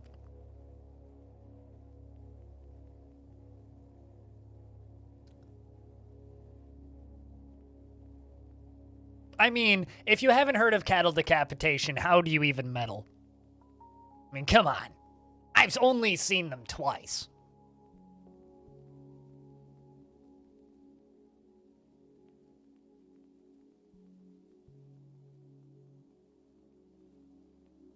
Although, something else that I did, this was a while ago, actually. This would have been Christmas 2019, because this was pre-pandemic.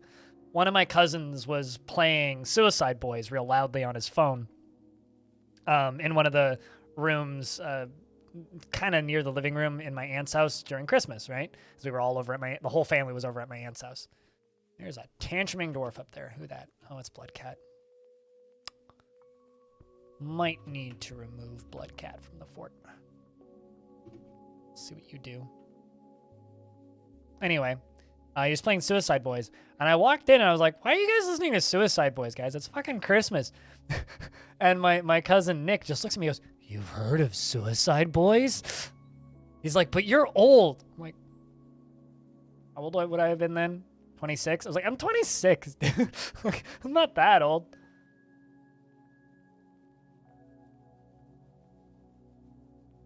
My dad used to watch MTV Raps when you were a kid. Oh, hell yeah. I don't think he's listened to anything called rap or hip-hop since the 80s.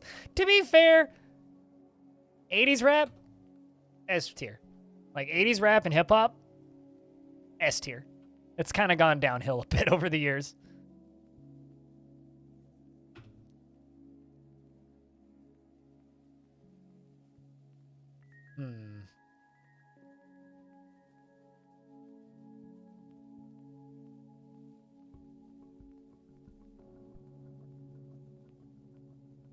I mean, I'll listen to Public Enemy all day, every day, and I'll jam to some Sir Mix-a-Lot.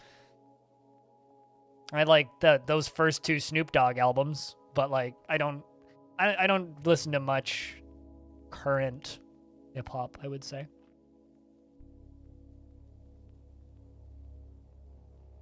There's something about the like Wu-Tang Clan. It's like there's something about the era of hip hop where they were literally just like putting in a tape and looping it and rapping over that. There's something about that era of hip hop that to me is just way cooler than the current era. And like, you know, some like SoundCloud rappers kind of do this too, where it's so produced. It's like pop music. It's like the super overproduced shit. I just nah as far as I'm concerned. It's like all genres, there's good stuff and there's not good stuff. Yep. Insert current meme genre here. Yeah, no, totally. It's like, I don't mind synth pop, but synth wave is getting to be about as dull and overdone as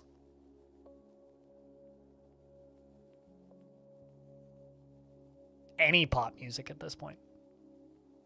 But I really like synth pop. Synth pop is good.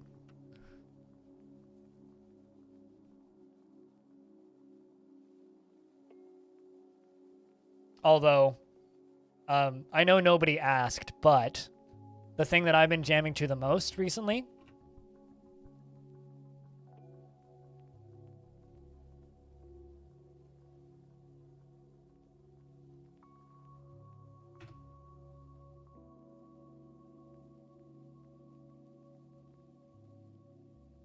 is this album. That's been on my record player since it arrived. Also, there's 16 copies left. And 4 copies of the version I have left, which is this one. 4 copies of that left. 16 copies of the black edition. They have a tour shirt for sale? Oh, it's a nice tour shirt. Anyway. Also, this is a weird record for this band. Probably my favorite track on here is Foreigner, and Show Don't Tell almost sounds like something that like Motley Crue would have written, which is really weird for that band, but I'm here for it. I kind of really like it. What's up, Pablo Rasta? How's things do?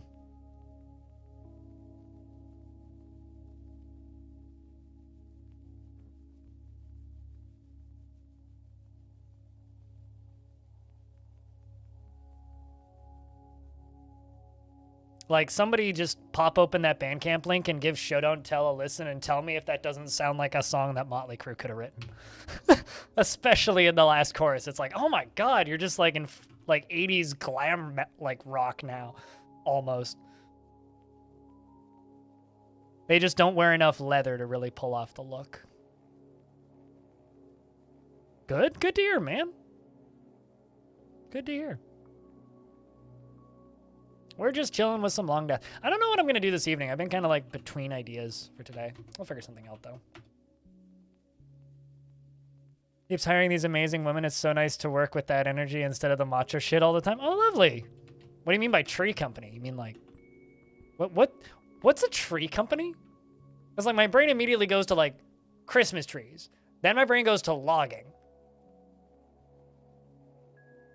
Oh, okay. So like tree trimmer. Oh, so you're like tree toppers. Gotcha, gotcha. Okay. In a city. Gotcha, gotcha. Yeah, no, I know what you mean now. I was like, tree company. What's a tree company? It doesn't help that we have a coffee shop. What's the word here? A coffee shop chain called Trees. Trees, a coffee company, which sells coffee and passably decent cheesecake. The coffee's all right. It's better than Starbucks, but not by much. High-end tree service in a wealthy area? Okay. Well, regardless. Hell yeah.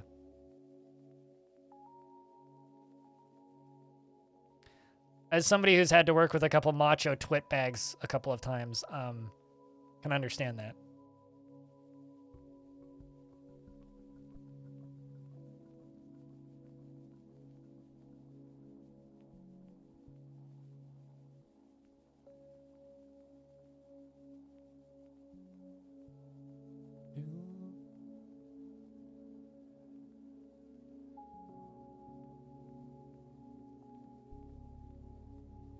Yeah, those people scare me, but also, yeah, I could see why that would be a lot more pleasant to work with.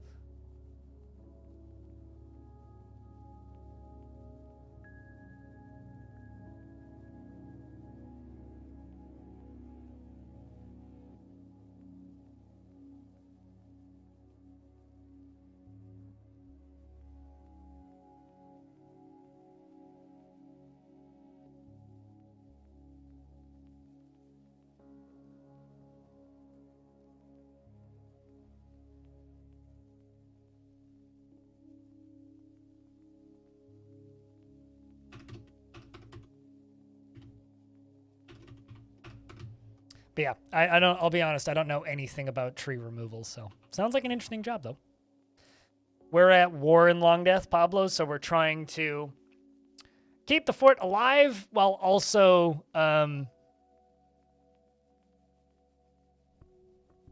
do I word this? We're trying to keep the fort alive while also fending off hordes of humans that keep showing up and trying to murder all of us. So pretty standard Dwarf Fortress shit. Oh, you really like those? Well, thank Diamond Destruct who took the screenshots. He literally like just sent me 70-something screenshots. I was like, well, I guess I'm making a video out of these.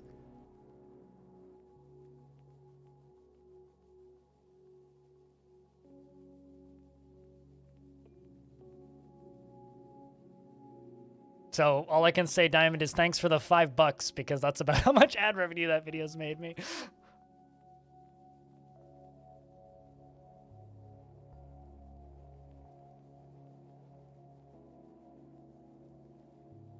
Also, tomorrow, I just realized, is another DF News Day, I think. Assuming my dates line up correctly. Yeah, tomorrow should be a new set of screenshots. I'm gonna go pull my insulin out of the fridge. I'll be back in a sec.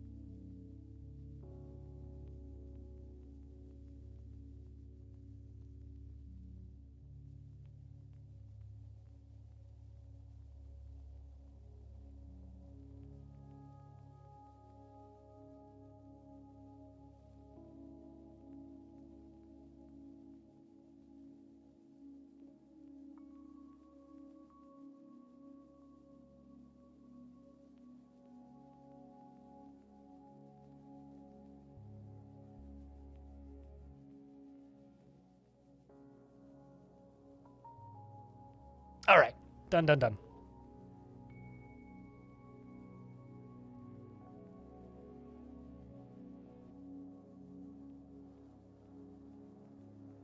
Really, really excited to hear about the huge bump in donations. Yeah, I mean, like, if you go to, like, just, like, I don't know if you look at these, but I talked about it on the Future of the Fortress video. Check this shit out.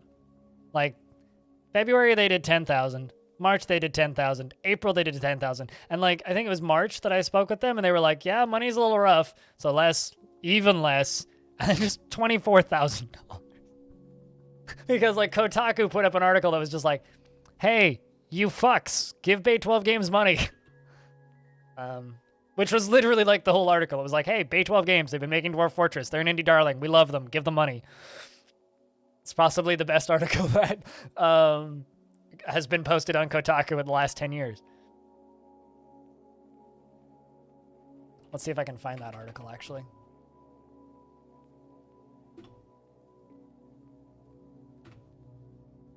Yeah. It was literally just this. Hey, it's time to show some love to Dwarf Fortress. They posted this on Nice69. Although, nah. I don't know about that. But, anyway, yeah, it was like, could really use your money. I adore to read about it. So, like, this is an article written by someone who doesn't actually play it.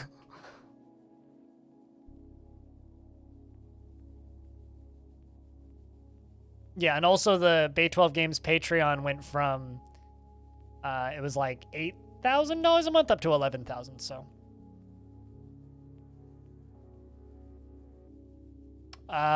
question mark.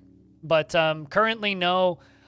Tarn is working on it. Although the keybinds are going to have to change, and the reason they're going to have to change is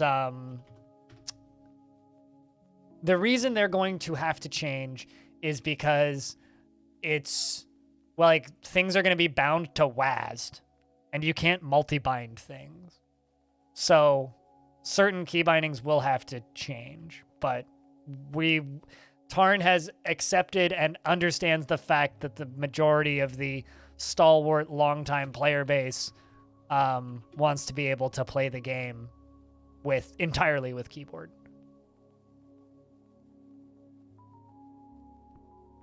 Barry, your only Patreon person? Why not me? No, it's fine.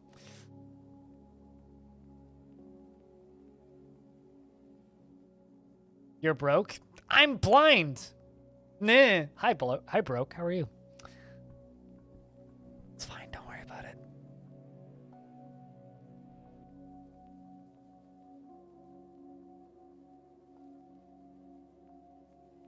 There's an eye doctor that also runs a coffee shop in the same building near where you live. An eye doctor that also runs a coffee shop. An interesting career path. Is that like an eye doctor who owns the coffee shop, or does he fucking just like stop checking your eyes and run downstairs and make somebody a latte and run back upstairs? The second one seems very silly, but I really hope that's the case. That's completely wrong.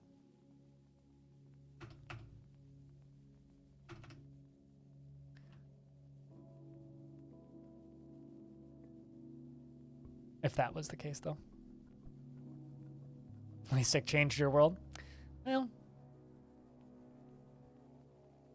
I'm not sure what that has to do with anything, but I'm happy that LASIK works for you. My eyes are too delicate, so they literally can't. I'm looking forward to being completely blind in like 15 years.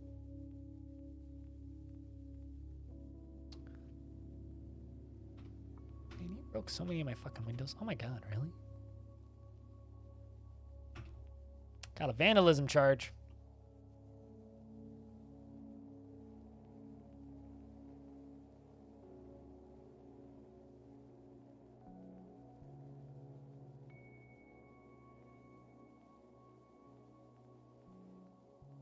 Miss Jerk Spice?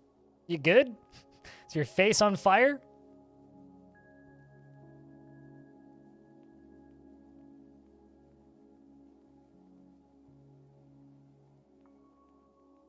I mean, that's like owning a second business. Like, that's perfectly reasonable. It was weirder in my head when I had this image of an eye doctor just like running downstairs and like serving somebody a coffee.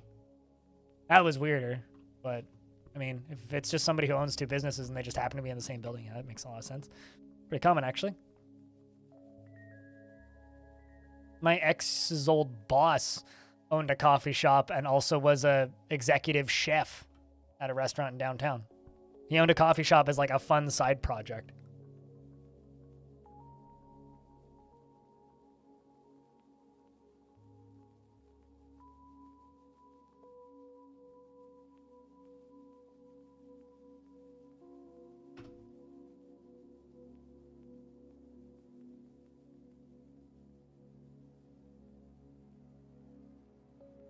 Okay, so we made it all the way up to late spring. It was summertime that the other human faction would trade with me. We can make it to summer. Maybe we'll get to trade.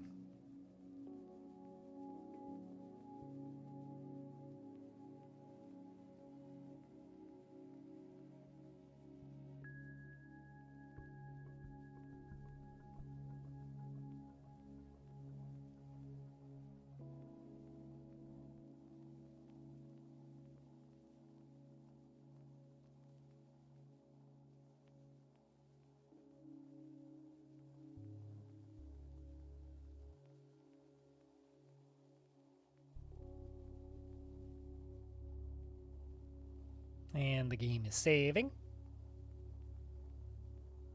Saving time, saving money. We're into summer.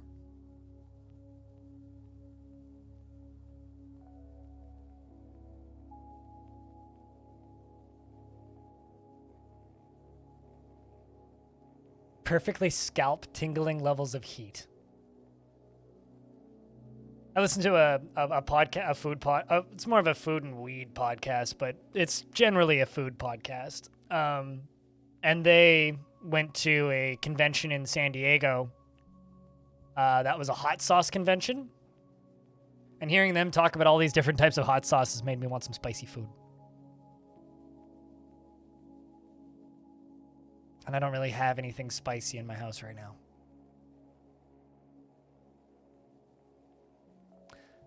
Makes me feel like maybe I'm just going to order some like spicy Korean chicken or something. Maybe go to the Jamaican food place that's close to me and get some spicy food.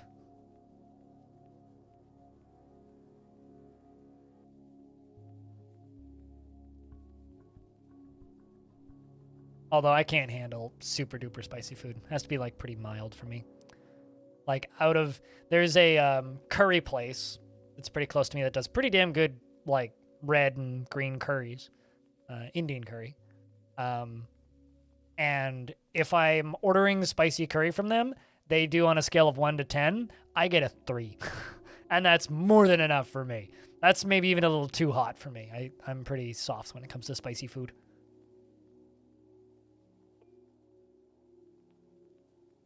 Kind of a big softie.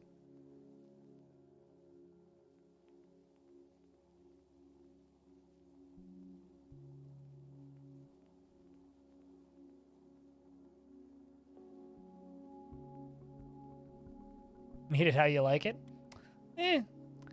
One of those, people get weirdly annoying about spicy food things.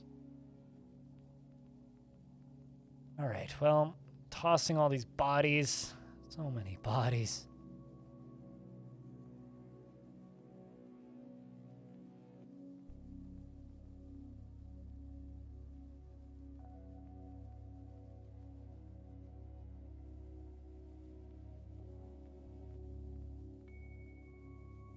There's actually a few pretty good Korean fried chicken places around here now. There's 2 privately owned ones and also a pretty good chain that recently started up. I'm happy for that.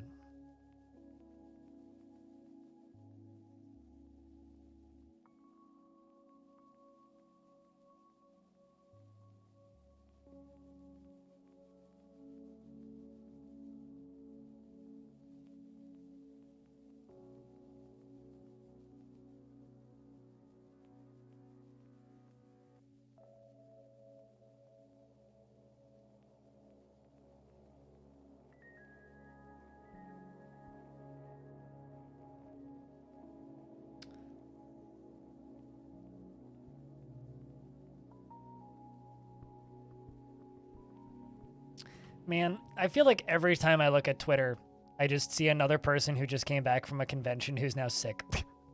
It's like, well, just tested positive for COVID. Everybody's still complaining about it. It's kind of funny because, like, the number of invites I've gotten from various PR companies over the past couple of months / weeks to go to various conventions is almost weird to me. Like, PAX West is happening soon, which is weird.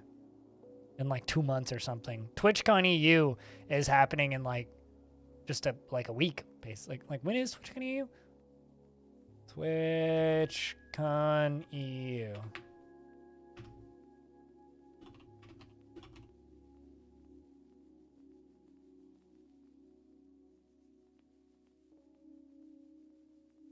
Or Amsterdam, rather, not EU. Yeah, it's the 16th to 17th of July. The new ingredient in Kentucky Fried Conrad. Crud. Yes, pretty much. Yeah, no, it's happening in like 3 days. And there was a convention that just happened in Europe, and like half the PR people, like I'm just looking at Twitter, and half the PR people I know are just like, yo, I'm sick. This shit sucks. You know, on it, like I think that the first, and I've said this before, I think that the first in-person convention I'm going to go to is going to be the roguelike celebration, whenever that happens.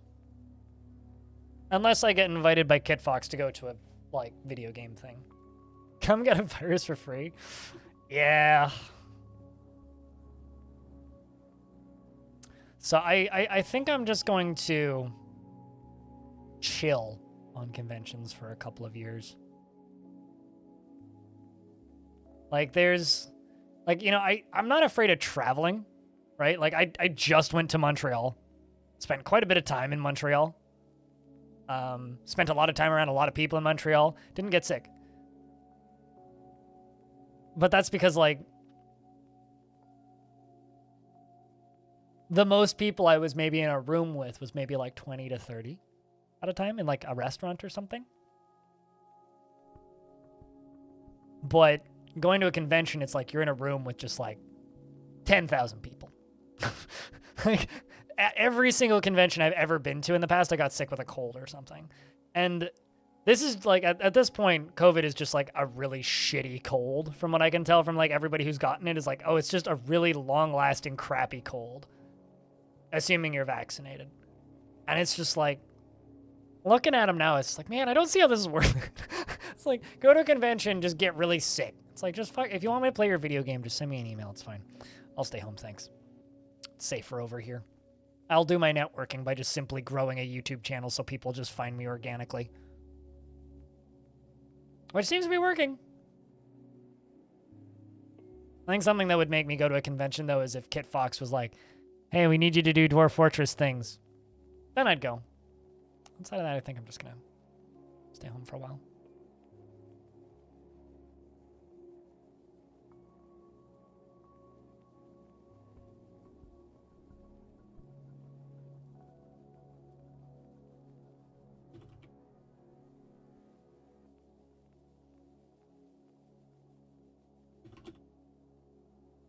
I'm responding to a YouTube comment.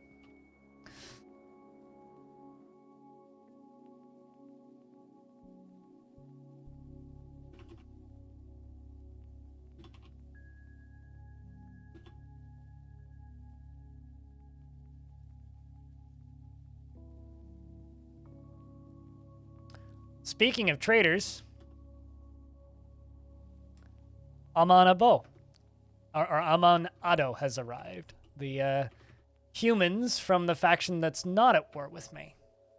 Just confirming that. Yeah, the Realms of Stone have arrived to trade. Fucking hallelujah. Look at that. Chat, can I get a big round of beers because these... It's been so long since the humans have traded with me. Holy shit. I can get rid of all of the clothing. That's wonderful.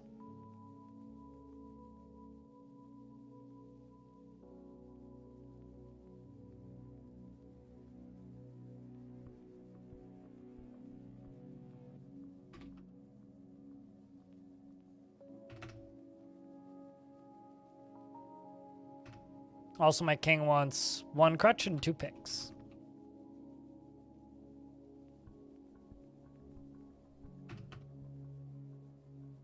So happy. So fucking happy. I killed about 150 in the last siege. I don't know the exact number, but probably like 400 or 500. At least. The first siege was about 12. The second siege was about 150, and they've been about 150 since. And we've had 5.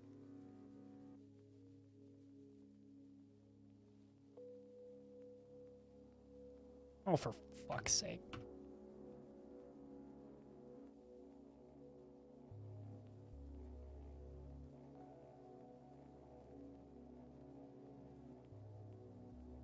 Well, Anthony's dead. And Bloodcat is actively tantruming. He's about to kill the king. Really? Okay. So, this dwarf just tantrumed and killed my king. Also, a very depressed dwarf is now... Well, let's just send the dwarves down into the bunker.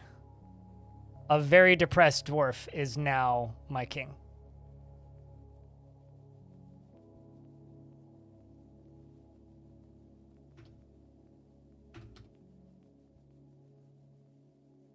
Who are you chasing? Bembul? The queen. Apparently we have a queen in our fort now. I just lost like 3 dwarves.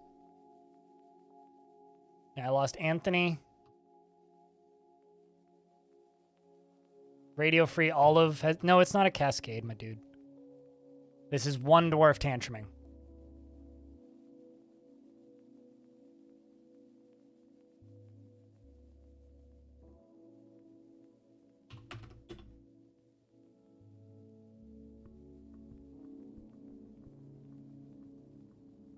Fortunately, one dwarf is now alone in this room.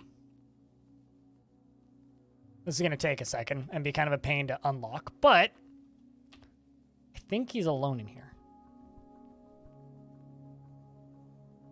Which means...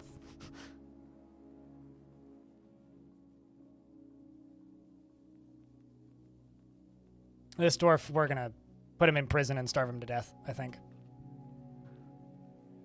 Sorry, but you don't get to live anymore.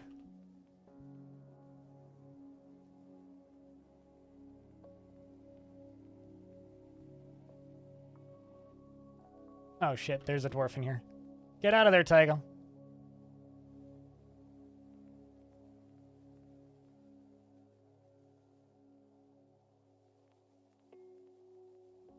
Okay, Tygo got him.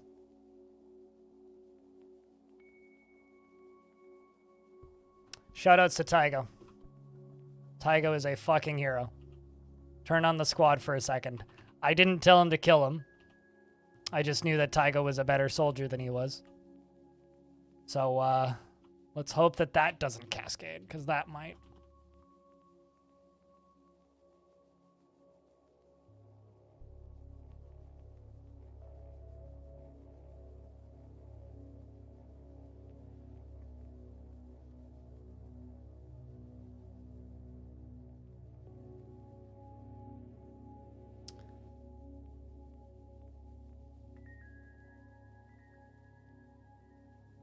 Tygo, you good? She feels grim satisfaction at somebody's death.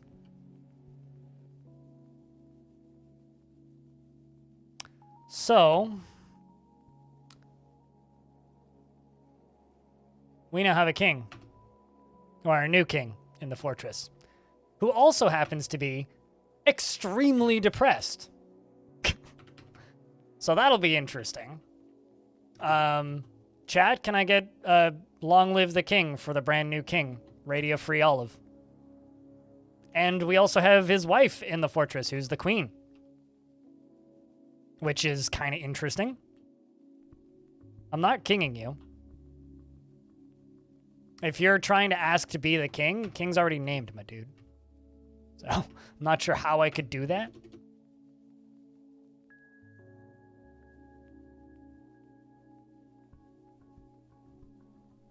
Hail to the king. Yep.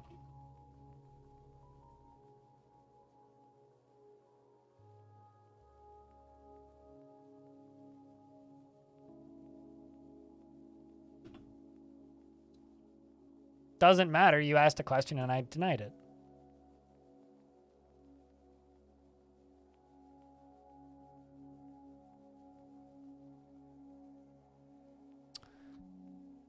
Well, that was rough. Not a huge fan. The bright side.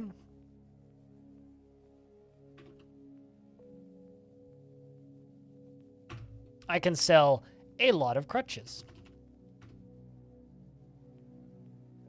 Because I don't need crutches anymore.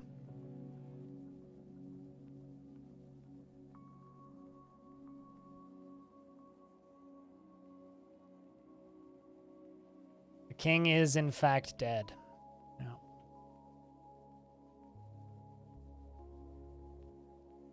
That being said,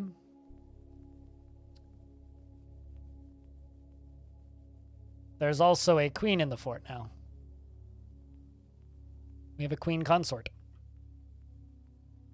who's one of my merchants.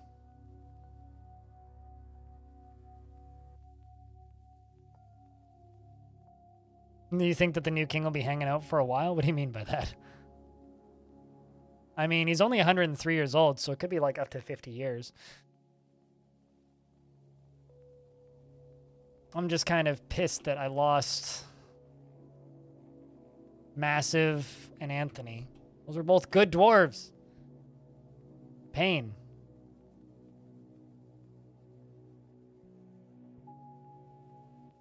But unfortunately, not a ton I can do.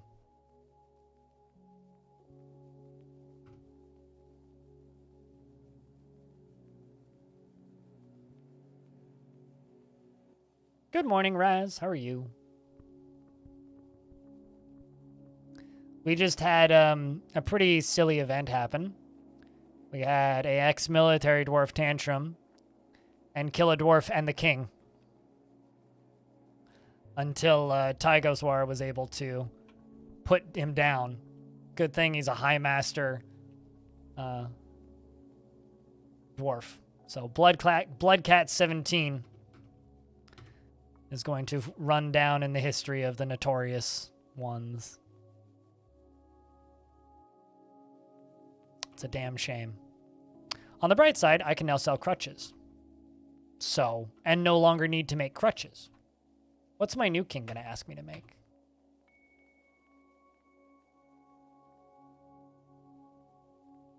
He likes Galena, Platinum, Blue Garnet, Harp, Seal, Leather, Goat Hoof, and Giant Kestrel Bone and Wild Boar Parchment, and figurines. Feeling we're gonna be making figurines. Who was the other dwarf? Anthony, a rather unremarkable dwarf who'd been in the fort for about 30 years.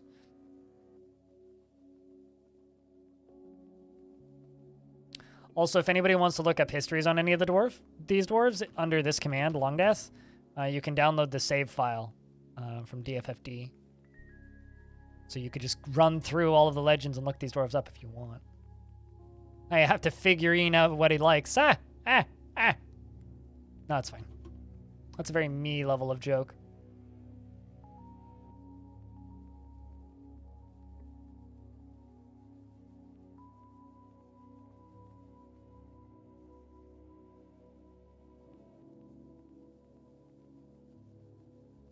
Also, if you're going to make a bad joke like that, you got to commit to it. Don't give up halfway through and be like, sorry, I had to do it. Don't apologize. Own up to it. Hit it in the face. Commit to it. You got this.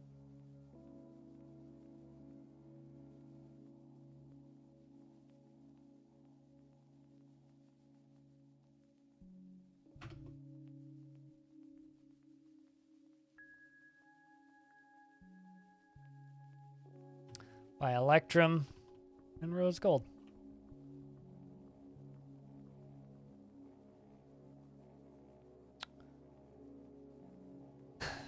Man. Okay, I'm gonna run over here real quick and see if we can request some more dwarves, because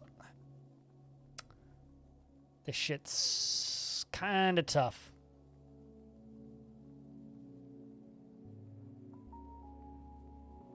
This population situation is bad. Also, population situation, the new indie band.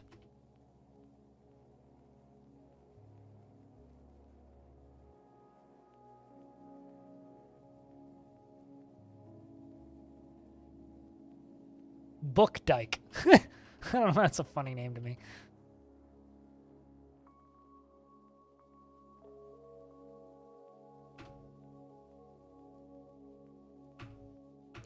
Rory, we're going to send you out real quick. Hopefully Rory makes it back. He's heading out to go make a request of Veiled Clasp. We are requesting more merchants.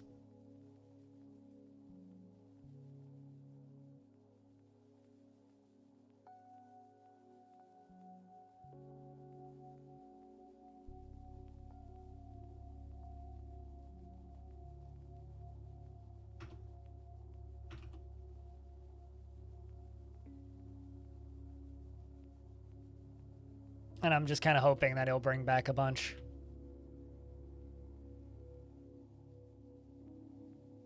Because damn it, we need the help.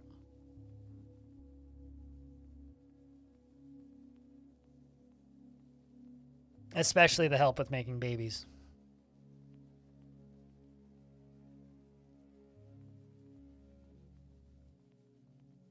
You didn't mean it as a joke and caught it right after sending it? I didn't even see what joke you meant.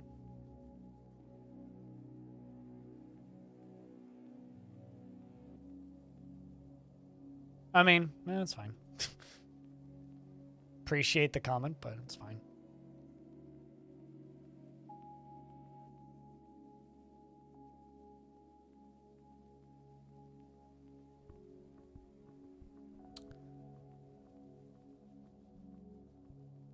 They have returned, and we've brought a bunch more merchants. Well, I'm just going to jump into their labors, just give them all hauling and other jobs. Like, they can get to work. I'll give them other jobs when relevant. Please tell me you brought more than 2.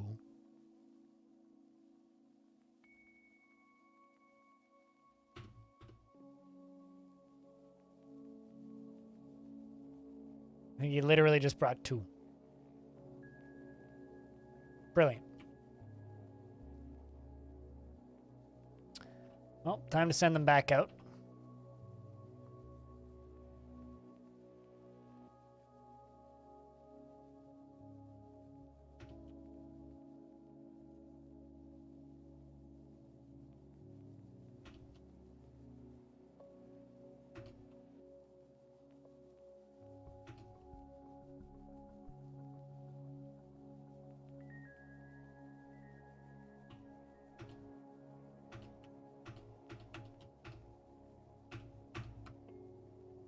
Let's send Rory back out to go get more.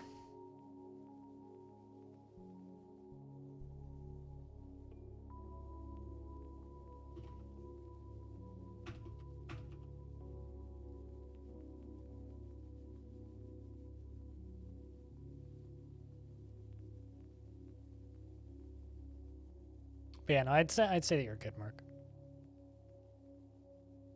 It's not like you made something in super poor taste.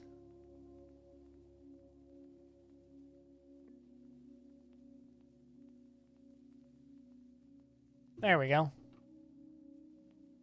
Seem to be getting a few more this time.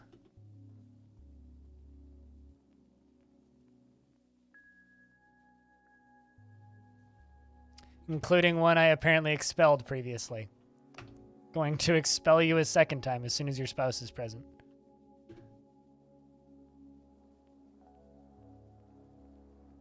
I can't expel you.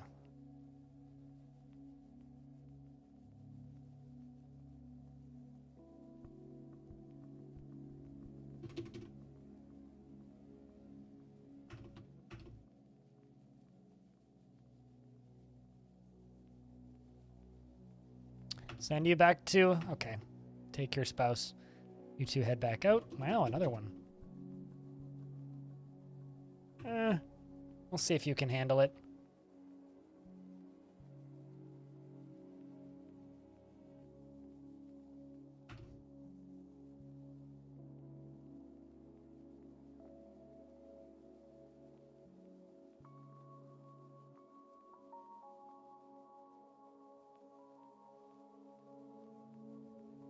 I'm sorry, what?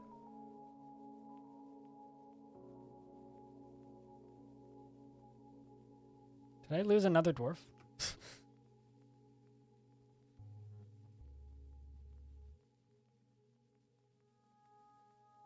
Massive blood cat. Anthony. Huh. Weird. Oh, actually, I know why. I haven't actually lost anybody. We're good. Rory just hadn't come back yet. There we go. All right. That's fine. I mean, I get it, and it's in poor taste, but it's fine. It's just in poor taste. It's not problematic.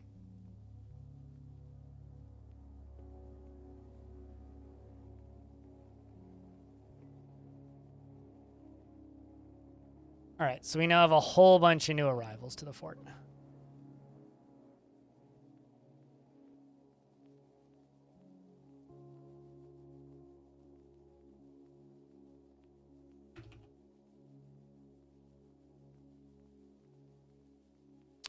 So we're back up to 53 total dwarves. Population cap is 65, so...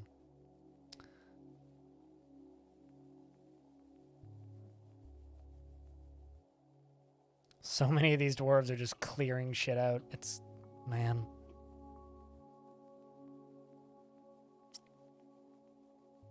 It doesn't matter. They're compatible. But it is from 0.04. Tailing? Sorry for taking so long to answer that. It is actually listed on the DFFD page, but like you can use whatever... As long as you're not trying to load it into a very old version of the game, it'll work just fine. Current version, it works. With like minimal bugs. It won't be compatible with premium though.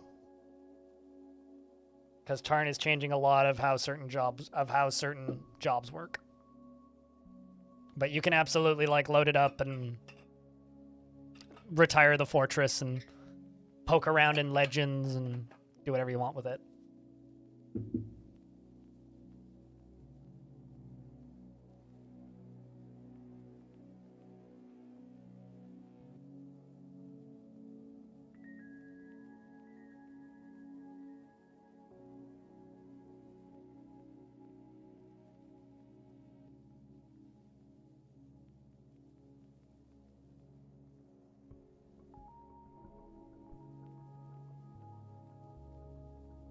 Humans gotta be leaving pretty soon. They gotta be.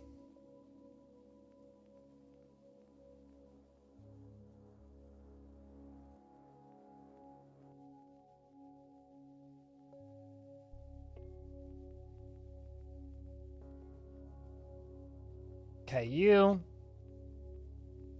Going to remove all hauling from you except for burial. I'm gonna go pick up equipment. I have another dwarf that does that. Let's just jump down to one of these merchants. Actually, no, I'm gonna jump to Tygo. Tygo's just going to have burial. Because Tygo gets grim satisfaction out of seeing dead bodies. You're gonna bring one more thing to depot. And then you're gonna go to just burying bodies, I think. After you pick up equipment. Alright.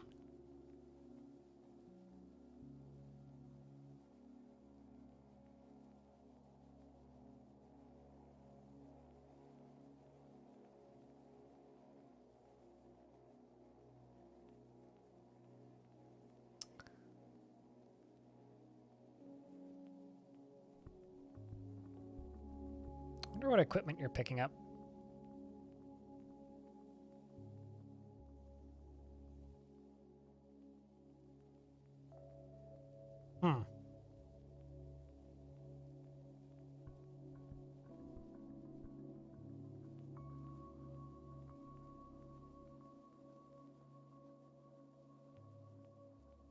All right, so the bodies are now rotting. We really need to get these out of here.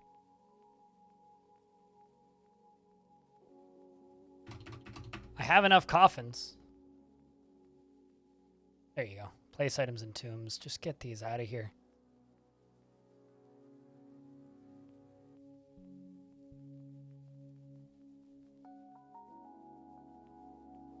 Fortunately, the king's tomb is nice and close.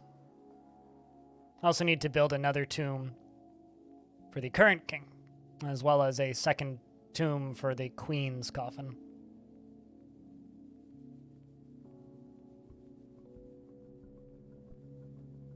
What's up, Fire Stupid?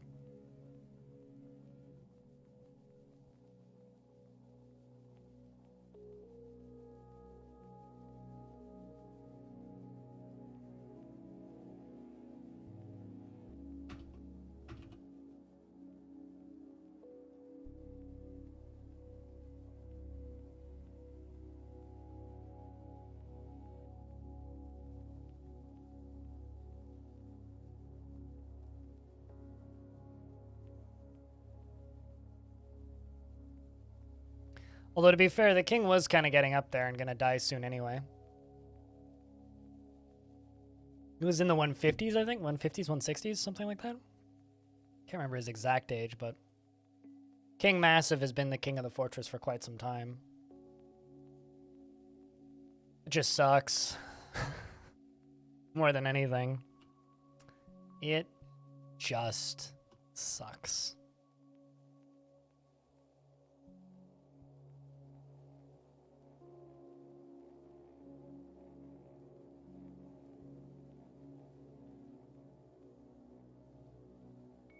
We're up to midsummer. The last time we got sieged by the humans was in fall. You bought Caves of Cud, you're going to try it later? Enjoy it. It's a hard game to get into. You just remember you're going to have to give it a bit of time to learn to play it, because it is a tough one. It's very good, but it's tough.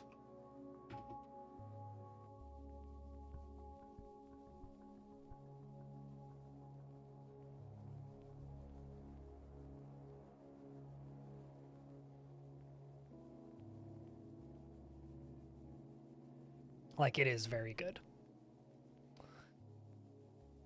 Take your time, look at everything, and read everything. Is kind of my advice with that one. Oh, also, speaking of weird, clunky games. War Sim, The Realm of Aslona, is currently $4. Another weird, clunky game. The best way to describe this game is it's like Mountain Blade, but text-based. So it's like a text-based kingdom builder, takeover, king manager thingy. Hello, Sanic. It has been a while. What brings you back on this fine afternoon? There we go. Body of the king can finally be put away.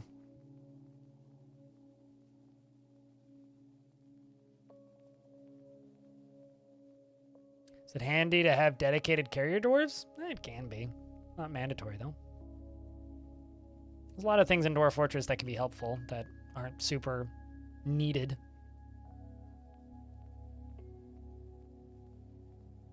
I currently have 2 dedicated barrier dwarves that are doing one thing, and that's burying bodies, which is a little grim, but just had one dwarf kill my king. And then Tygo killed him. Personally, I think Tygo should be my king for killing the person who killed the king, but here we are.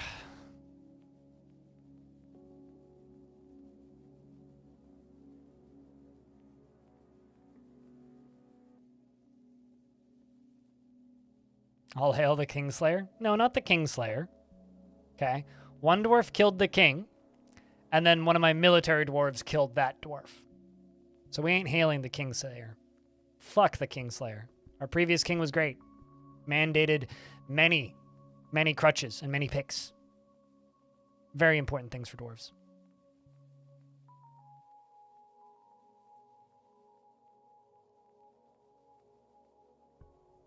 Well, cheers for picking me to be the channel that you tune into on your rare elusive free time. This is the body of the Kingslayer.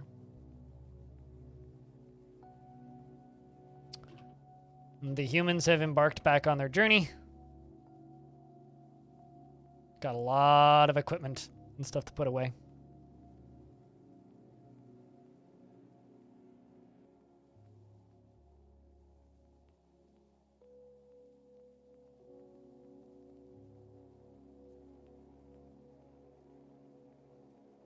Got War Sim and Sanctuary. I need to play Sanctuary. Sanctuary RPG, if I'm not mistaken, right? That other text-based game?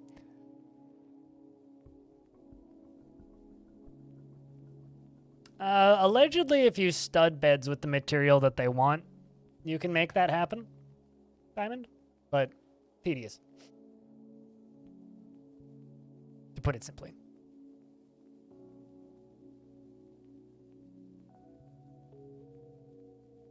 I love that. Hold on a second. Did the king's leg, upper leg, rotten head, rotten mutilated corpse? Okay. His head got cut off, and his arm and his leg got cut off. the king.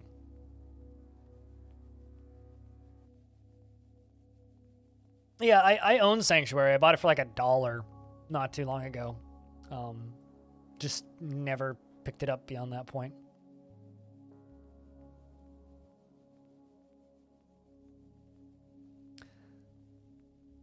Oh, speaking of things that I should recommend, Zachtronics put out their last game in early access. It's going to be in early access for like a month for balancing.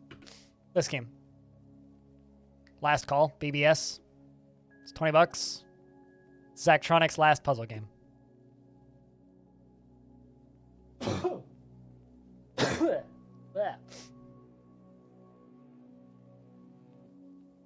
Which is a really neat idea for a game. It seems to be all of like the prototypes and games that they didn't finish kind of crammed together into a bunch of mini games.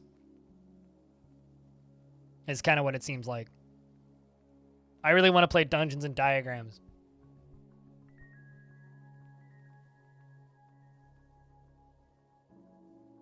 Which looks neat.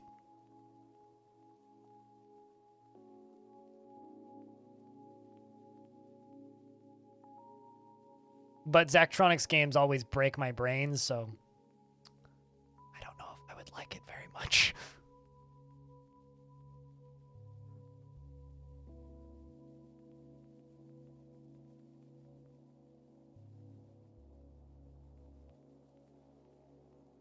Yeah, that's what I thought you were talking about, Mark. Yep.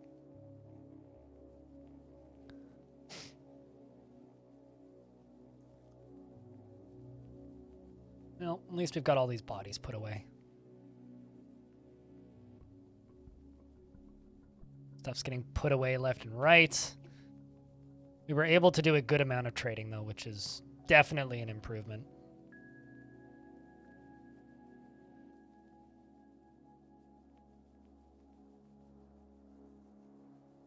Is that the last of the miasma? Hopefully they got rid of it. Oh, fortunately, it didn't seem to re-break my frame rate, which is good.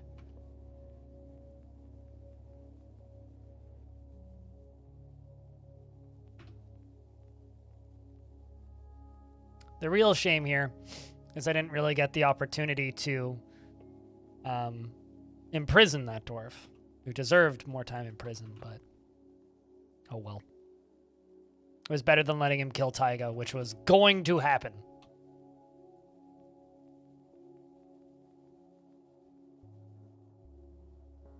But she felt grim satisfaction, which is good.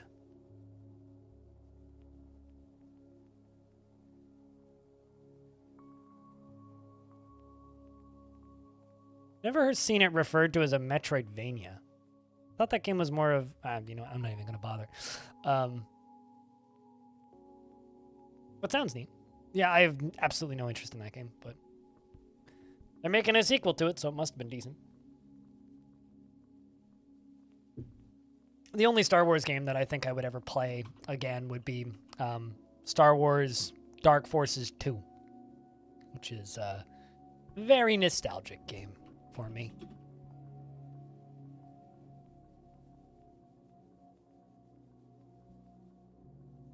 Yeah, this one. Which currently is $2. This is probably the only Star Wars game I would go back and replay. Which also had some pretty awful live-action cutscenes.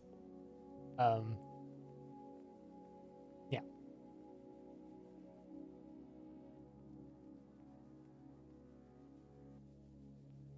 Kind of a lot of things in Metroidvania is one of them.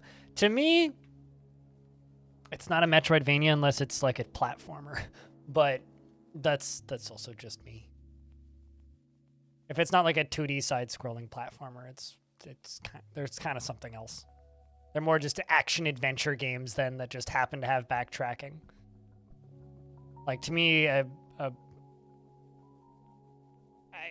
Souls-like is one thing and a Metroidvania is something else, but you could probably call a Souls game a Metroidvania if you think about it too hard.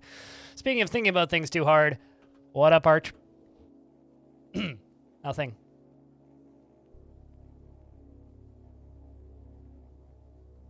It's been a dramatic day. The humans invaded, Arch. They've been invading for a little bit. A dwarf went insane and killed my king. It's been a time. Life is too hard. I know that feel. Personally, I'm more of a fan of soft life. But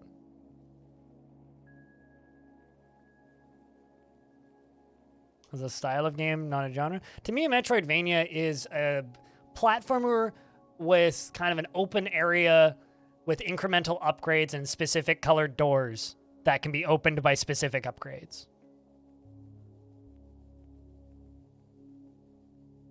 But backtracking and collectibles isn't what makes a Metroidvania.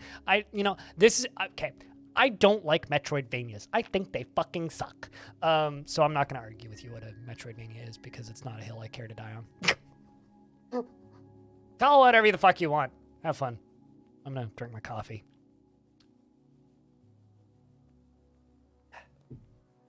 But yes, I fucking hate Metroidvanias.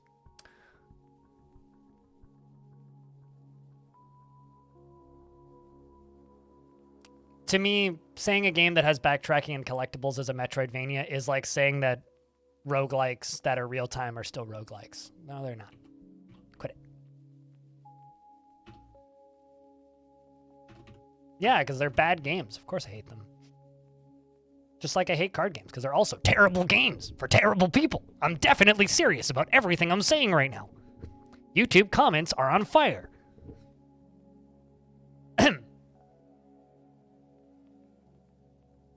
I don't actually hate them that much. They're fine. They're just not for me. Just like Skyrim. Not for me.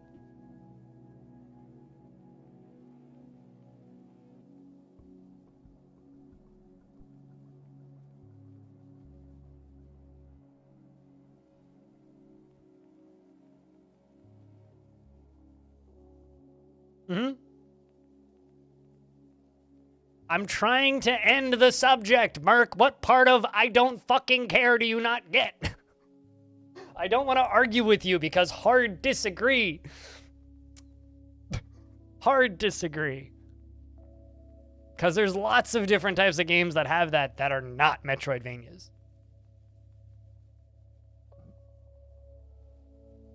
We're arguing? You are.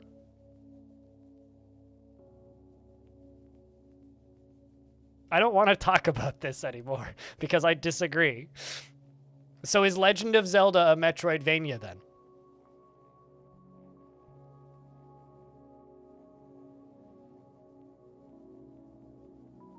Because literally has every single mechanic you just described. Legend of Zelda is an action-adventure game, just like Star Wars Jedi Fallen Order. It's an action-adventure game. It's not a Metroidvania. Argue with me if you want. I'm tired of this discussion. It's already down, you blind bat.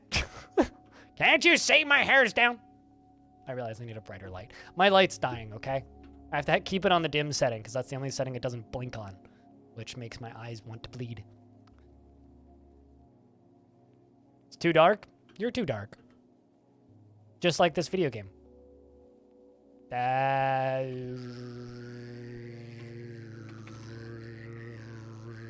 Too dark, which is $2.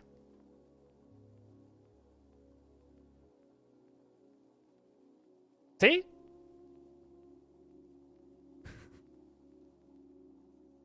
Nah.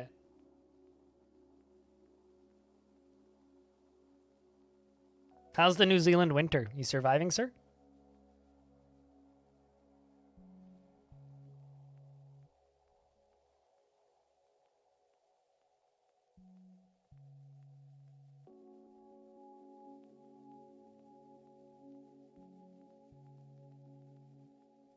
You need to go outside and water plants. Have fun urinating on your plants. It's nice. Had some cold days, but nothing you can't be managed. Is that space heater working well enough? Also, sorry about the nightmare editing job. I kind of knew that one was going to be a nightmare, which is why I was like, shit, if I'm going to go camping, I can't edit this podcast. There's no way in hell. But cheers, man. Good job on the edit, too.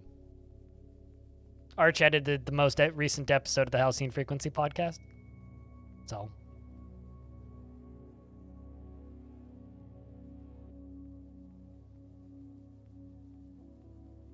shout outs to Arch. The last 2 episodes, actually.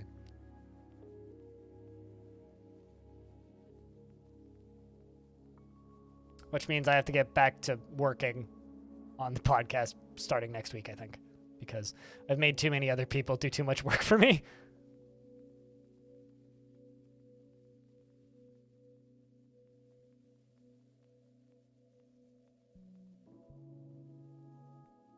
Also, if you don't know what I'm talking about, I have a podcast. Right there. The Halcyon Frequency podcast. You should go subscribe. You said that you were up for it? I still feel bad.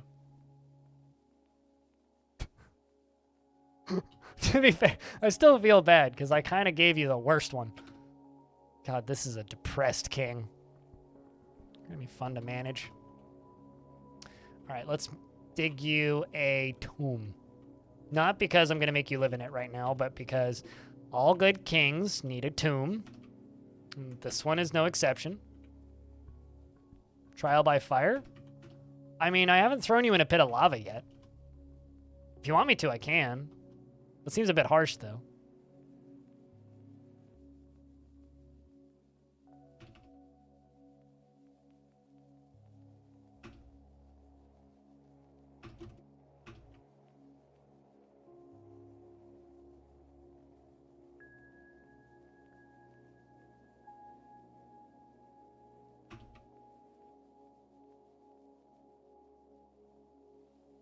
Let's do that all the way over to there, that all the way over to there, and then...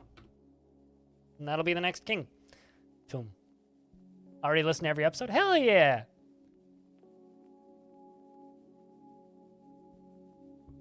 You hope you did okay? I mean, it sounded fine. I listened to it yesterday. I didn't listen to the whole thing because I was on it, but skimmed through it. Sounded fine. Actually, no, I listened to it on Sunday. Yesterday was Monday. So I lied. I listened to it the day before.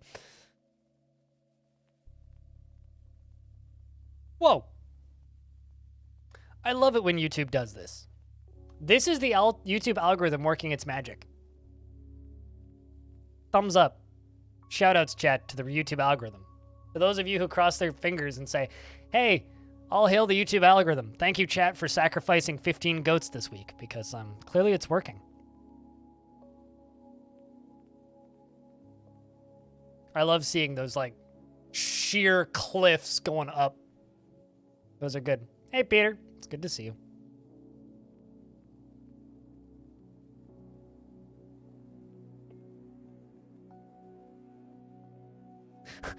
Also, I got this comment. I removed Dwarf Fortress from my Steam wishlist because I was sick of waiting. So how do I respond to that? Thanks for sharing. Your loss. Sucks to be you. Lol.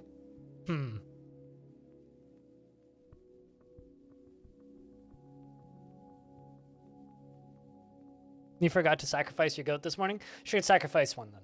Make sure that you sacrifice a goat every day, otherwise my YouTube channel will not stay in the algorithm. How do I respond to this person? Not a fan of edging.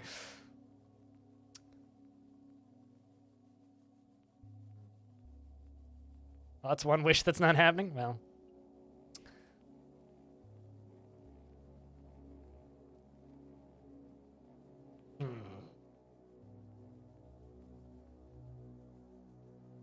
You know, it's kind of funny because I had somebody else complaining a lot more tactfully about it taking a long time, and I just responded with, you know, ooh, jeez, just had another tantrum. I was like, you know, true story. I waited like 9 years for Mountain Blade Bannerlord. Dwarf Fortress has not taken that long. Like, quite literally. There's also the part where you can literally just play Dwarf Fortress right now. Like, I know people don't seem to understand that, but like, just download it and play it.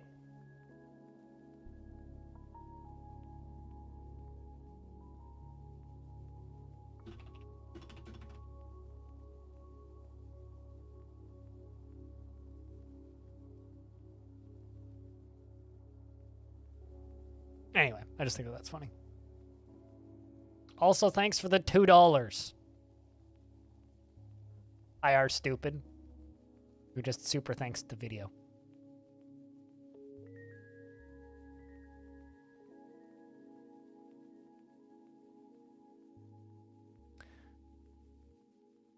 I'm glad to hear you can now live without the pain of having one additional item on your Steam wish list. Here's to brighter days ahead.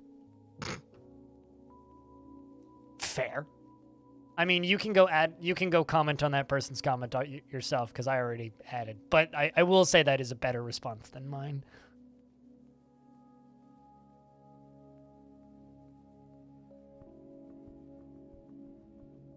You forgot you can't, currently play the game. Yeah, it's like, I don't know. The amount of time that Steam DF takes doesn't bother me in the slightest, because I'm literally playing Dwarf Fortress right now. It's like, great, I have to relearn the UI. That's how I feel about Steam DF, which is maybe a little bit brutal, but it's kind of true. All right, did that dwarf get arrested? What was your prison sentence? Got more crimes being reported? Bruh. 57 days in prison. Excellent. I just need the captain of the guard to finish putting his stuff away.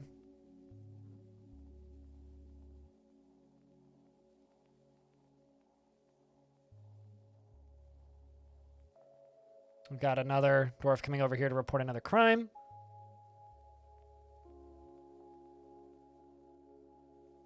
You're off to make some dinner? Hell yeah. Dinner is good. Go make dinner.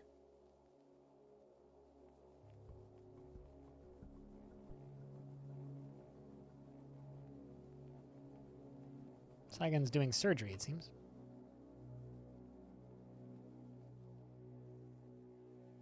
This dwarf is a criminal. Do you have kids in the fort? Nope. I think I'm going to expel you and your husband pretty soon, after you survive your 80-something days in prison.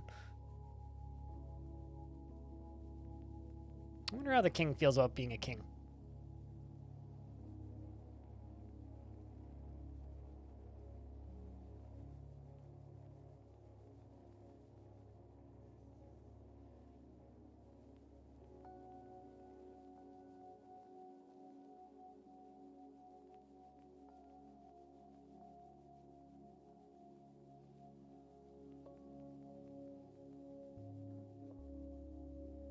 But yeah, that's always like my default response to people who are just like weird about Dwarf Fortress taking so long, is either remind them about Bannerlord or just be like,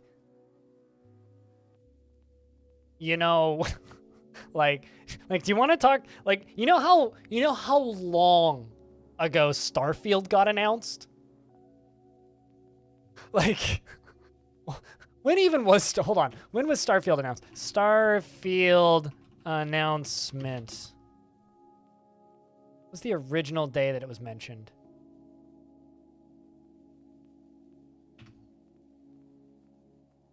Starfield was originally trademarked on the 13th of September 2013.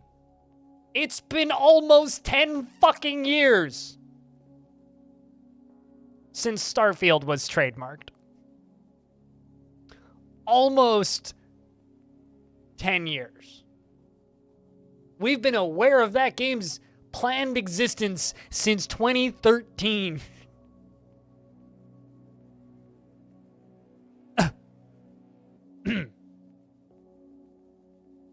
Glorified tech demo? You mean Star Citizen? The one that Caveman Crafting just mentioned?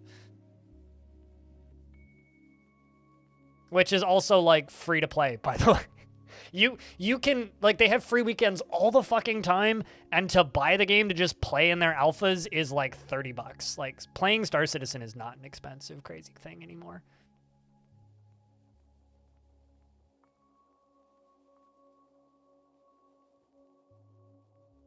Duke Nukem Forever. You know what's funny? The Jupiter Hell developer Epion used to state that he would release Jupiter Hell before Duke Nukem Forever released. That's how long Jupiter Hell was in development for as well. While we're talking about games that were in development for a really long time.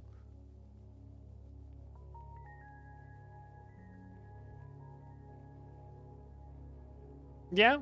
I mean, that's like all you need to do to play Star Citizen. Star Citizen isn't like Star Citizen is a game that has a terrible business model with a lot of very manipulative like bullshit transactions in it, but like if you want to play that game, you can just play that game. That game is completely just playable now.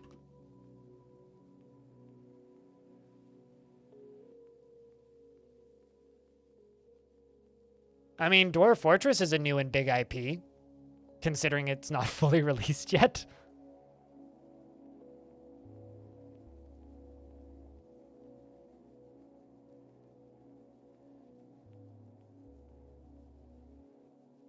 Speaking of Dwarf Fortress, think about questions you'd want to ask Tarn, because he's going to be joining me on stream next week.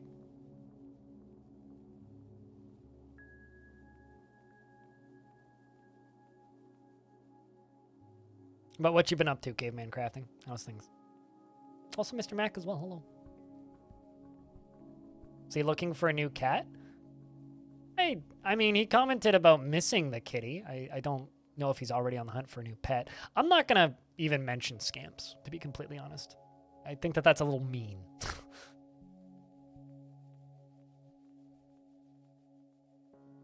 You know? The only person who I know who's capable of immediately replacing a pet right after their pet dies is my grandmother, and she's a psychopath. So, yeah, I will not be asking any questions about his cat or his dick size, which are the two that I generally don't answer. And those are questions that I get. Some of them are quite strange, to be honest with you. There are some really unhinged, strange people on the internets. You've been super busy with work? Good busy or bad busy?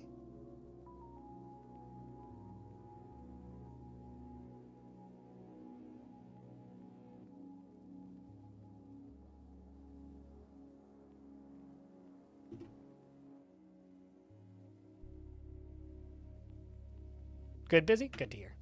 Oh, I ask about myths and magic all the time. Myths and magic is fun to get him to talk about because he loves talking about myths and magic.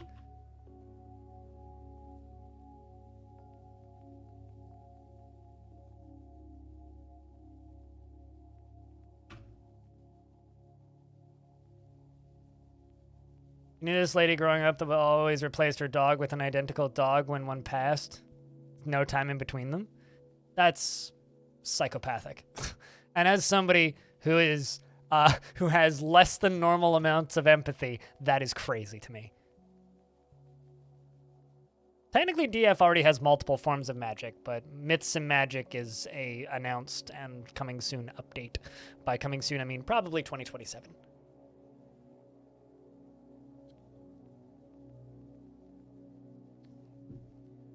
Yeah, I'm not going to ask him a single thing. I have a question, Frog. How many people did this lady have in her basement? Didn't feel anything after being confined.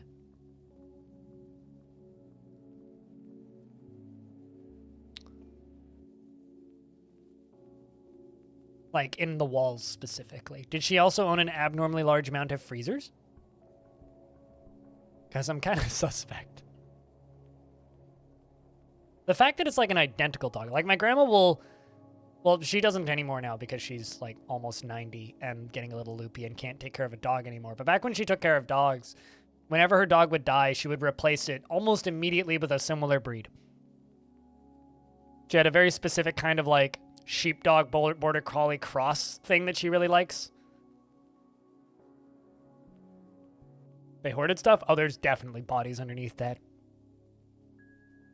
Hoarding is a very common sign of completely undiagnosed, unmedicated mental illness, which is very sad, usually.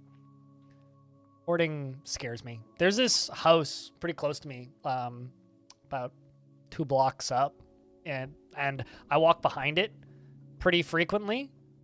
No, I understand the wanting a companion part, but I walk behind this house pretty frequently because it's one of the alleys that I walk through to get to the park that I go to where I do my long walks a couple times a week. And it's literally like this dude's personal garbage dump. It's distressing. You can see the pile of old furniture and stuff just in his backyard. Like, the pile of stuff is taller than his house. And the front yard's the same. Like, the front yard's just covered in, like, multiple old cars, piles of like weird memorabilia and then just straight up trash everywhere. It's crazy. No, it was just less diagnosed.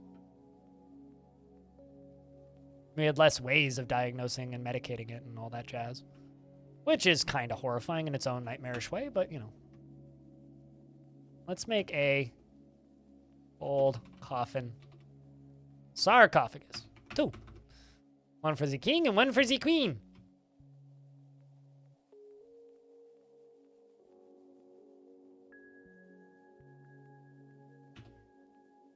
Need 2 figurines and 3 gloves.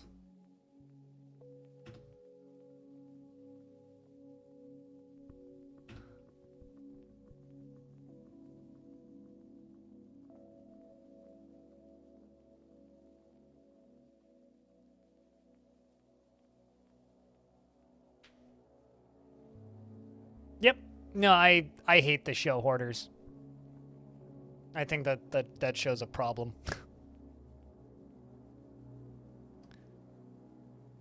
Does that show still exist, actually? Like, is that thing still on air? I haven't really thought about Hoarders in a while.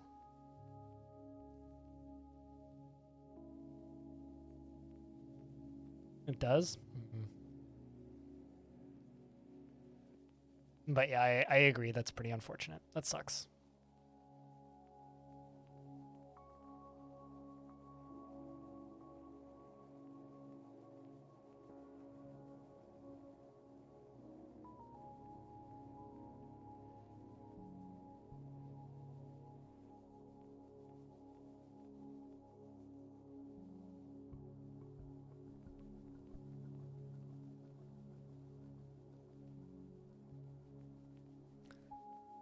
Well, we're into, I guess it would be fall. We're going to get, yep. Omthul Lizard Fought. That's a good name. Humans have brought their, which means we finally hit a year. Frame rate got really cruddy in the middle.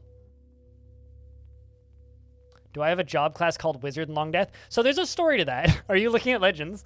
I had a mayor for a while who was Squug, and Squug wrote a book called A Wizard's Guide to Pulleys. And so we thus assumed that they were a self-identified wizard.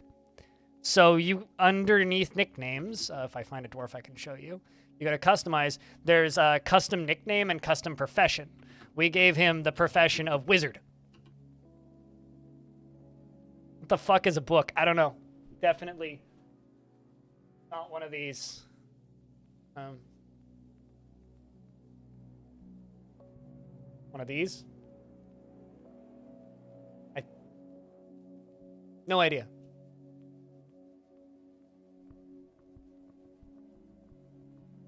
Anyway, so that was just like a bit of headcanon and me goofing off early on in Longdeath. And nobody else has written a book called A Wizard's Guide to X thing since. So if somebody else writes a book called A Wizard's Guide to insert thing here, I will absolutely give them the custom role of wizard.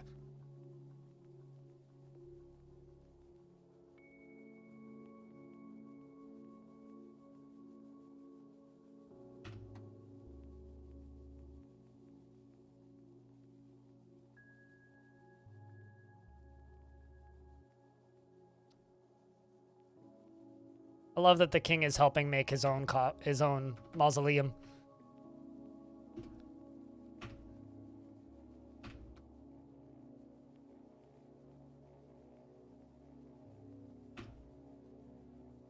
Oh, cool.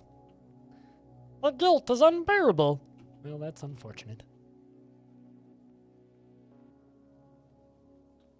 So that's why I have a job class called Wizard in Longdeath.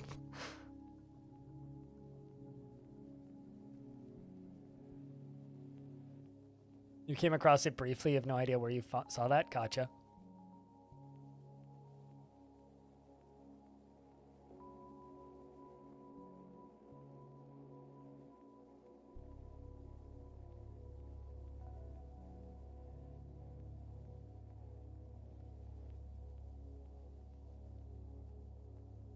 And the camera jumped like that for a second there. I thought that it was telling me that we were being invaded again, and I was sad. And you go manage them work orders. We're gonna fly down here. Hey, Guardian. Those things. Let's pull that lever. Do it now.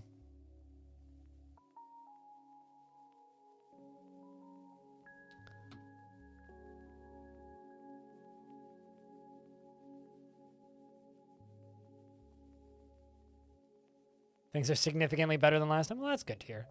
I'm pretty good. I'm pretty good. I have like this weird twinge in the back of my head that I'm gonna be manic pretty soon. Like, you know when you can like feel a depressive spell coming on? That's what happens when you throw out like multiple decades worth of clothing. Like, you know that feeling when like you can tell that you're gonna not be in a great mood in like a couple of days? I have that shit kind of coming on. And so that kind of sucks. But aside from that, doing all right. I've got stuff to look forward to, so I should be okay, I think. Am I bipolar? Probably. It's like the easy way to say that. Probably. Do I have a formal diagnosis? No. Does it run in the family? Yes. Do I have all of the symptoms? Yes. Did my psychologist say that I'm probably bipolar a couple of weeks ago in a phone appointment? Yes. So am I bipolar? Probably. But I've had on and off manic episodes most of my life, so.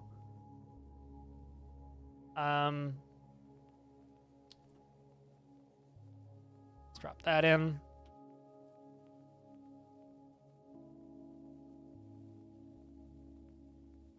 It's like my little sister has a mild form of bipolar, and my older sister is bipolar. So.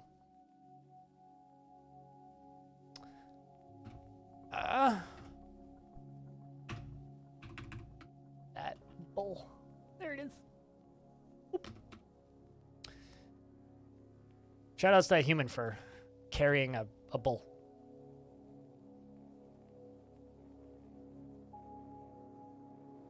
You can tell me with 100% you can relate to what I just said? Yeah. I don't know. It just means I get to smoke a lot more weed next week. Probably. That's generally what it means. And try and be out in public. Hopefully it's not too difficult for me. It can be.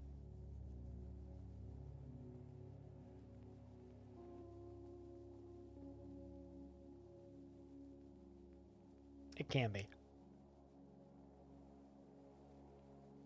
I'm not as far gone as some people that I know, but when I feel manic, I am in like one of two modes.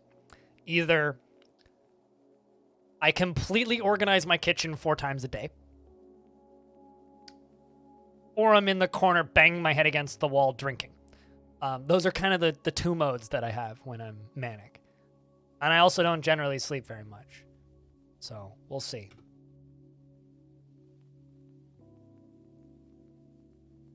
That was weird. Why did you go to crawl before you got to that bar?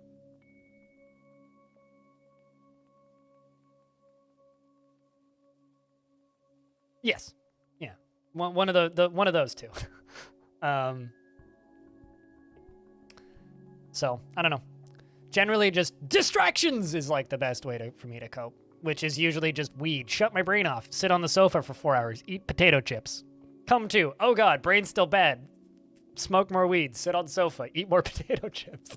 Rinse, repeat. Maybe add a pizza in there somewhere. Go for a long walk. Do the same thing. Repeat. Don't drink alcohol. Period. I don't know. You're doing a playthrough of X4 and having fun with the training sessions? I feel like I would probably like X4. I'm far enough removed now from Elite Dangerous that I probably wouldn't hate the flying as much. You would also suggest avoiding any forms of news? I usually just, like, uninstall Twitter from every single device I have and block it on my web browser for a month. But ant keeping? I feel like my landlord might shoot me if I did that. Hey, Pengo, what's up? Like, you know, in a world where my landlord's like, no, you can't have fish because we fear water damage. Imagine a world where it's like, hey, can I have ants? I don't think that would go over super well. What could go wrong there? Absolutely nothing. No, I keep plants. I water them. I dust them. And they don't try and bite me. Like bullet ants would. Yeah. Caveman. You see, if I were to keep, like, a bug type colony of things, I'd probably just get a, I would go for a, what do you call it? A worm colony. And have, like, self-making compost. About ant farms and termites? There's probably, like, 1,000 people to run YouTube channels about ant farms and termites. I have no interest in ants, so that's fine for me. Just like if you want to fall down a rabbit hole, look up hamster YouTubers. Like YouTube channels entirely dedicated to their pet hamster. There's so many. I don't even know how. It's like Pig Fluffy Llama in chat talked about hamsters in chat for a bit. And I ended up watching a video about a specific type of hamster because I was curious. And then, like, the next day I went on YouTube, and this was before I disabled my YouTube history again. I went back in, and there was just, everything was hamsters. I was like, what have I done?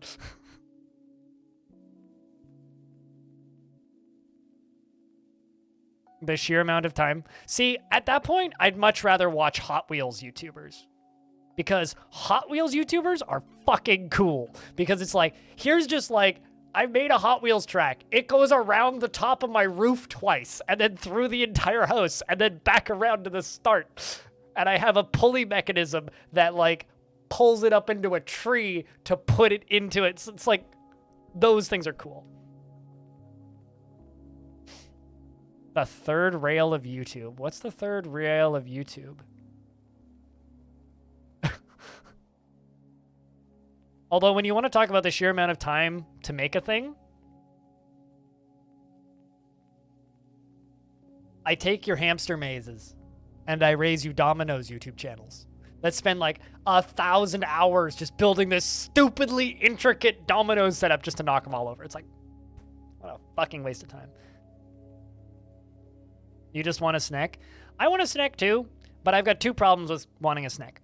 This problem number one. In apartments in British Columbia, Canada, where I live, if you own a snake and you are caught owning a snake, it's doesn't matter how big it is, doesn't matter if it's venomous, doesn't matter anything. Period. Snake. That entire species of animal. If you have a snake, it is a $8,000 fine with likely eviction. Also, they'll confiscate the animal. Because of some fuckwad in, like, I think it was 2007 who lived in an apartment building with an anaconda. Anyway, it got out and killed someone's child. That happened, and it's completely obliterated the entire possibility of me ever owning a snake in an apartment. The second problem that I have is my best friend, Kevin, is scared shitless of snakes. So he's just like, well, I'll never hang out with you at your house again if you get a snake. So... Those are the two problems I have. Problem number one, best friend hates snakes. Problem number two, I will get evicted if I get a snake. So it is very unlikely that I will own a snake.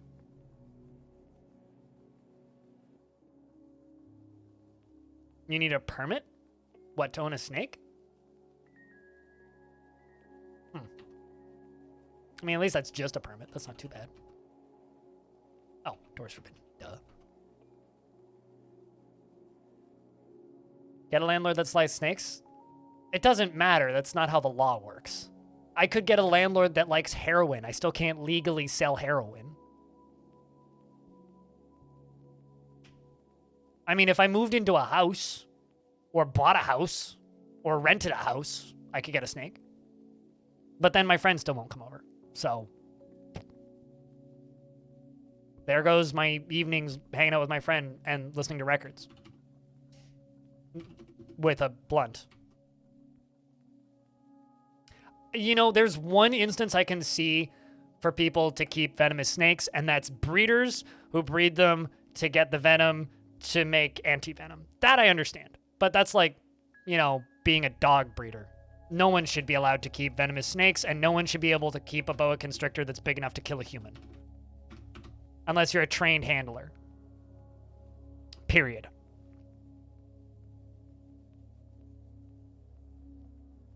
You know, it's funny, the last time I had this discussion, someone in my chat was like, I'll have you know I own an anaconda and she would never hurt a fly, and was like arguing against it. And I'm just like, you're a crazy person. This conversation ended badly the last time I had it because there was somebody in my chat who owned an anaconda.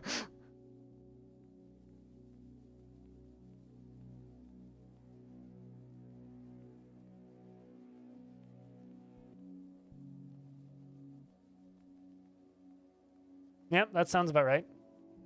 If you ain't got buns, hun, it's your fault, Arch. You said it.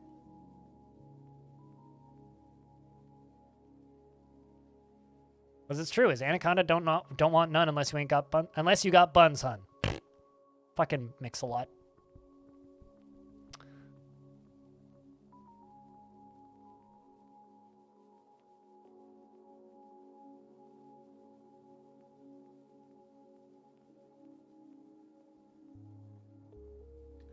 You remember reading this thread on Reddit about an anaconda owner who would boast about it lying next to her every day, and somebody on Reddit was like, it's sizing you up. Follow-up post a month later was it attacking her and it being destroyed? That's so sad. One for the snake, because snakes are dopey fucking morons. Like, literally, snakes are idiots. I love snakes. Snakes are absolute fucking idiots. They don't know owner from food from doorknob. They see thing, they go, ah, can I eat that? Snakes are so dopey. It's partially why they're adorable.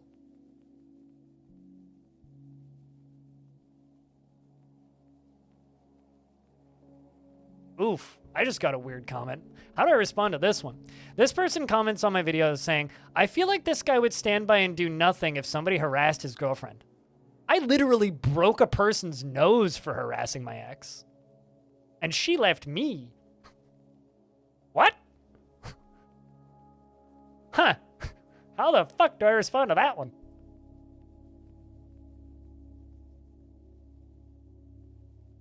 You ditched the snake idea for parrots, though? So there was a rescued parrot that used to live in the flea market attached to the mall that I grew up close to. And it would... Okay, so this was a rescue parrot. It was rescued by police. It was a gray parrot. I don't know the actual like species name, but they're like the gray ones with like the yellow feathers on the roof. Super smart animals, incredibly lovely pets. Kind of loud, but lovely pets, right? It was a rescue from a gang house. So you'd walk past this thing and you'd say hello to it, and it would curse at you with every single word it knew. So you'd walk past and like, it would use a lot of racial slurs. It would use a lot of other various slurs, but it was the funniest thing in the world. You're allowed to post literally whatever you want as long as you don't post pornography in my chat or self-promote, Gunnian.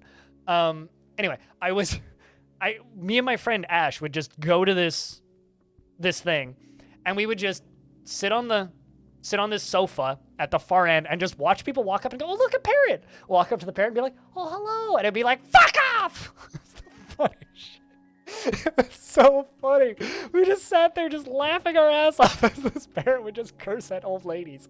Because, like, who is the normal people who goes into a flea market? It's, like, older people, because it was, like, an antiques flea market, and, like, bored young people. So the bored young people would get a kick out of it, and the old people would get super offended. And it had, like, a little sign saying, hey, like, I'm a rescue. Sorry if I'm impolite. Attached to it. It's like, I'm very friendly. Please give me treats. And they had little treats that you could buy to give the parrot. And the parrot would be like, you fucker! And shit like that. Or stick him up! I'm gonna shoot you! And shit like that. It was just the most amusing shit I've ever heard.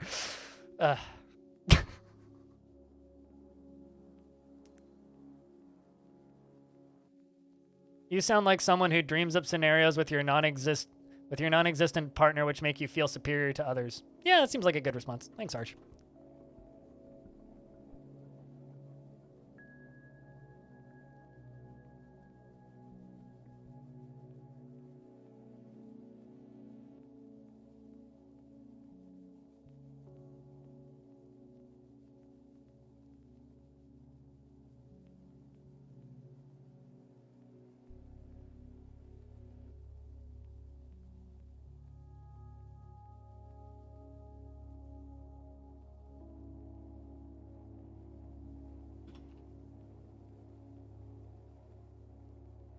But yeah, Cursing Parrots are kind of amazing. Also, Cursing Parrots, another really good band name. Somebody take that one. Someone go make a punk band and just call it the Cursing Parrots. Not to be confused with Hatebeak, of course, the parrot metal band. Vulgar Parrots? Ooh, that's good. Oh, that is good. Also, if you haven't heard of Hatebeak, just go look up Hatebeak. There's a few different recordings of Hatebeak songs. Hatebeak is a band where a parrot is the vocalist because it was like, I want to say like the singer of Cattle Decapitation and somebody else were roommates and they had a pet parrot. And so the parrot would listen to them singing and anyway, they then recorded the parrot screaming and played underneath it. It's kind of awesome. There's also another band which I think it was called Call or something, but it was two pit bulls like grunting. And there is a record pressing that you can buy. It's a 45, so it's a little guy. That runs at 33 1/3, so it doesn't sound great, but on one side is the 3 Hatebeak songs, and on the other side it's the 2 songs by that Pitbull band, which is also kind of awesome. But yeah, Hatebeak. I think Claws of Fear. Hold on, let me find it. What was the name of that? Bird Seeds of Vengeance is the name of the album. There you go.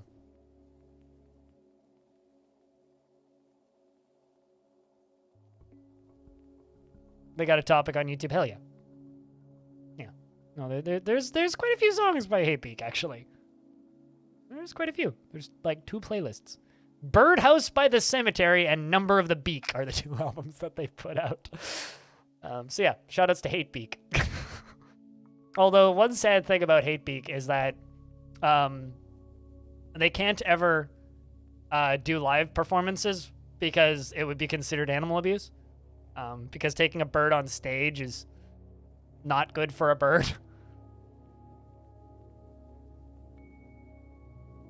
All right, we're constructing another sarcophagus.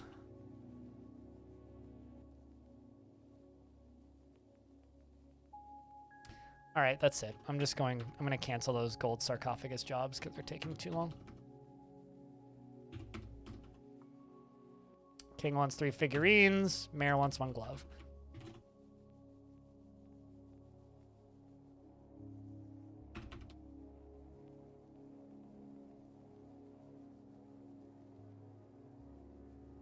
Yeah, no, absolutely. It's so... I also kind of respect them for being like, yeah, no, we're never going to do any Hatebeak performances because we don't want to be mean to the poor parrot. Because the parrot's just hanging out and making sounds that it hears, right? Parrot don't know that it's singing music. Parrot's just going, bah! Which is really funny.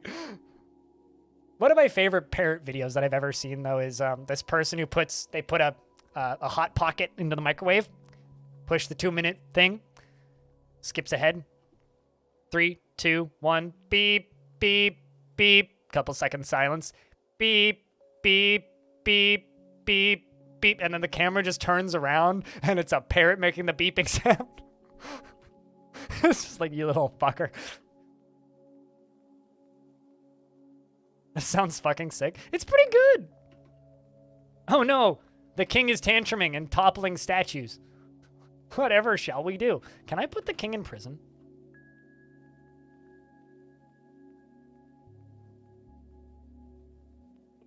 This is truly Radio Free Olive, the Mad King.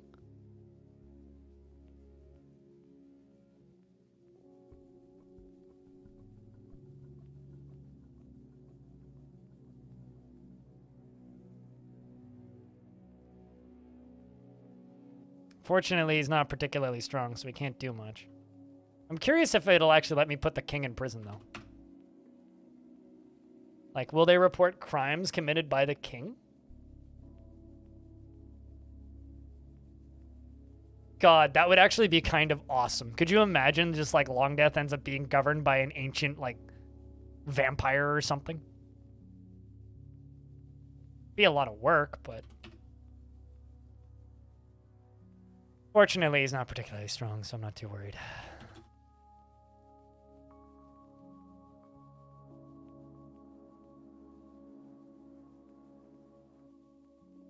An ancient tantruming vampire. Damn straight. Sounds awesome. I don't know what could possibly go wrong with this.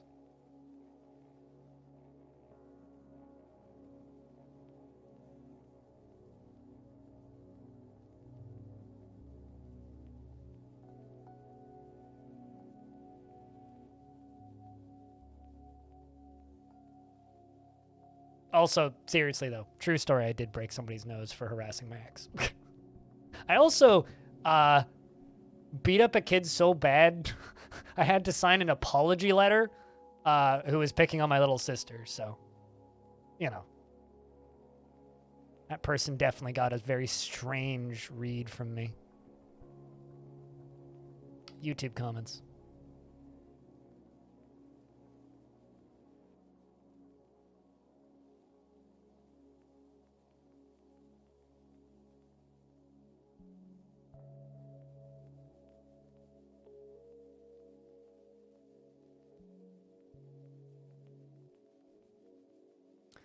You're going to head about your desk. You always tell your wife that she should take better care of things, take things more seriously, but she just breaks shit like it's nothing. Her 2-year-old car is now up for a new engine because she's been driving it with no oil.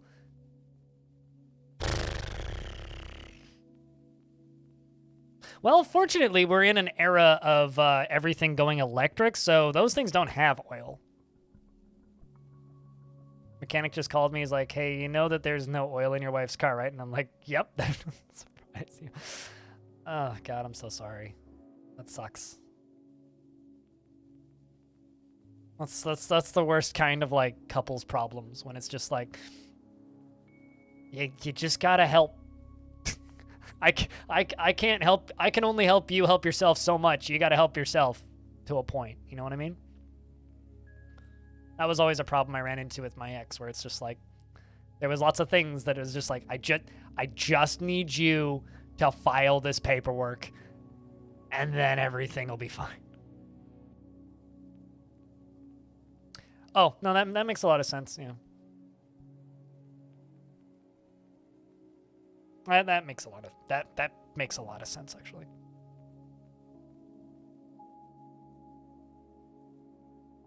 It's also like a, the way you've been raised kind of thing, too. Like, you know, you can grow up with a lot of money and, like, your parents teach you no life skills. You can also grow up poor as hell and your parents teach you no life skills, right? To a degree, like, being responsible is a learned skill, you know?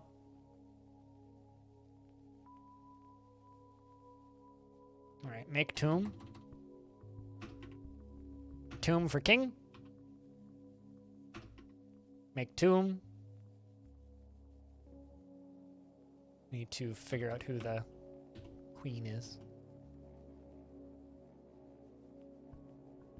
And also, like, it depends on how much you depend on somebody else. Like, when I moved out, I moved into a place with my ex. And my ex had virtually no life skills. She didn't know anything. So I did the vast majority of the work of being an adult when we moved out. And it forced me to grow up a lot quicker than I think a lot of people my age. Like, when I talk to people now, it's like when I talk to my neighbor who's in his late 60s, and he talks about, like, partying in college and shit, and talking to other people that I know and people that I've met throughout the years, I genuinely feel like I skipped being a kid. I went from, like, being a teen to graduating high school to working full-time to being moved out and being an adult. Like, I never really had a period of time where I could just party and be a kid and be immature. Like, there was a point where that just stopped, and I had to go straight from that to fully fucking adult. And I've never had that in-between point where it's like, oh, I can just depend on somebody else. I've always had to make sure I have all my shit together, and I'm a better person for it. But at the end of the day, I kind of regret that I moved out and grew up so fast. Because I think it would have been nice to just have a couple of years where I didn't have to fully, like, be partially an adult for a bit, but is what it is. Her first was terrible about being responsible and revealed in being a wicked witch to everyone around her, manipulation, lies, gaslighting. You know what's real funny? When someone who is kind of mean to you for years and then they accuse you of the things that they've been doing. Well, that's what happened to me and my ex. She accused me of controlling her and like not letting her leave the house and various other things. Like literally like I don't leave the house. You can leave whenever you want and go play with your friends and have fun and do other things outside. Like go do whatever you want. I never restricted her or like put any limitations on shit she could do. The only thing I put limitations on was spending all of my money. Because she kept spending all of her rent money and then I'd get upset. It's like literally the only thing that bothered me was when she's like, I can't afford rent. Why? Well, I went on a trip this week. Okay, fuck. Which is why for like the last year we were together, like she didn't pay a penny of rent. The army less than a year after graduating high school? Yeah. I mean, I'm a boring as shit partner to be with. I can tell you that because I don't really go outside much. Unless you like hiking, which my ex didn't. So. You had to go browse like 17-year-old files to found the only decent year-old ring neck. Aww. That's such a cute picture. Although it looks like it's about to stab my eye out because of the angle it's at. But damn, it's pretty good for a 17-year-old photo.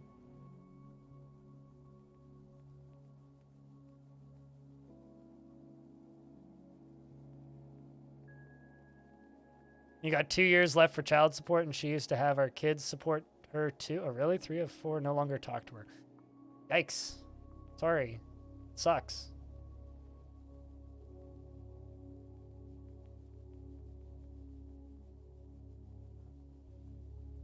Yeah, that's something I want to try really hard in my life is to literally never have children. If I can go my entire life and literally never have kids, I will be far better off for it.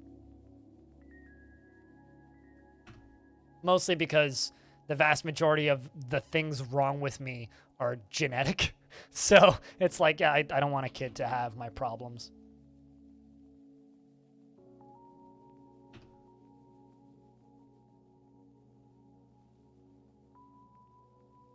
That's one of my plans. It was pretty epic to watch it happening. I mean, I wouldn't want to watch it happening, but...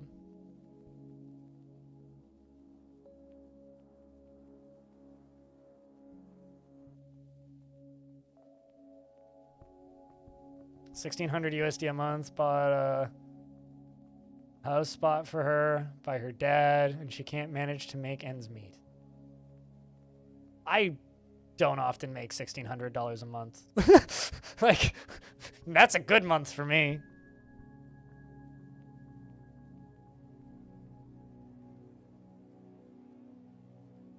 Yeah, in Canada it's free. You just have to get on a really long wait list. Ghanaian. You looked at moving to the Phoenix area and it's like $800 a month for a studio. Yeah, you get to live in, then you get to live in a pro-life state. So, good luck. Definitely get a vasectomy if you're moving to like fucking Phoenix. But I don't know. I would definitely have to do that if I moved to Phoenix. That's not even a studio. What is that, a room? I mean, my apartment actually is cheaper than that. What's my apartment in USD? Just so that humans understand what I'm talking about. What is my rent currently in USD? $700.39 a month USD is my rent currently. Fuck the suburbs. That's all I have to say to that. Also, you have to live in a desert.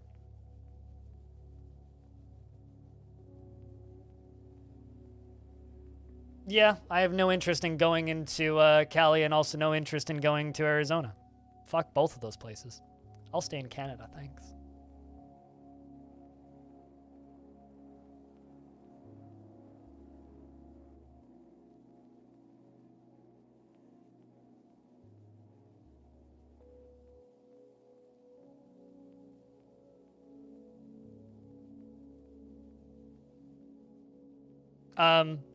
You know that we have like less than 10% humidity on average, right? So I don't know what you're talking about. We have like no humidity, and it's currently... Actually, what is the weather right now outside? Normal weather for Vancouver. 12, the humidity meter is 12, and it's 22C and cloudy. So like not humid, it's 22C and cloudy. Yeah, that's basically the next 2 weeks. Some sunspots. Hot days are 24.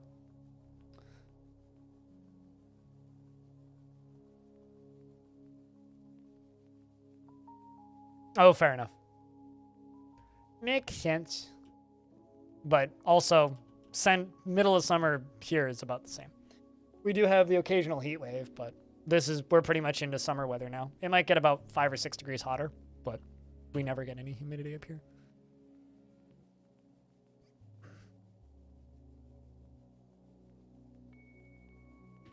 Let's toss another one of these.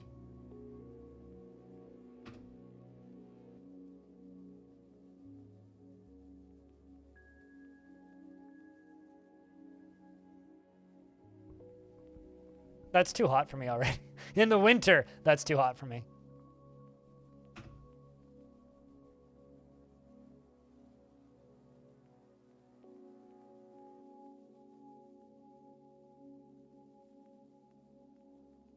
Also, you know, if you're talking to me about this as a good idea, I can't legally drive in any country in North America. I'm legally blind.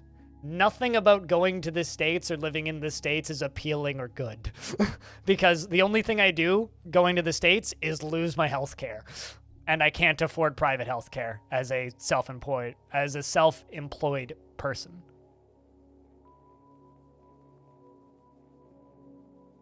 "7:37 p.m. in Annie, Florida. It's currently 31C with a feel temp of 38. Fuck that. Fuck that. You don't need that? As a type 1 diabetic who has, or who would have about $1,900 a month in medical and medical supplies costs, I beg to differ. If I lived in the States. So, yeah. I need socialized healthcare because I don't make that much every month.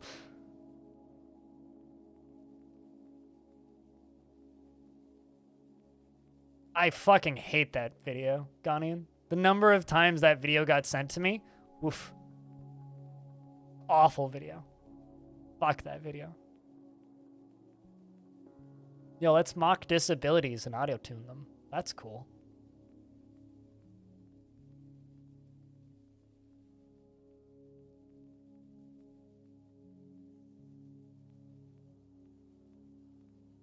Gives you auto-tune PTSD. I only accept PTSD in auto-tune.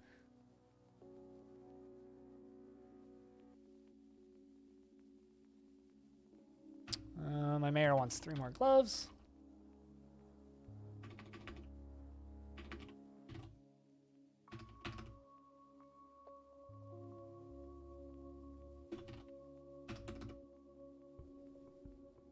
Auto-tune is fine when used correctly. A lot of people use it poorly.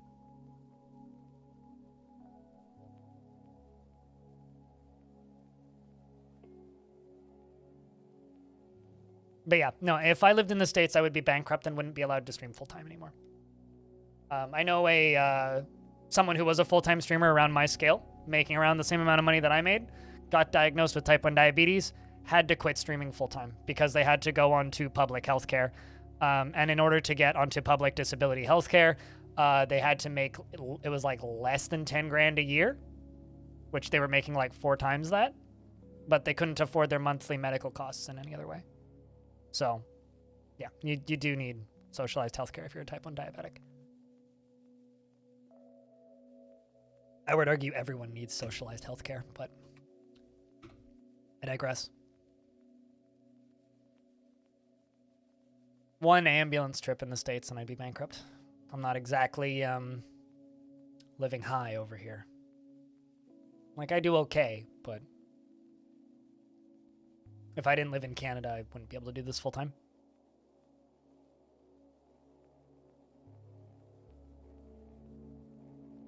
It gave us gems like T-Pain. Yeah, and T-Pain is best Twitch streamer. Can confirm.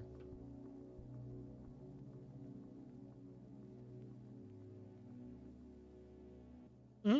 But you're also the one who said that you don't need that. But, you know, it's fine. A rework is an understatement. But unfortunately, that's not going to happen.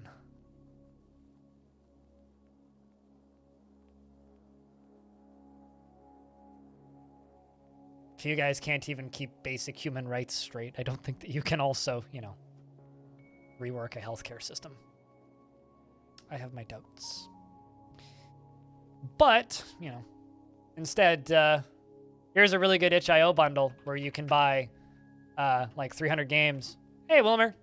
Like 300 games and also like 300 physical games, bunch of soundtracks, a bunch of asset packs, some comics, some books, and other various miscellaneous bullshit for $10, and it goes to abortion funds. So it's worth it. It's a good bundle. You should buy it.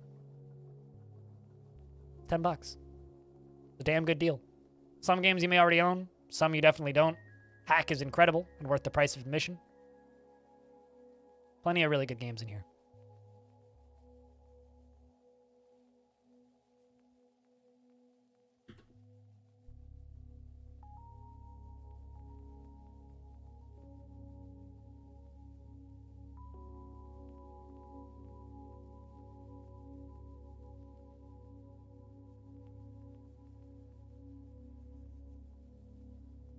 But what is up, Wilmer? Then insurance companies started to exist, and then you've truly traveled into the ninth circle of hell.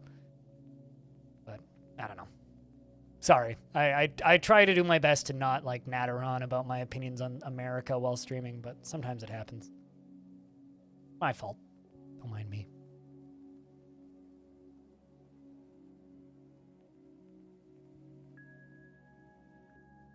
Because believe it or not, some people don't like it when I do that. But, you know, it is what it is.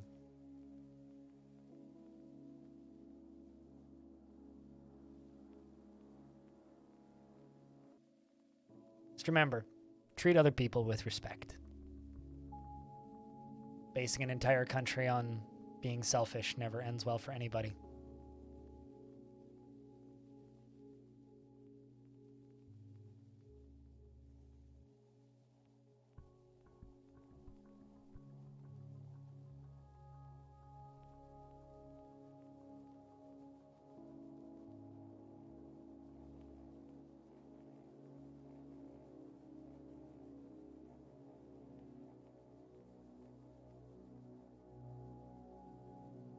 I'm trying to decide what I want to do for the end of the stream.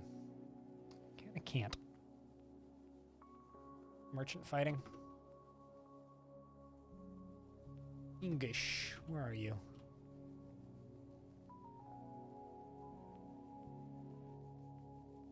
No, it wasn't you. Somebody punched somebody. Well, you're reporting crimes, so we'll find out who it was in a sec.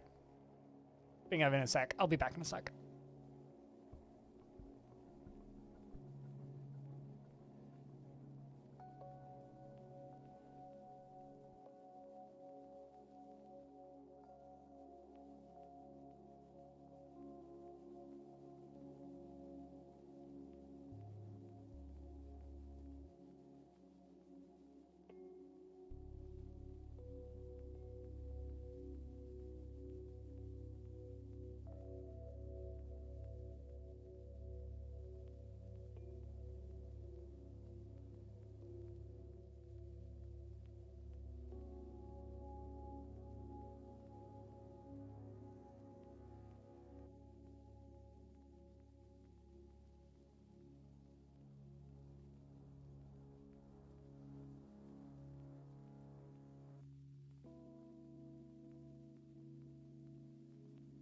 All right.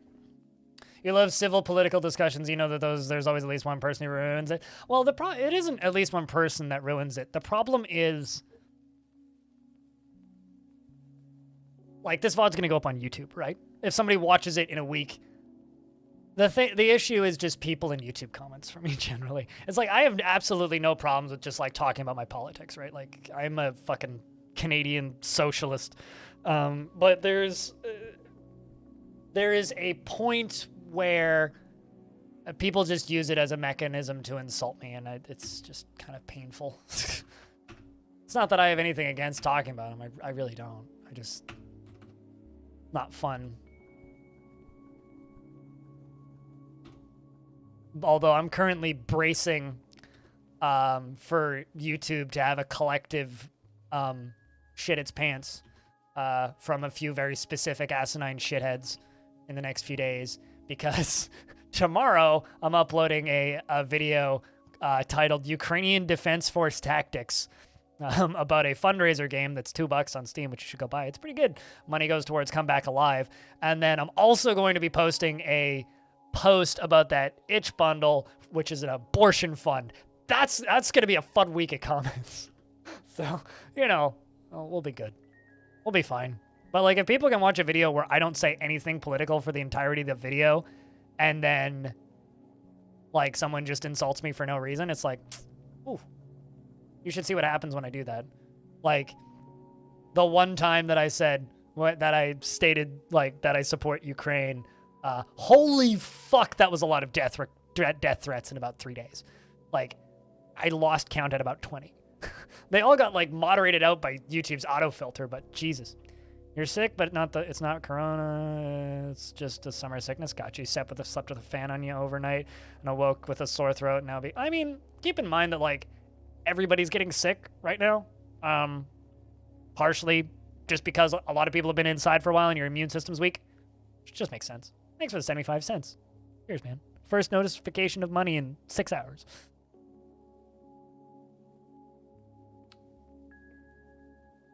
Although something that I've done is whenever it's clean, where is that?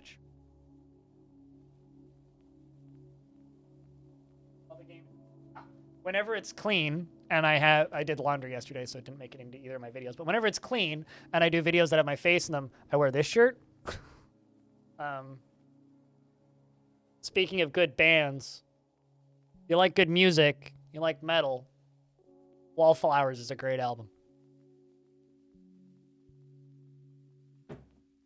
Fucking shoutouts to Ginger.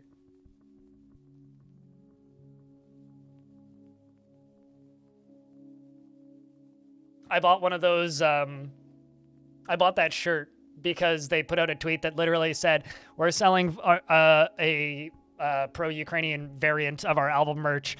All proceeds go to bullets. And I was like, all right, you know what? Fuck it.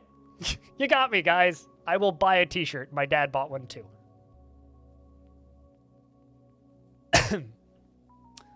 Best female metal vocalist in the biz currently.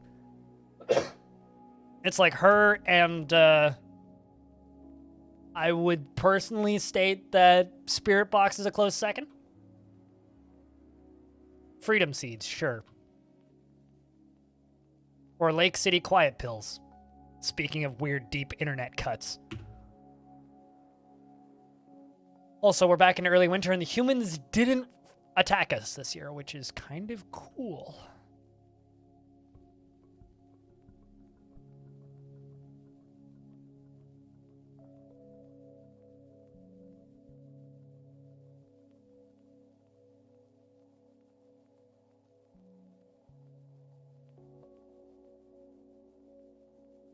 Is there anybody in prison right now? No. Okay. Let's just give these dwarves like some time off if I can.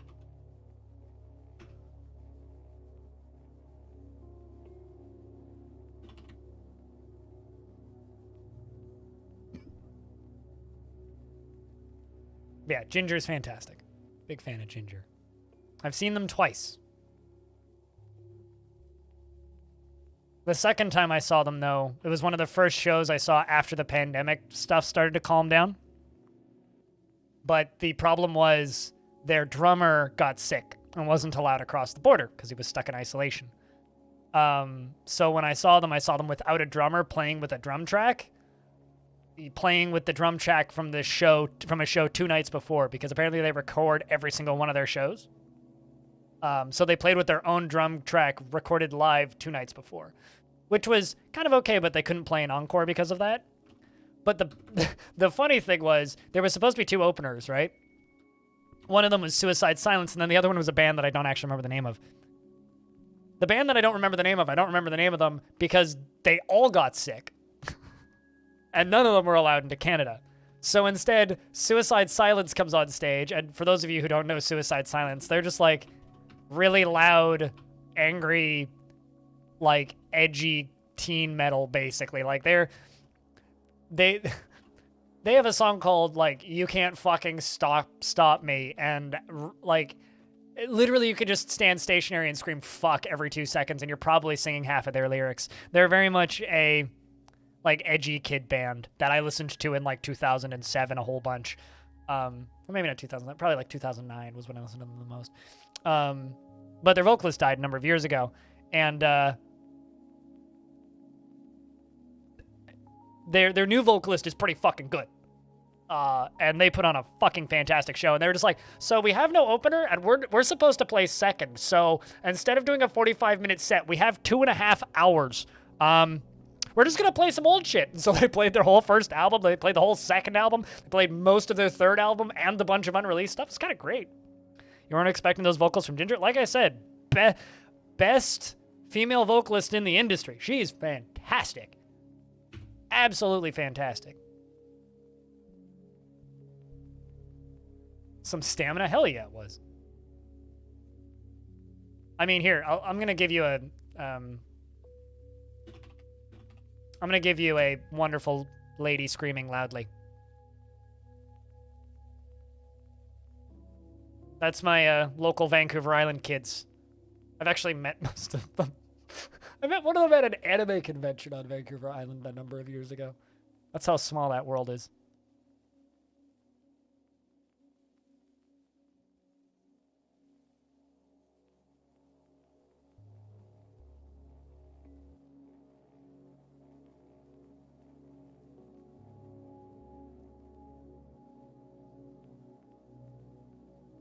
Ignorance come full circle. Sometimes dwarves are just so on point. How's the king doing? Actually pretty happy, even though utterly harrowed by the nightmare that is his tragic life. Which frankly is probably my demeanor at most points. Utterly harrowed by the nightmare that is my tragic life. Let's just let the dwarves chill for a little bit. The first song you clicked on was Pisces. You know, the funny thing about Pisces, they hate that song. And it's far and away their most popular song because of that video, right? I know exactly what video you clicked on. It's the one where she has the short hair before she got the neck tattoos.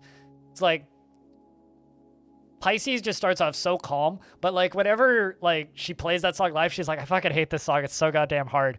Because they do like the super high like lyrics and straight down to like the deep screaming, because like she doesn't have the highest voice. Like she has a lot of range and she can go from cleans to harsh really well, but higher lyrics are harder for her. Like higher octaves are harder for her. And she's talked about this a couple of times. I was like, yeah, that song was kind of a stunt that they did as meant to be like a one-off, and then it went super viral and they're like, fuck. Because she has a hard time saying that one live. But consistently anyway. I mean, she can do it. It's just probably a lot of work, I would guess. But yeah, no, I really, really their music. But yeah, Holy Roller by Spirit Box, also fucking incredible. I almost went to a tour that was supposed to be Under Oath. Why am I blank on the name of this band? Because they broke up recently. Which is why the tour was canceled. Fuck.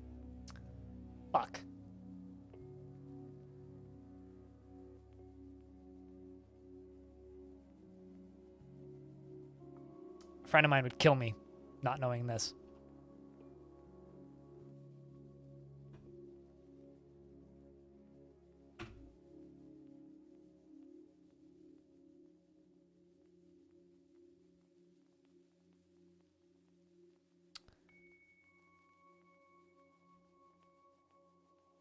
Every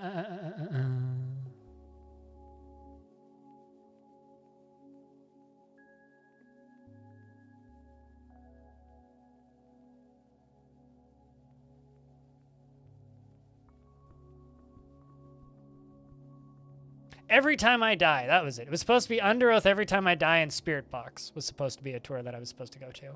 And then Every Time I Die broke up for unknown reasons. Creative differences, in quotes. Every Time I Die broke up, and then they just like canceled the entire leg of the tour. I'm listening to Trivium. I have a hard time listening to Trivium. Not because Trivium's bad. I just find them really boring. Like, I listened to I want to say the album was just called Black. I can't. This is the one with Black on it, because I remember that song.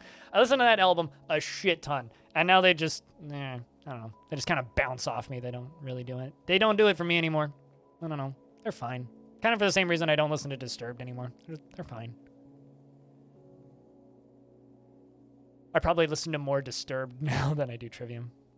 Yeah, I listened to them way back. Black. They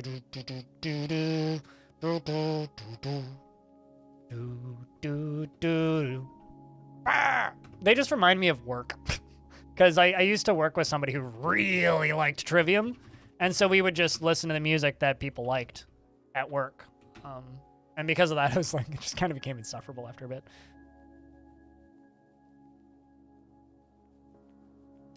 You see, here's the thing. I have a lot of positive nostalgia for Disturbed. Disturbed is one of like 3 bands. It was like Disturbed, Under Oath, and maybe 3 Days Grace, even, that got me into heavy music. And then also bands like Amberlin, bands like Enter Shikari, Suicide Silence, Bring Me the Horizon, like that kind of shit was like what I grew up listening to. So like listening to a lot of that stuff now is just difficult for me. Not because it's bad. Most of it's great. But like, yeah, I do have kind of a hard time listening to some of that stuff now. Slipknot? I still love Slipknot. Although I'm not going to go see them because, they're not Eskimo Callboy anymore because Eskimo is a racial slur. They're Electric Callboy now, actually. No, never. I'm aware of them. I didn't like old Callboy. I've seen Avenged Sevenfold twice. Never really liked them, though. I saw them as openers for Atreyu, which maybe dates me a little bit.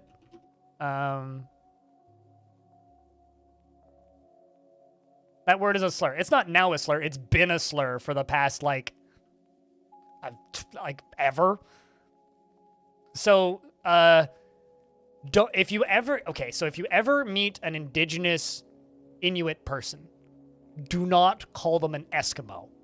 Calling them an Eskimo is like it's literally like the overarching racial slur for people that lived up north that the colonialists wanted gone. Get rid of those Eskimos, right? Do not call them that. It's a very small minority, so it's not super well known, but to give you an idea, when the band Electric Callboy was called Eskimo Callboy, they recently got really big. They wanted to do a North American tour, and were told by a Canadian tour organizer they would blacklist their entire label if they asked again with such an offensive name. It's like literally trying to tour through Louisiana with a band called I Hate N-Words. You know? You don't do that. You can't. So, yes.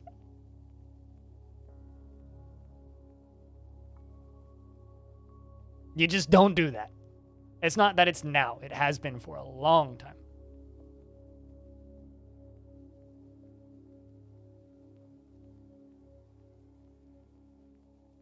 Yeah, I just try and stop people from saying it. It's one of those things that I can influence people positively, you know? Wilmer? Disturbed as well because your dad would always listen to them? I mean, Violence Fetish still fucking slaps. Which is a weird thing to say out loud, but... Bring the violence, insignificant,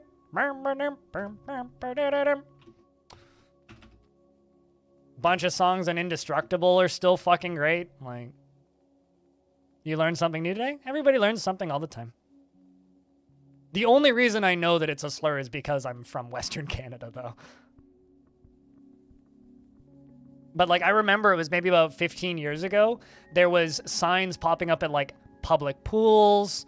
No, I haven't actually, Krista. Public pools, in the library, public schools, town center, all basically saying, like, do not call the Inuit Eskimos. With just, like, PSAs and, like, write-ups from the indigenous peoples. Explaining why. So, like, I remember when that happened. So that's the only reason I know. It's part of the reason I didn't really listen to them previously.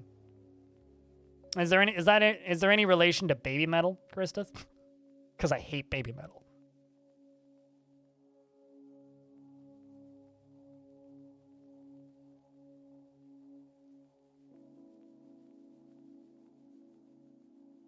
But in response to Electric Callboy, though, it makes perfect sense why they'd be completely oblivious to it, because they're a bunch of German-speaking Germans whose English is not their main language, and at least when they founded the band, they didn't speak English very well. So, like, even if you read a lot of their old lyrics, are like, whoa, you can't say that, but also, like, I don't know, it makes perfect sense. Like, I can totally tell that it didn't come from a place of, like, hatred. It was like unassuming, oops.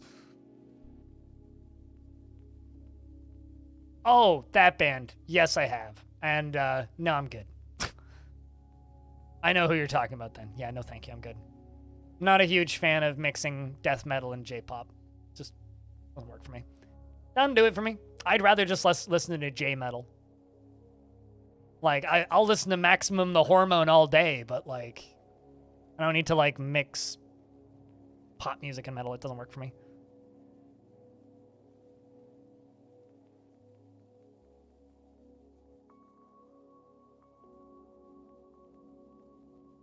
Rather than, yeah, exactly. You refer to them as different tribe names.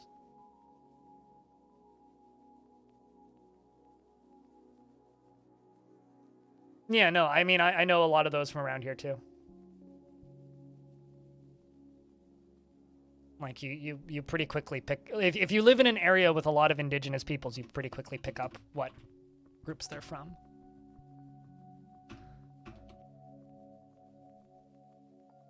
Not your thing either, but the videos are hilarious. See, I don't find the videos hilarious either. That's the problem, right?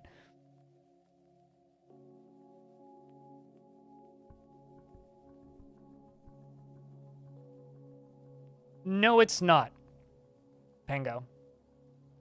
I think so you remember how you said that you like having nuanced political conversations?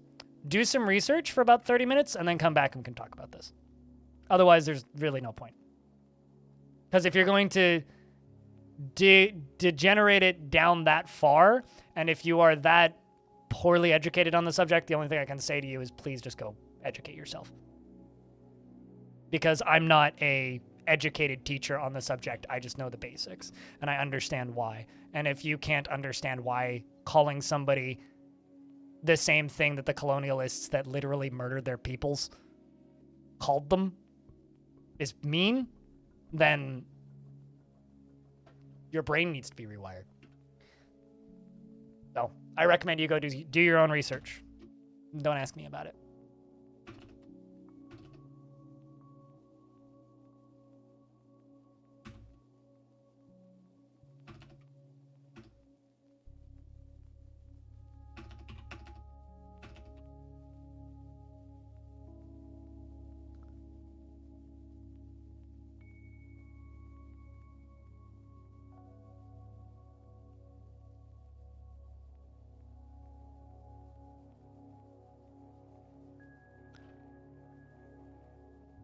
But yeah, no, there's a lot of like comedic, in air quotes, metal bands that people really like, Gristith, that I just can't stand. I don't know. There's like, I like funny metal. Funny metal's fine and fun and goofy. But I don't know. There's the humor really needs to work for you in order for it to be funny. And that kind of stuff just doesn't work for me. Mostly because I find like a lot of anime and a lot of J-pop and K-pop to just be insufferably annoying. But that's just me. Like, I'm not really discounting it. It's fine for what it is. It's just, I just don't like it. It's just not for me. So.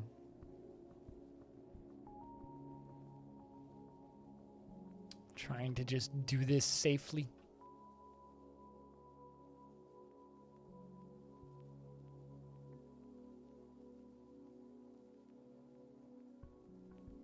Pissed off that I lost 5 dwarves today, though. God damn.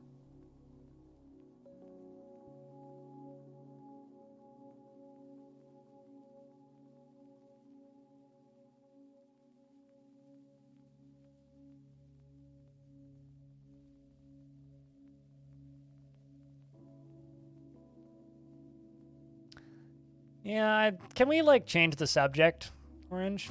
This isn't one that I enjoy, believe it or not. I know that this might seem strange to you, but talking about the abuse of indigenous populations around the world is just a rough subject. Apologies for trying to change the subject, but I'm doing my best over here.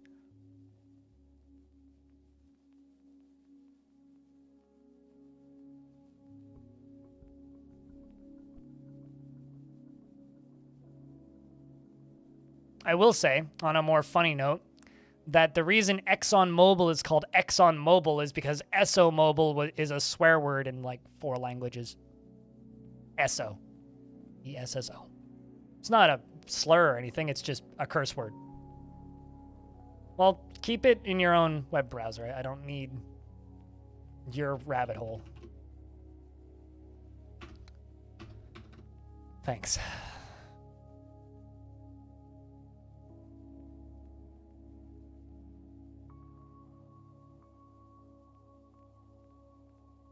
But ESO apparently quite literally just means bumhole in several different languages.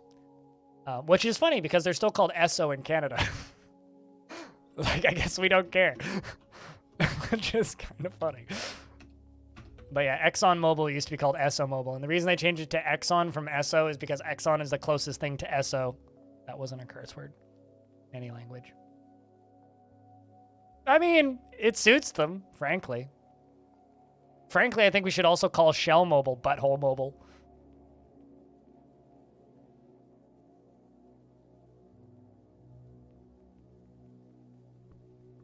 Although, for what it's worth, it's spelled that way, it's not pronounced that way.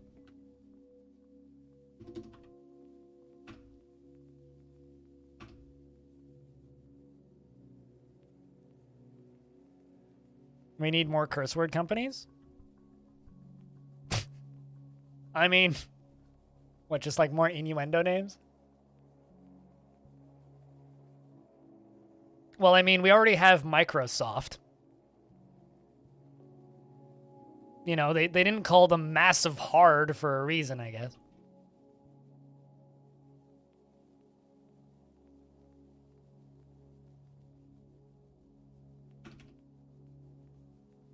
I've been making that joke since I was like 12 years old. It's still not funny.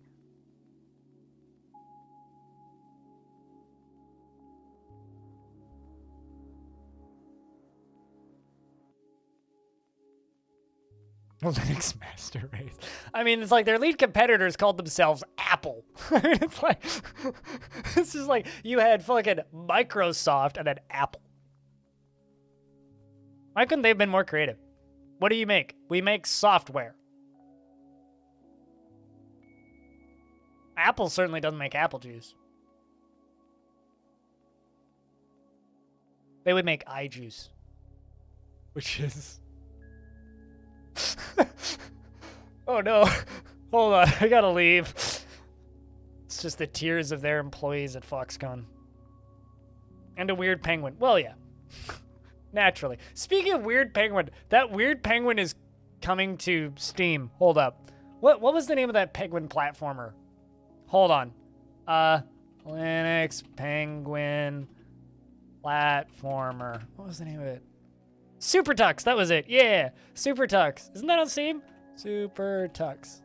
Fuck yeah, it is. I was right. See? This shit.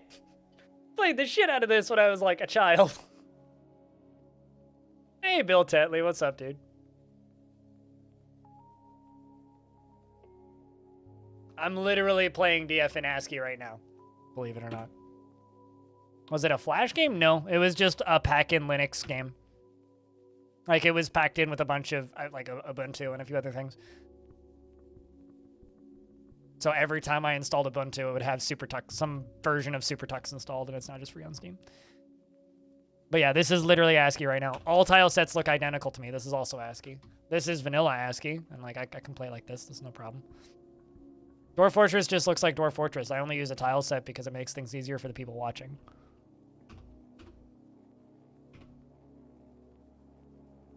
I play games in ASCII all the time. ASCII's fine. Just takes a couple minutes to kind of orient yourself. Just try it. It's free. Pick a tile set you like. Install it. Have fun. No reason to not.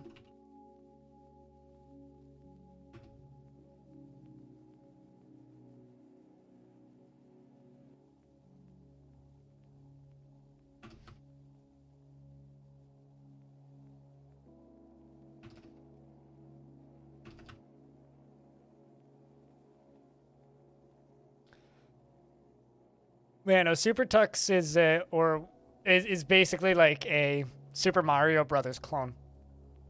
It straight up has like a 1-1 equivalent in it.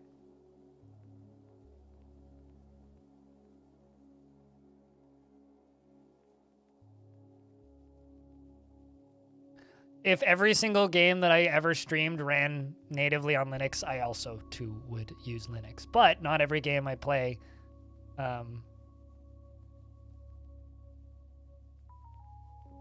but not every game I play is native to Linux. So I just, for sake of my job, I use a Windows PC.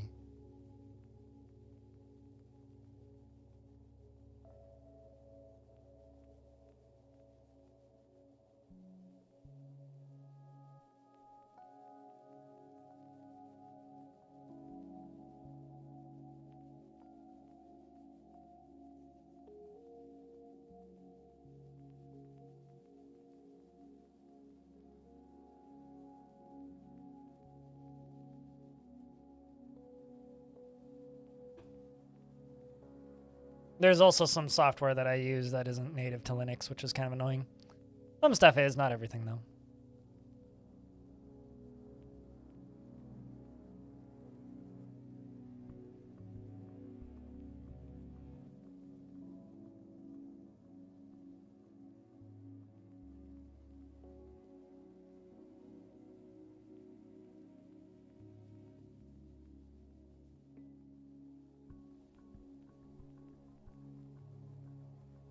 Seems like there's so much going on. How long did it take me to get the hang of DF?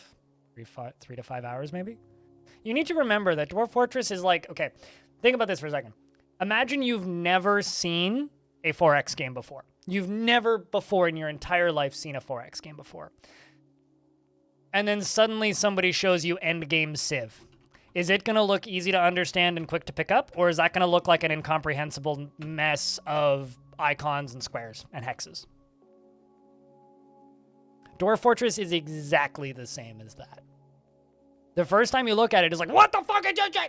But if you just sit down and play it, take it slowly, look at things, it's very simple. Especially if you've played like any game that's inspired by it. People vastly overthink the difficulty learning curve of a video game and assume that ASCII is like too much or like a scary thing. It's like, it's not. No, it's really simple, actually. They're just icons, and they mean the same thing that any other icon in any video game means. In fact, I find this game easier to follow visually than something like Warframe. So, I don't know. Give yourself more credit. Just try it. It's free.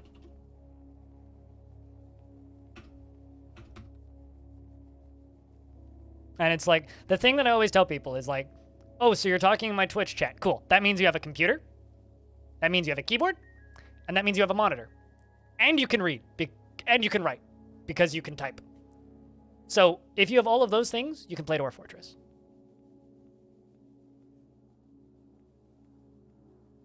Yeah, except I find like Vettelinger's texture pack to be harder to follow than ASCII. just because it's like everything is hyper detailed. It's like, what is easier to spot moving at like 30 frames a second? A lowercase gray C or a tiny sprite of a cat?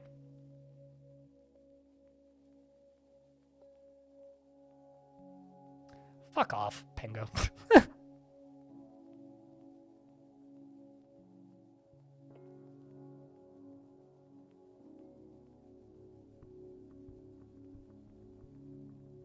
Yeah, then you're fine.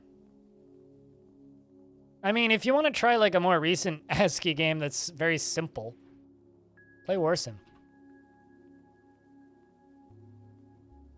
It's ASCII. It's a king simulator. It literally runs in a terminal. It's $5.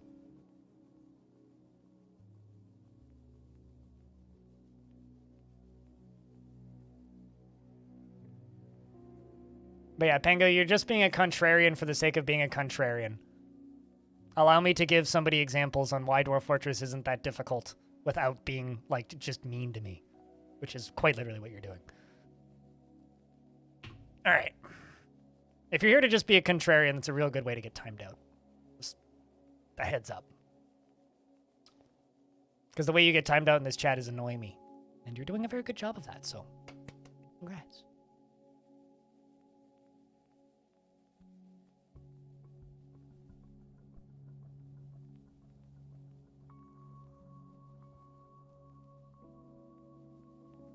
I mean, you could also just go play Brogue if you want to prove to yourself that you can play an ASCII game.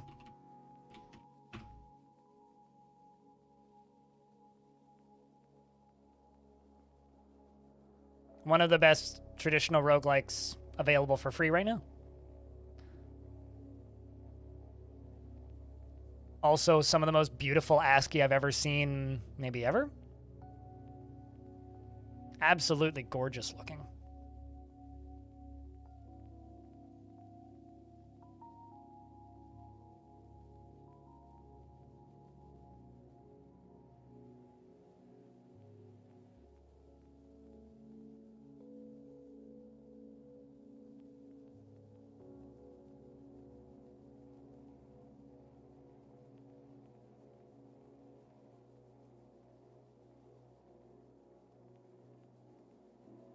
I didn't just drop a dwarf through that, did I?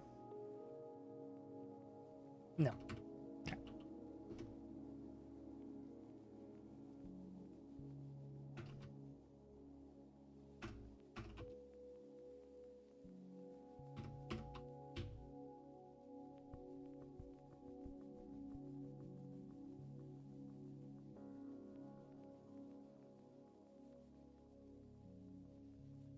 Anyway. Chat has both simultaneously pissed me off and also made me hope that I can get another person into Dwarf Fortress. Can I get a round of beer so I don't have to stare at Pengo's bullshit anymore, please? Be very kind of you. How are you doing up there, Dwarfy? You're a very fine display feature. You almost never see that one.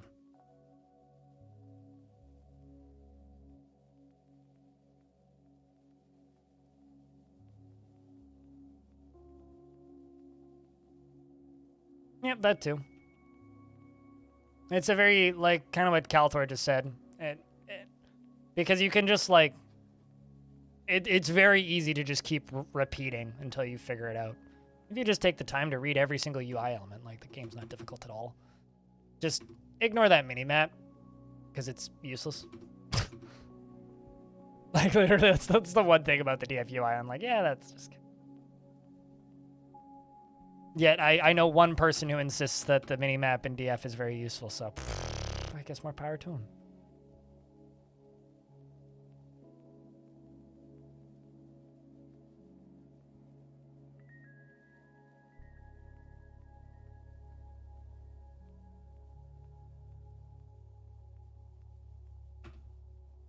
Uh-oh.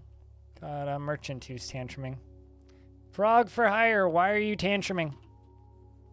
Not anymore. You did get one count of disorderly conduct, though. Because not only did you try and punch a dwarf, you tried to punch the captain of the guard.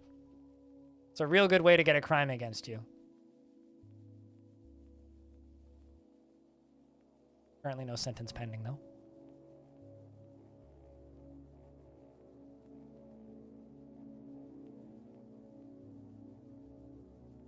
Oh, you're gonna get a beating. Great. Tried to punch the guy. He's gonna punch you back. Harder, probably.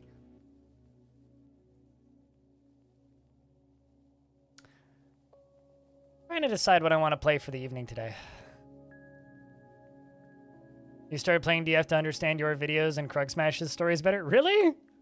My videos? Man. And how hard did you find it to pick up? Out of curiosity. Like, Dwarf Fortress for me, realistically, when I started, like, taking it seriously and tried to learn it, which was in, like, 2017, took me, like, an afternoon of struggling, and then from that point on, it was like whenever something was weird or confusing or I didn't get it, I just looked it up on the wiki, and it was pretty quick to figure out. The military screen was a bit finicky, but figured it out in an afternoon. Most things, it's like, yeah, you can figure it out in an afternoon.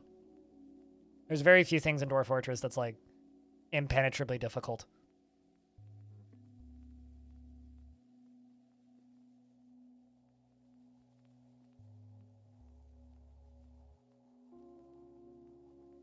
I don't believe I ever played that part of RuneScape. I never had a member account, so I don't know if that was a member's quest or if that was added after I played, but I don't recall that.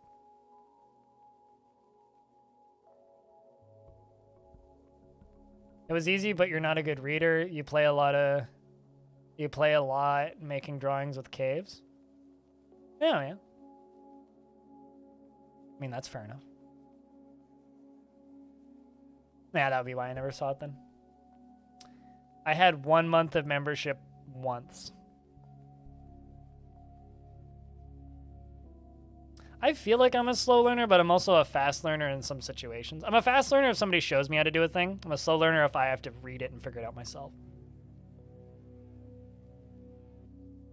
It's a game where you do everything wrong at least once, but from learning from those mistakes really sticks. Yeah, no, totally. Like, everybody's going to accidentally drop a pillar through their fortress and, like, flood it at least once. I've done that at least twice, so, you know. Everybody has the mandatory water oopsie and the, like, oops, I accidentally drowned my whole fortress. Oops, I accidentally pelted everybody in lava. Oops, I accidentally caved in a cliff. Oops, I accidentally squished a goblin. Yay! Oops, I accidentally catapulted a dwarf off of a cliff. Rinse and repeat.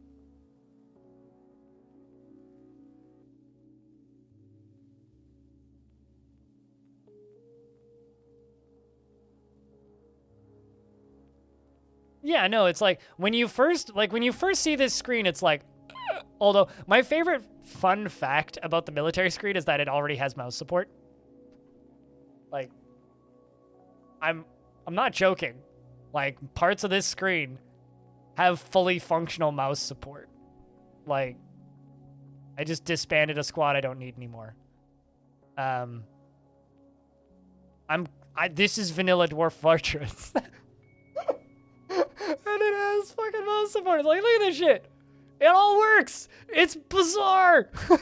For some reason, this screen has mouse support.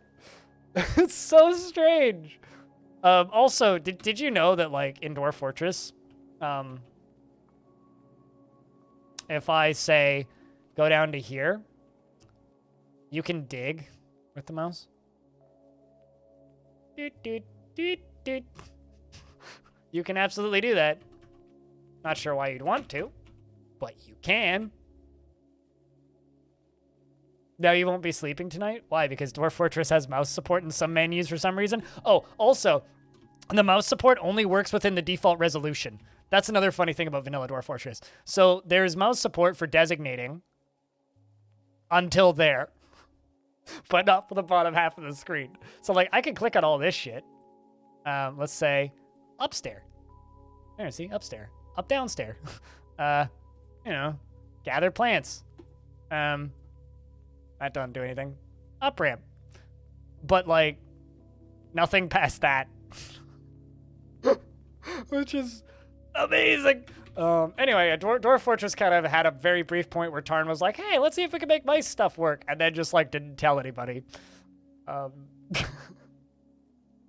So, yeah, you know, like, if you want to, like, build a table and then be like, don't work. But if you then, I think you can. Okay, yeah, no, that doesn't work. You can't construct furniture, but designations work. Dwarf Fortress is a weird game. It's very much like half-made in a lot of ways, which is part of the reason I kind of love it.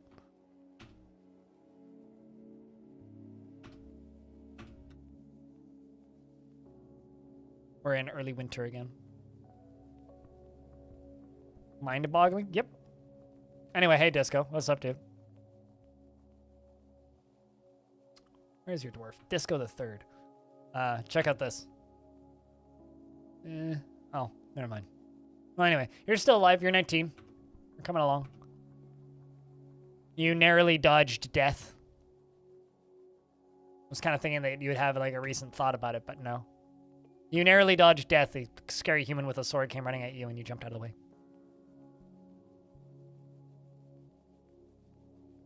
We'll see you when we see you, Wilmer. Take care of yourself. We'll be on tomorrow.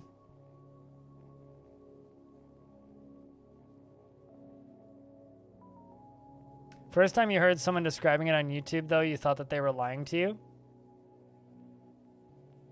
What, that Dwarf Fortress has mouse support already?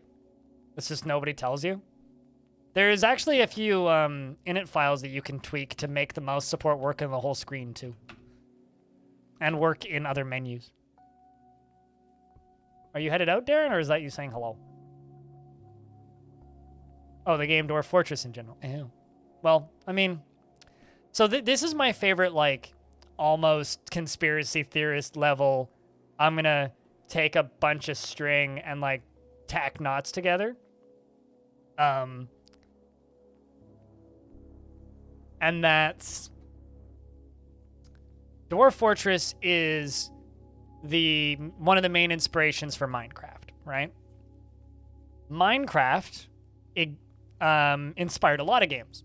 One of the games Minecraft inspired was a game by Epic Mega Games, who you may know as Epic Games. You have a good night, Darren. Who you may know as Epic Games. And they wanted to make a Minecraft clone. Well, anyway, their Minecraft clone was called Project Fortnite.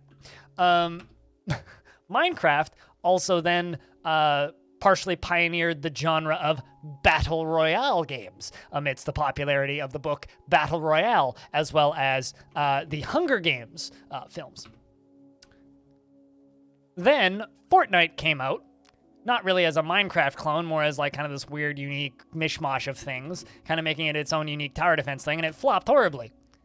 Anyway, then fucking Fortnite turns around and becomes a Battle Royale game. So if you don't like Fortnite, you can thank Dwarf Fortress, because Fortnite wouldn't exist without Dwarf Fortress, because Minecraft probably wouldn't exist, and Battle Royale games probably wouldn't exist. So if it wasn't for Dwarf Fortress, Fortnite Battle Royale probably wouldn't be a thing.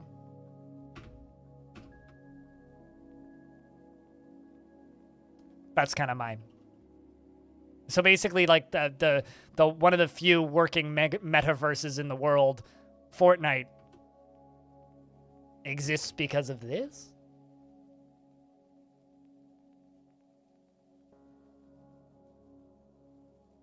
I need to make that into a video at some point and make it like a super snappy edited short or something. Just be like, Fortnite exists because of Dwarf Fortress.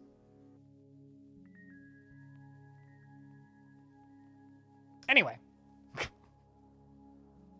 Without Dwarf Fortress, we probably wouldn't have Fortnite.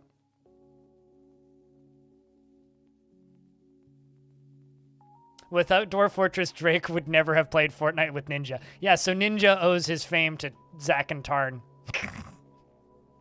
You know, this is probably more like mental leaps than even like the people who make Dwarf Fortress have ever thought about.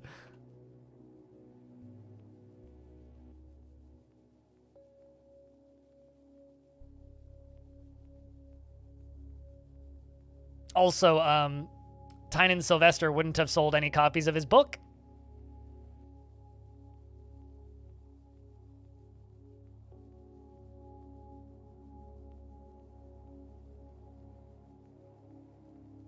Who's attending your meeting?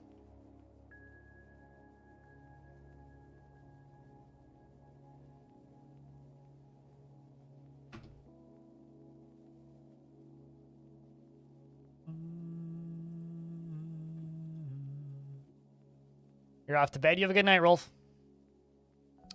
You have a good night. Blockbuster has 16 copies of Morbius. Blockbuster exists? Hold on the fucking phone. What year is it? What? Hold, stop. Pardon? What? Why are we... What? I am so confused.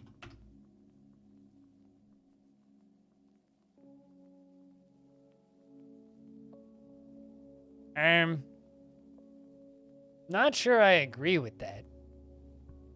There's one Blockbuster in Alaska. Yeah, Alaska's also a fake place that doesn't exist, so that's fine. But seriously, what? What?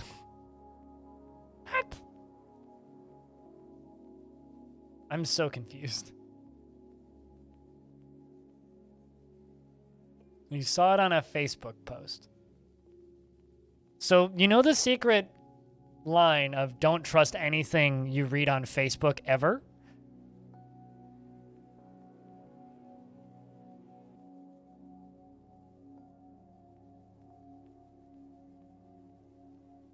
Four of them are rented out. You know, I do have to applaud the internet.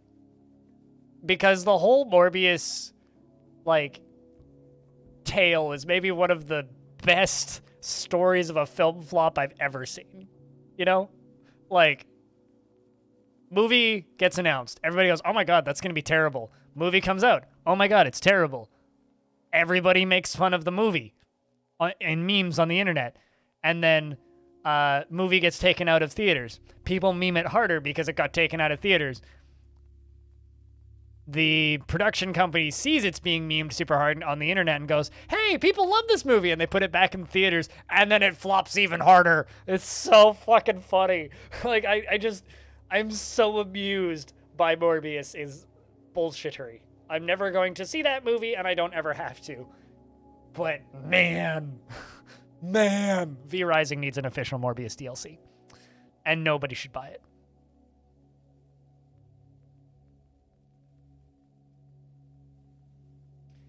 You do need oil for your slow cooker if you're using it to... Do I need oil in your slow cooker if you're using the saute function for pork? I don't own a slow cooker, so I don't know. Chat, anybody here own a slow cooker? Do you know if you need to put oil on it if you're gonna saute pork in it?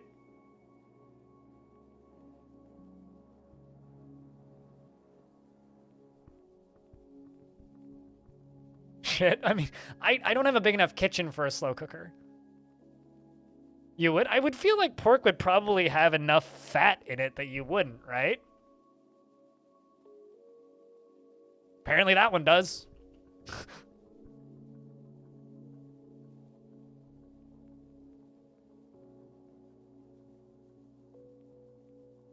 You'll report back if America invades your slow cooker? As long as you're not putting crude oil in it, you're probably fine.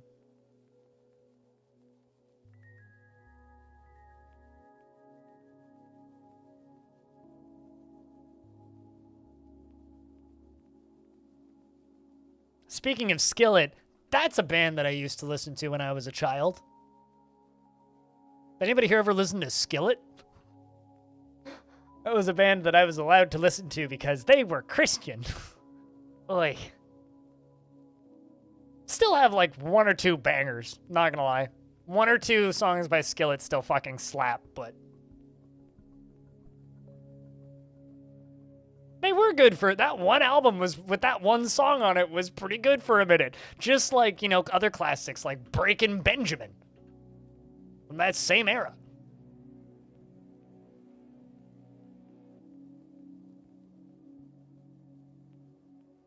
I need a hero, save me now.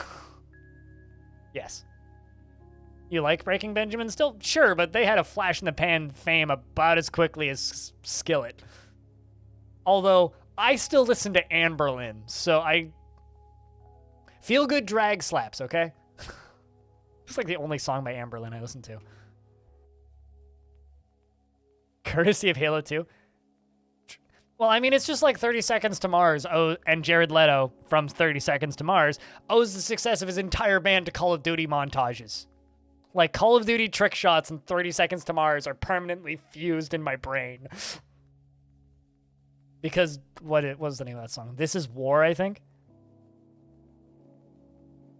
Oh, no, Kings and Queens was the one. And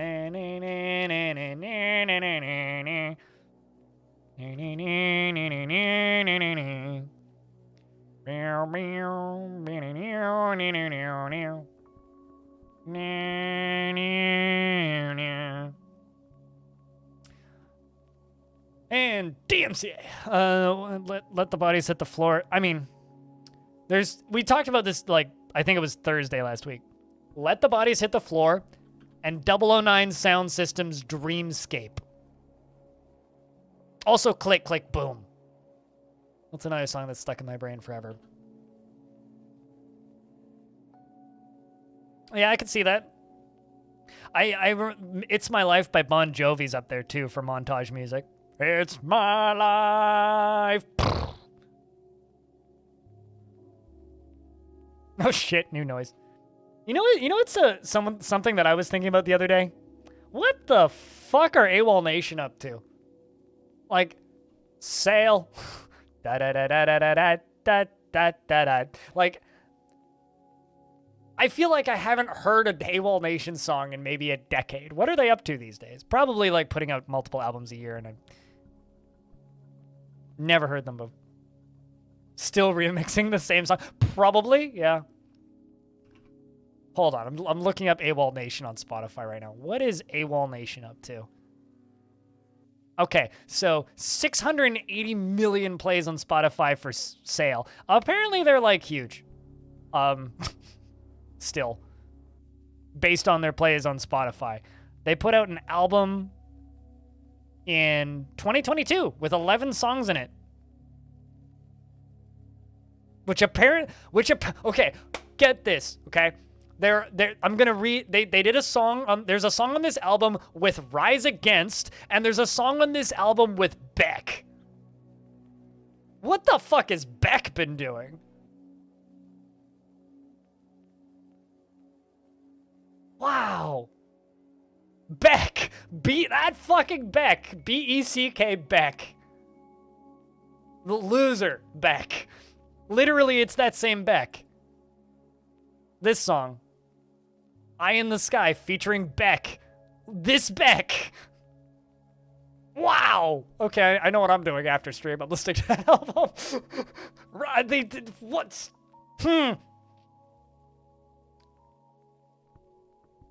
You know, it's funny. I have a soft spot for Rise Against, but my favorite, like, I own two of their old CDs still from when I was little, and I still listen to them occasionally.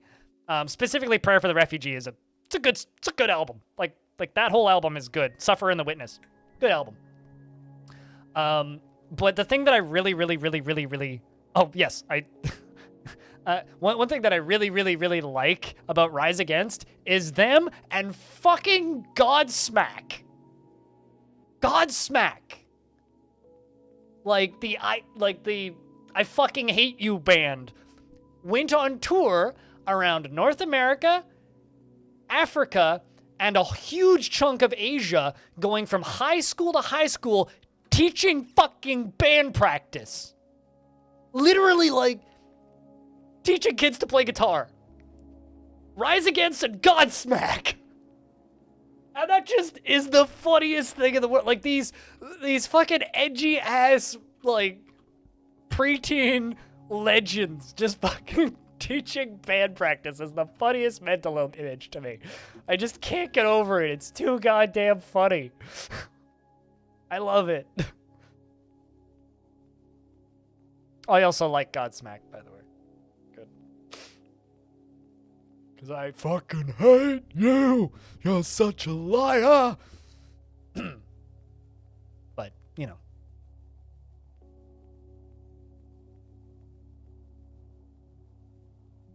Now we just need the original lineup of 3 Days Grace to come back together and teach band practice.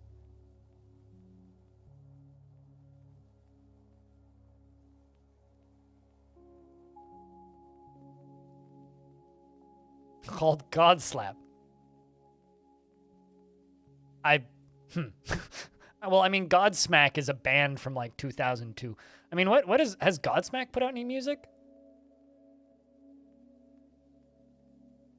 Godsmack. What was the last thing Godsmack put out?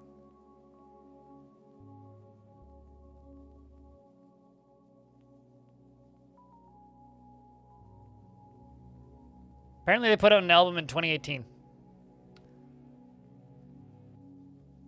Apparently.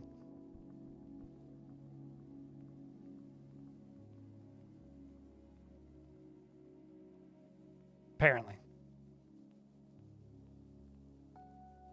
And we investigate bands from... I mean, I've done this with YouTube before, too. To be fair, I'm literally just waiting for them to make children. In regards to Dwarf Fortress. Like, this fortress is pretty much automated. Hey, you know, I like the emo revival. I mean...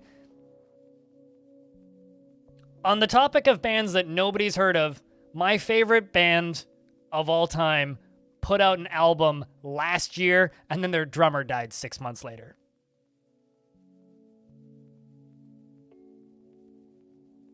If anybody knows who I'm talking about, I'll be impressed.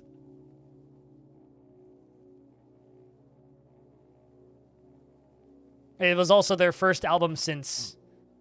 1998? 99? I think? Foo Fighters? No. No, I'm not. I'm kind of indifferent on the Foo Fighters.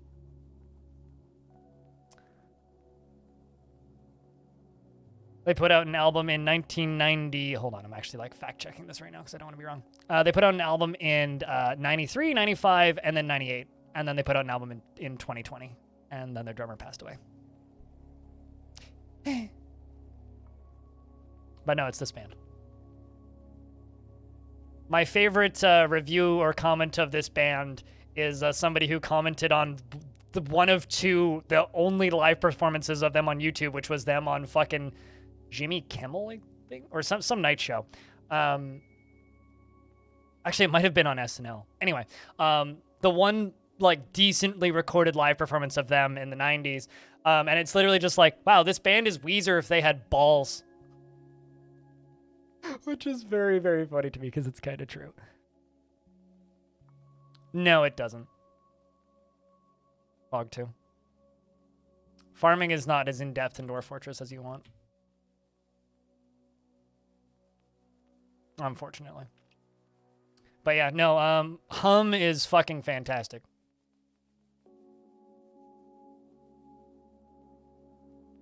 To anybody here who has Spotify, there you go, if you want it. Or I can just like link their Bandcamp, I guess.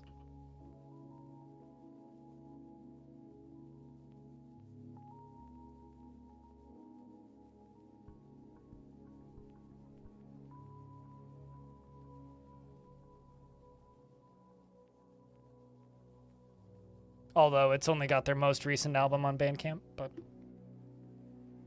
yeah, Brian St. Pierre died. He was like 50. Fucking sucks.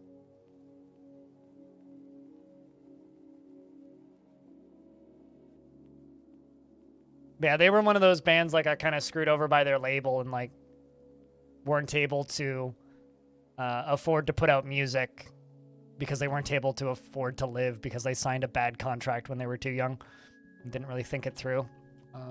And then just kind of didn't break up, but just stopped writing music because of that.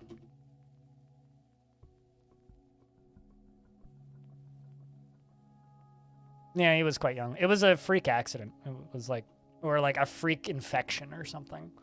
Just got sick and died. Not COVID related, like I said earlier. But makes me sad. Because it means I will actually never see them live, even though I've been listening to them for like 80% of my life.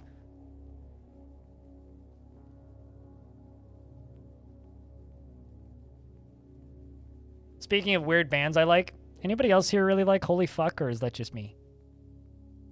Speaking of weird electronic music. Because I saw them live recently. Absolute perfection.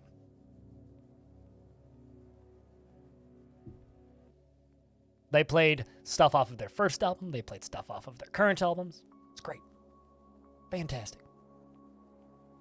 They made weird sounds by playing guitars with the butter knife. It was a good time.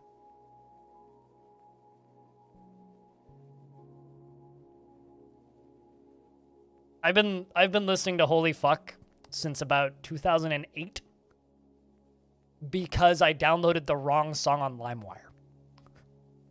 And I finally got to tell them that. I'm like, I listen to you guys and I own all of your music on physical record or CDs because not all of them are available on records. And the only reason I do is because I downloaded your music on LimeWire. And said it was awesome. They're a phenomenal band, but they're a hard band to get into. The thing that I always tell people is, if you want to get into Holy Fuck, watch this video.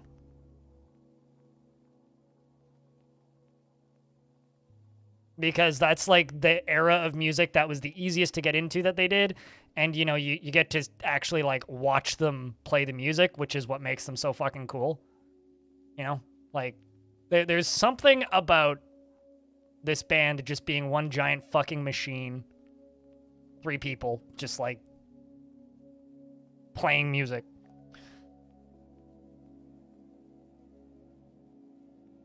Like, there's some bands that are just like, oh yeah, no, they're pretty coordinated. Like, they do a good job. But then there's bands like Holy Fuck where it's like, oh, they're all one instrument. Oh, shit.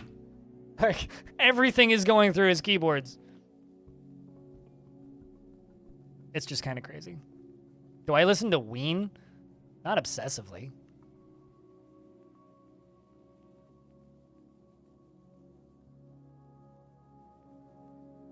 But I have listened to Ween.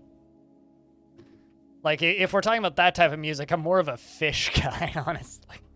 But, I don't know. I wouldn't say I'm huge on Ween. Ween's fine.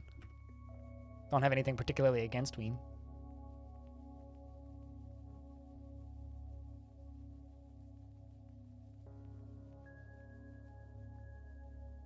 But yeah, I've done streams like this before where it's just me, like, linking YouTube videos of songs.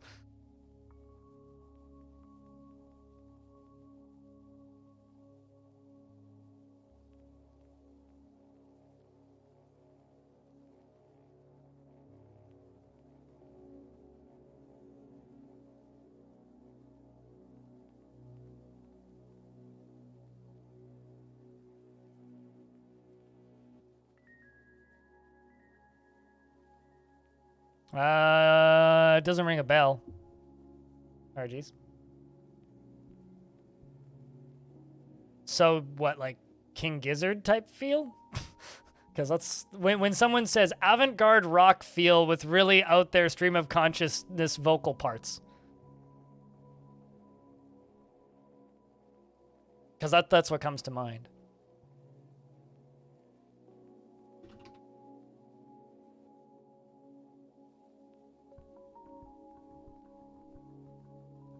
Oh, actually, I literally just Googled them. Yeah, I know exactly who this is. Because I knew them as their original name, which was Girl Band. I was about to say that sounds like Girl Band, but yeah, yeah, no, I know this band. Yeah, no, I know Girl Band. I didn't realize they changed their name. Why'd they change their name?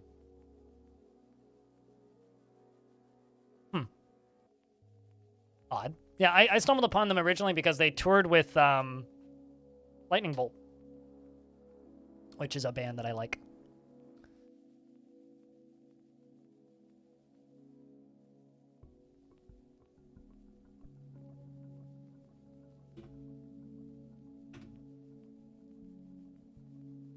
It just felt weird ultimately. Oh, come on. Yeah, I know of them because they toured with these guys. There's a band that I really like. Well, duo, I guess, actually.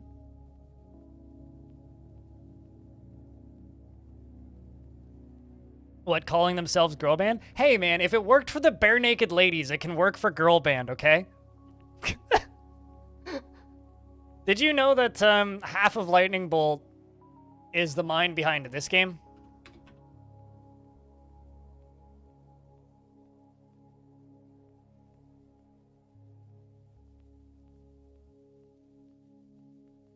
Which I kind of love. It's the guy who plays guitar for Lightning Bolt. Is half of the team that made that game.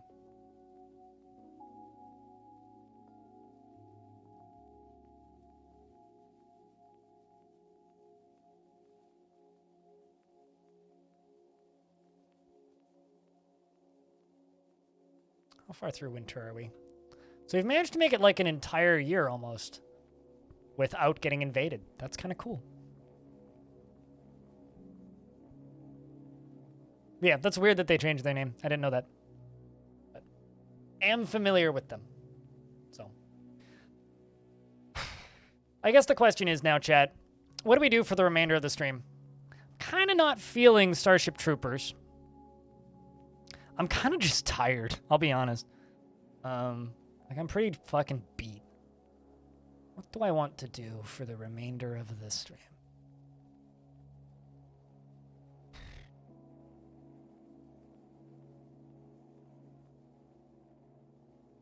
Like, the game that I want to play right now is under embargo for a week. God damn it.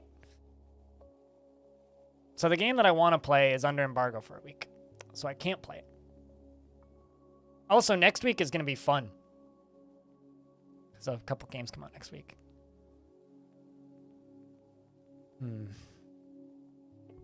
But yeah, the one that's under embargo for a week is this one. Looking forward to it.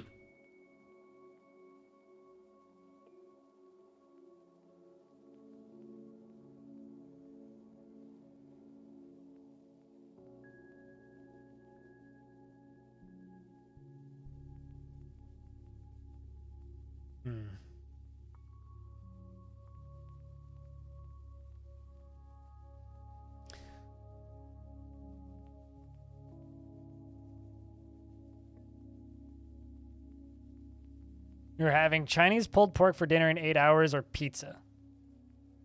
I mean, good luck on that Chinese pulled pork.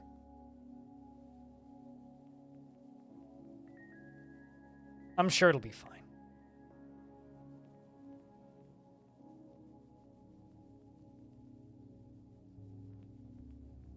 I mean, not to be a jackass or anything, but like YouTube is an incredible resource for learning how to cook things that you've never cooked before. Same with allrecipes.com. I think it's allrecipes.com. Allrecipes.com. Yeah, all recipes. There you go. You literally don't need help learning to cook anything ever again. It's super easy.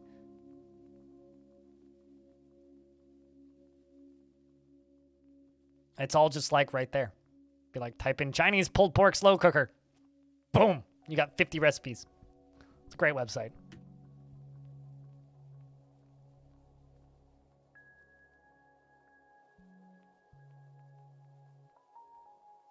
Since you're at home parenting for 6 months? Wow. That's a long time.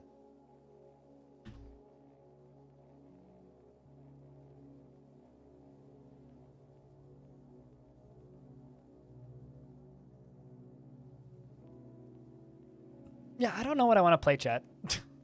Also, you know what makes me sad? Vactix came out and literally nobody bought it. Makes me so sad because this game's cool as hell. It's $10 and like it has 7 user reviews, which basically just means nobody bought it. It's a damn shame that.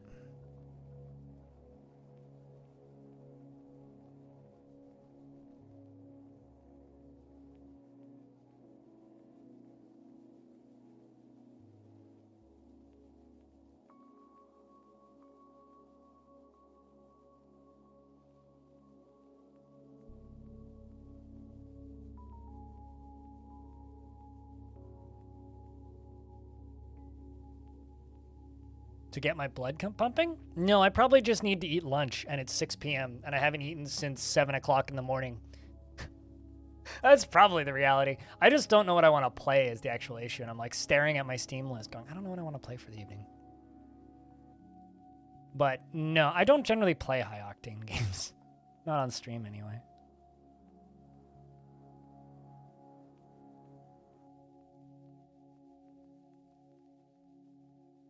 So I know I need to eat food.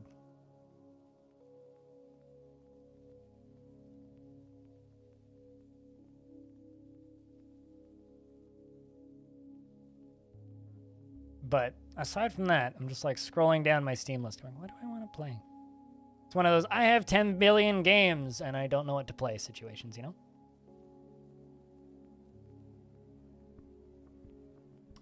You're asking a legally blind person to play Osu. That's cute.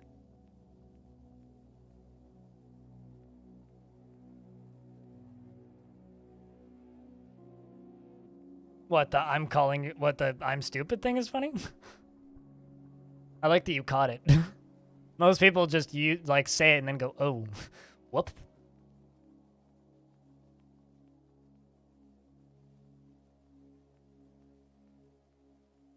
I did just buy Dark Messiah of Might and Magic. I mean, I could just play Starship Troopers. But the 1-800-KICK-W. I mean, you know. You have to put a space. You want 1-800-I'm-stupid? You were sussing out what emotes I had active?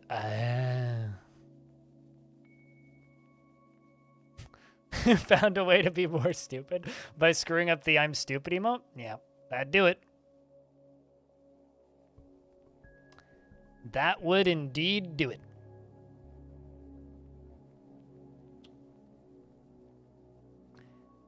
Chat, if I were to ask you, Starship Troopers Terran Command,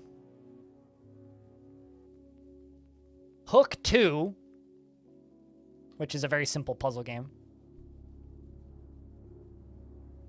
or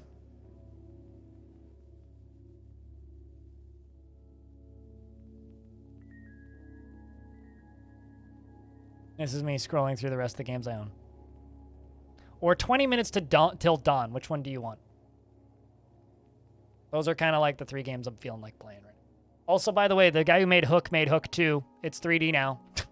You can rotate the thing. So you can play more Hook.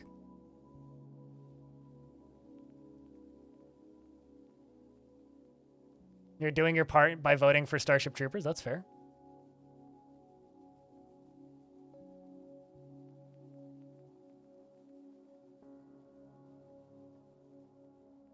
I think I have like 4 or 5 missions left in Starship Troopers.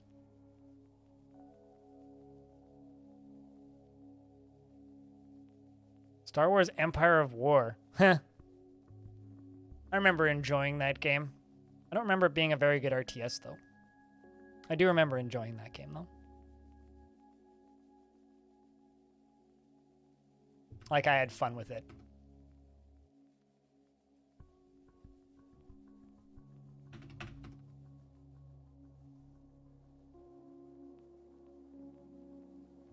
It's literally never gonna happen. The fact that, well, the licensing for that game would be an absolute nightmare in the current year.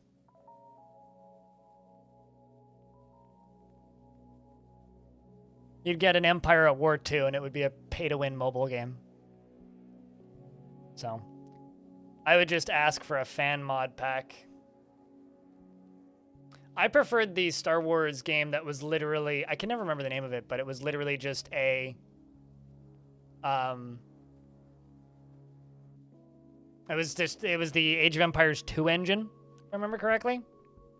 I really liked that Star Wars game. That one was pretty fun. I'm good. I don't ever need to play Star Wars Empire at War again, but thanks for sharing.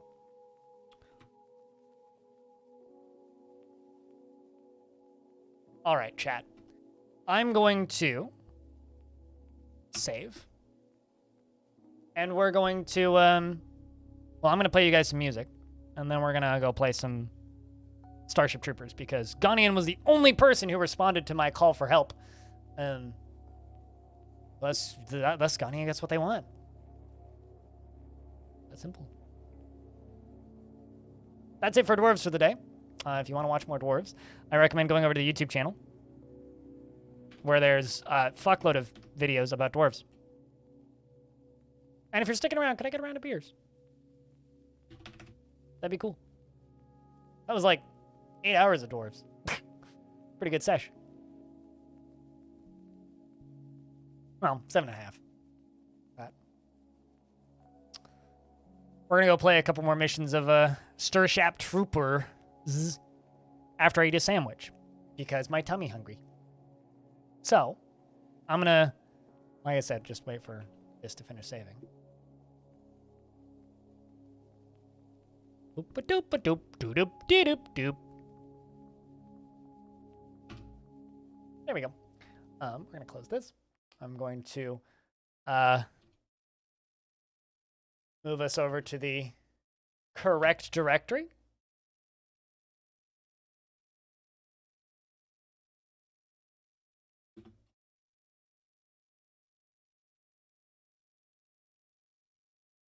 And I'm going to put on a record. If anybody pops in and goes, "Where's Streamer?" Chat, do me a huge favor and be like, "Streamer eating sandwich." All right? Okay. I will be back in a couple minutes. Enjoy the tunes.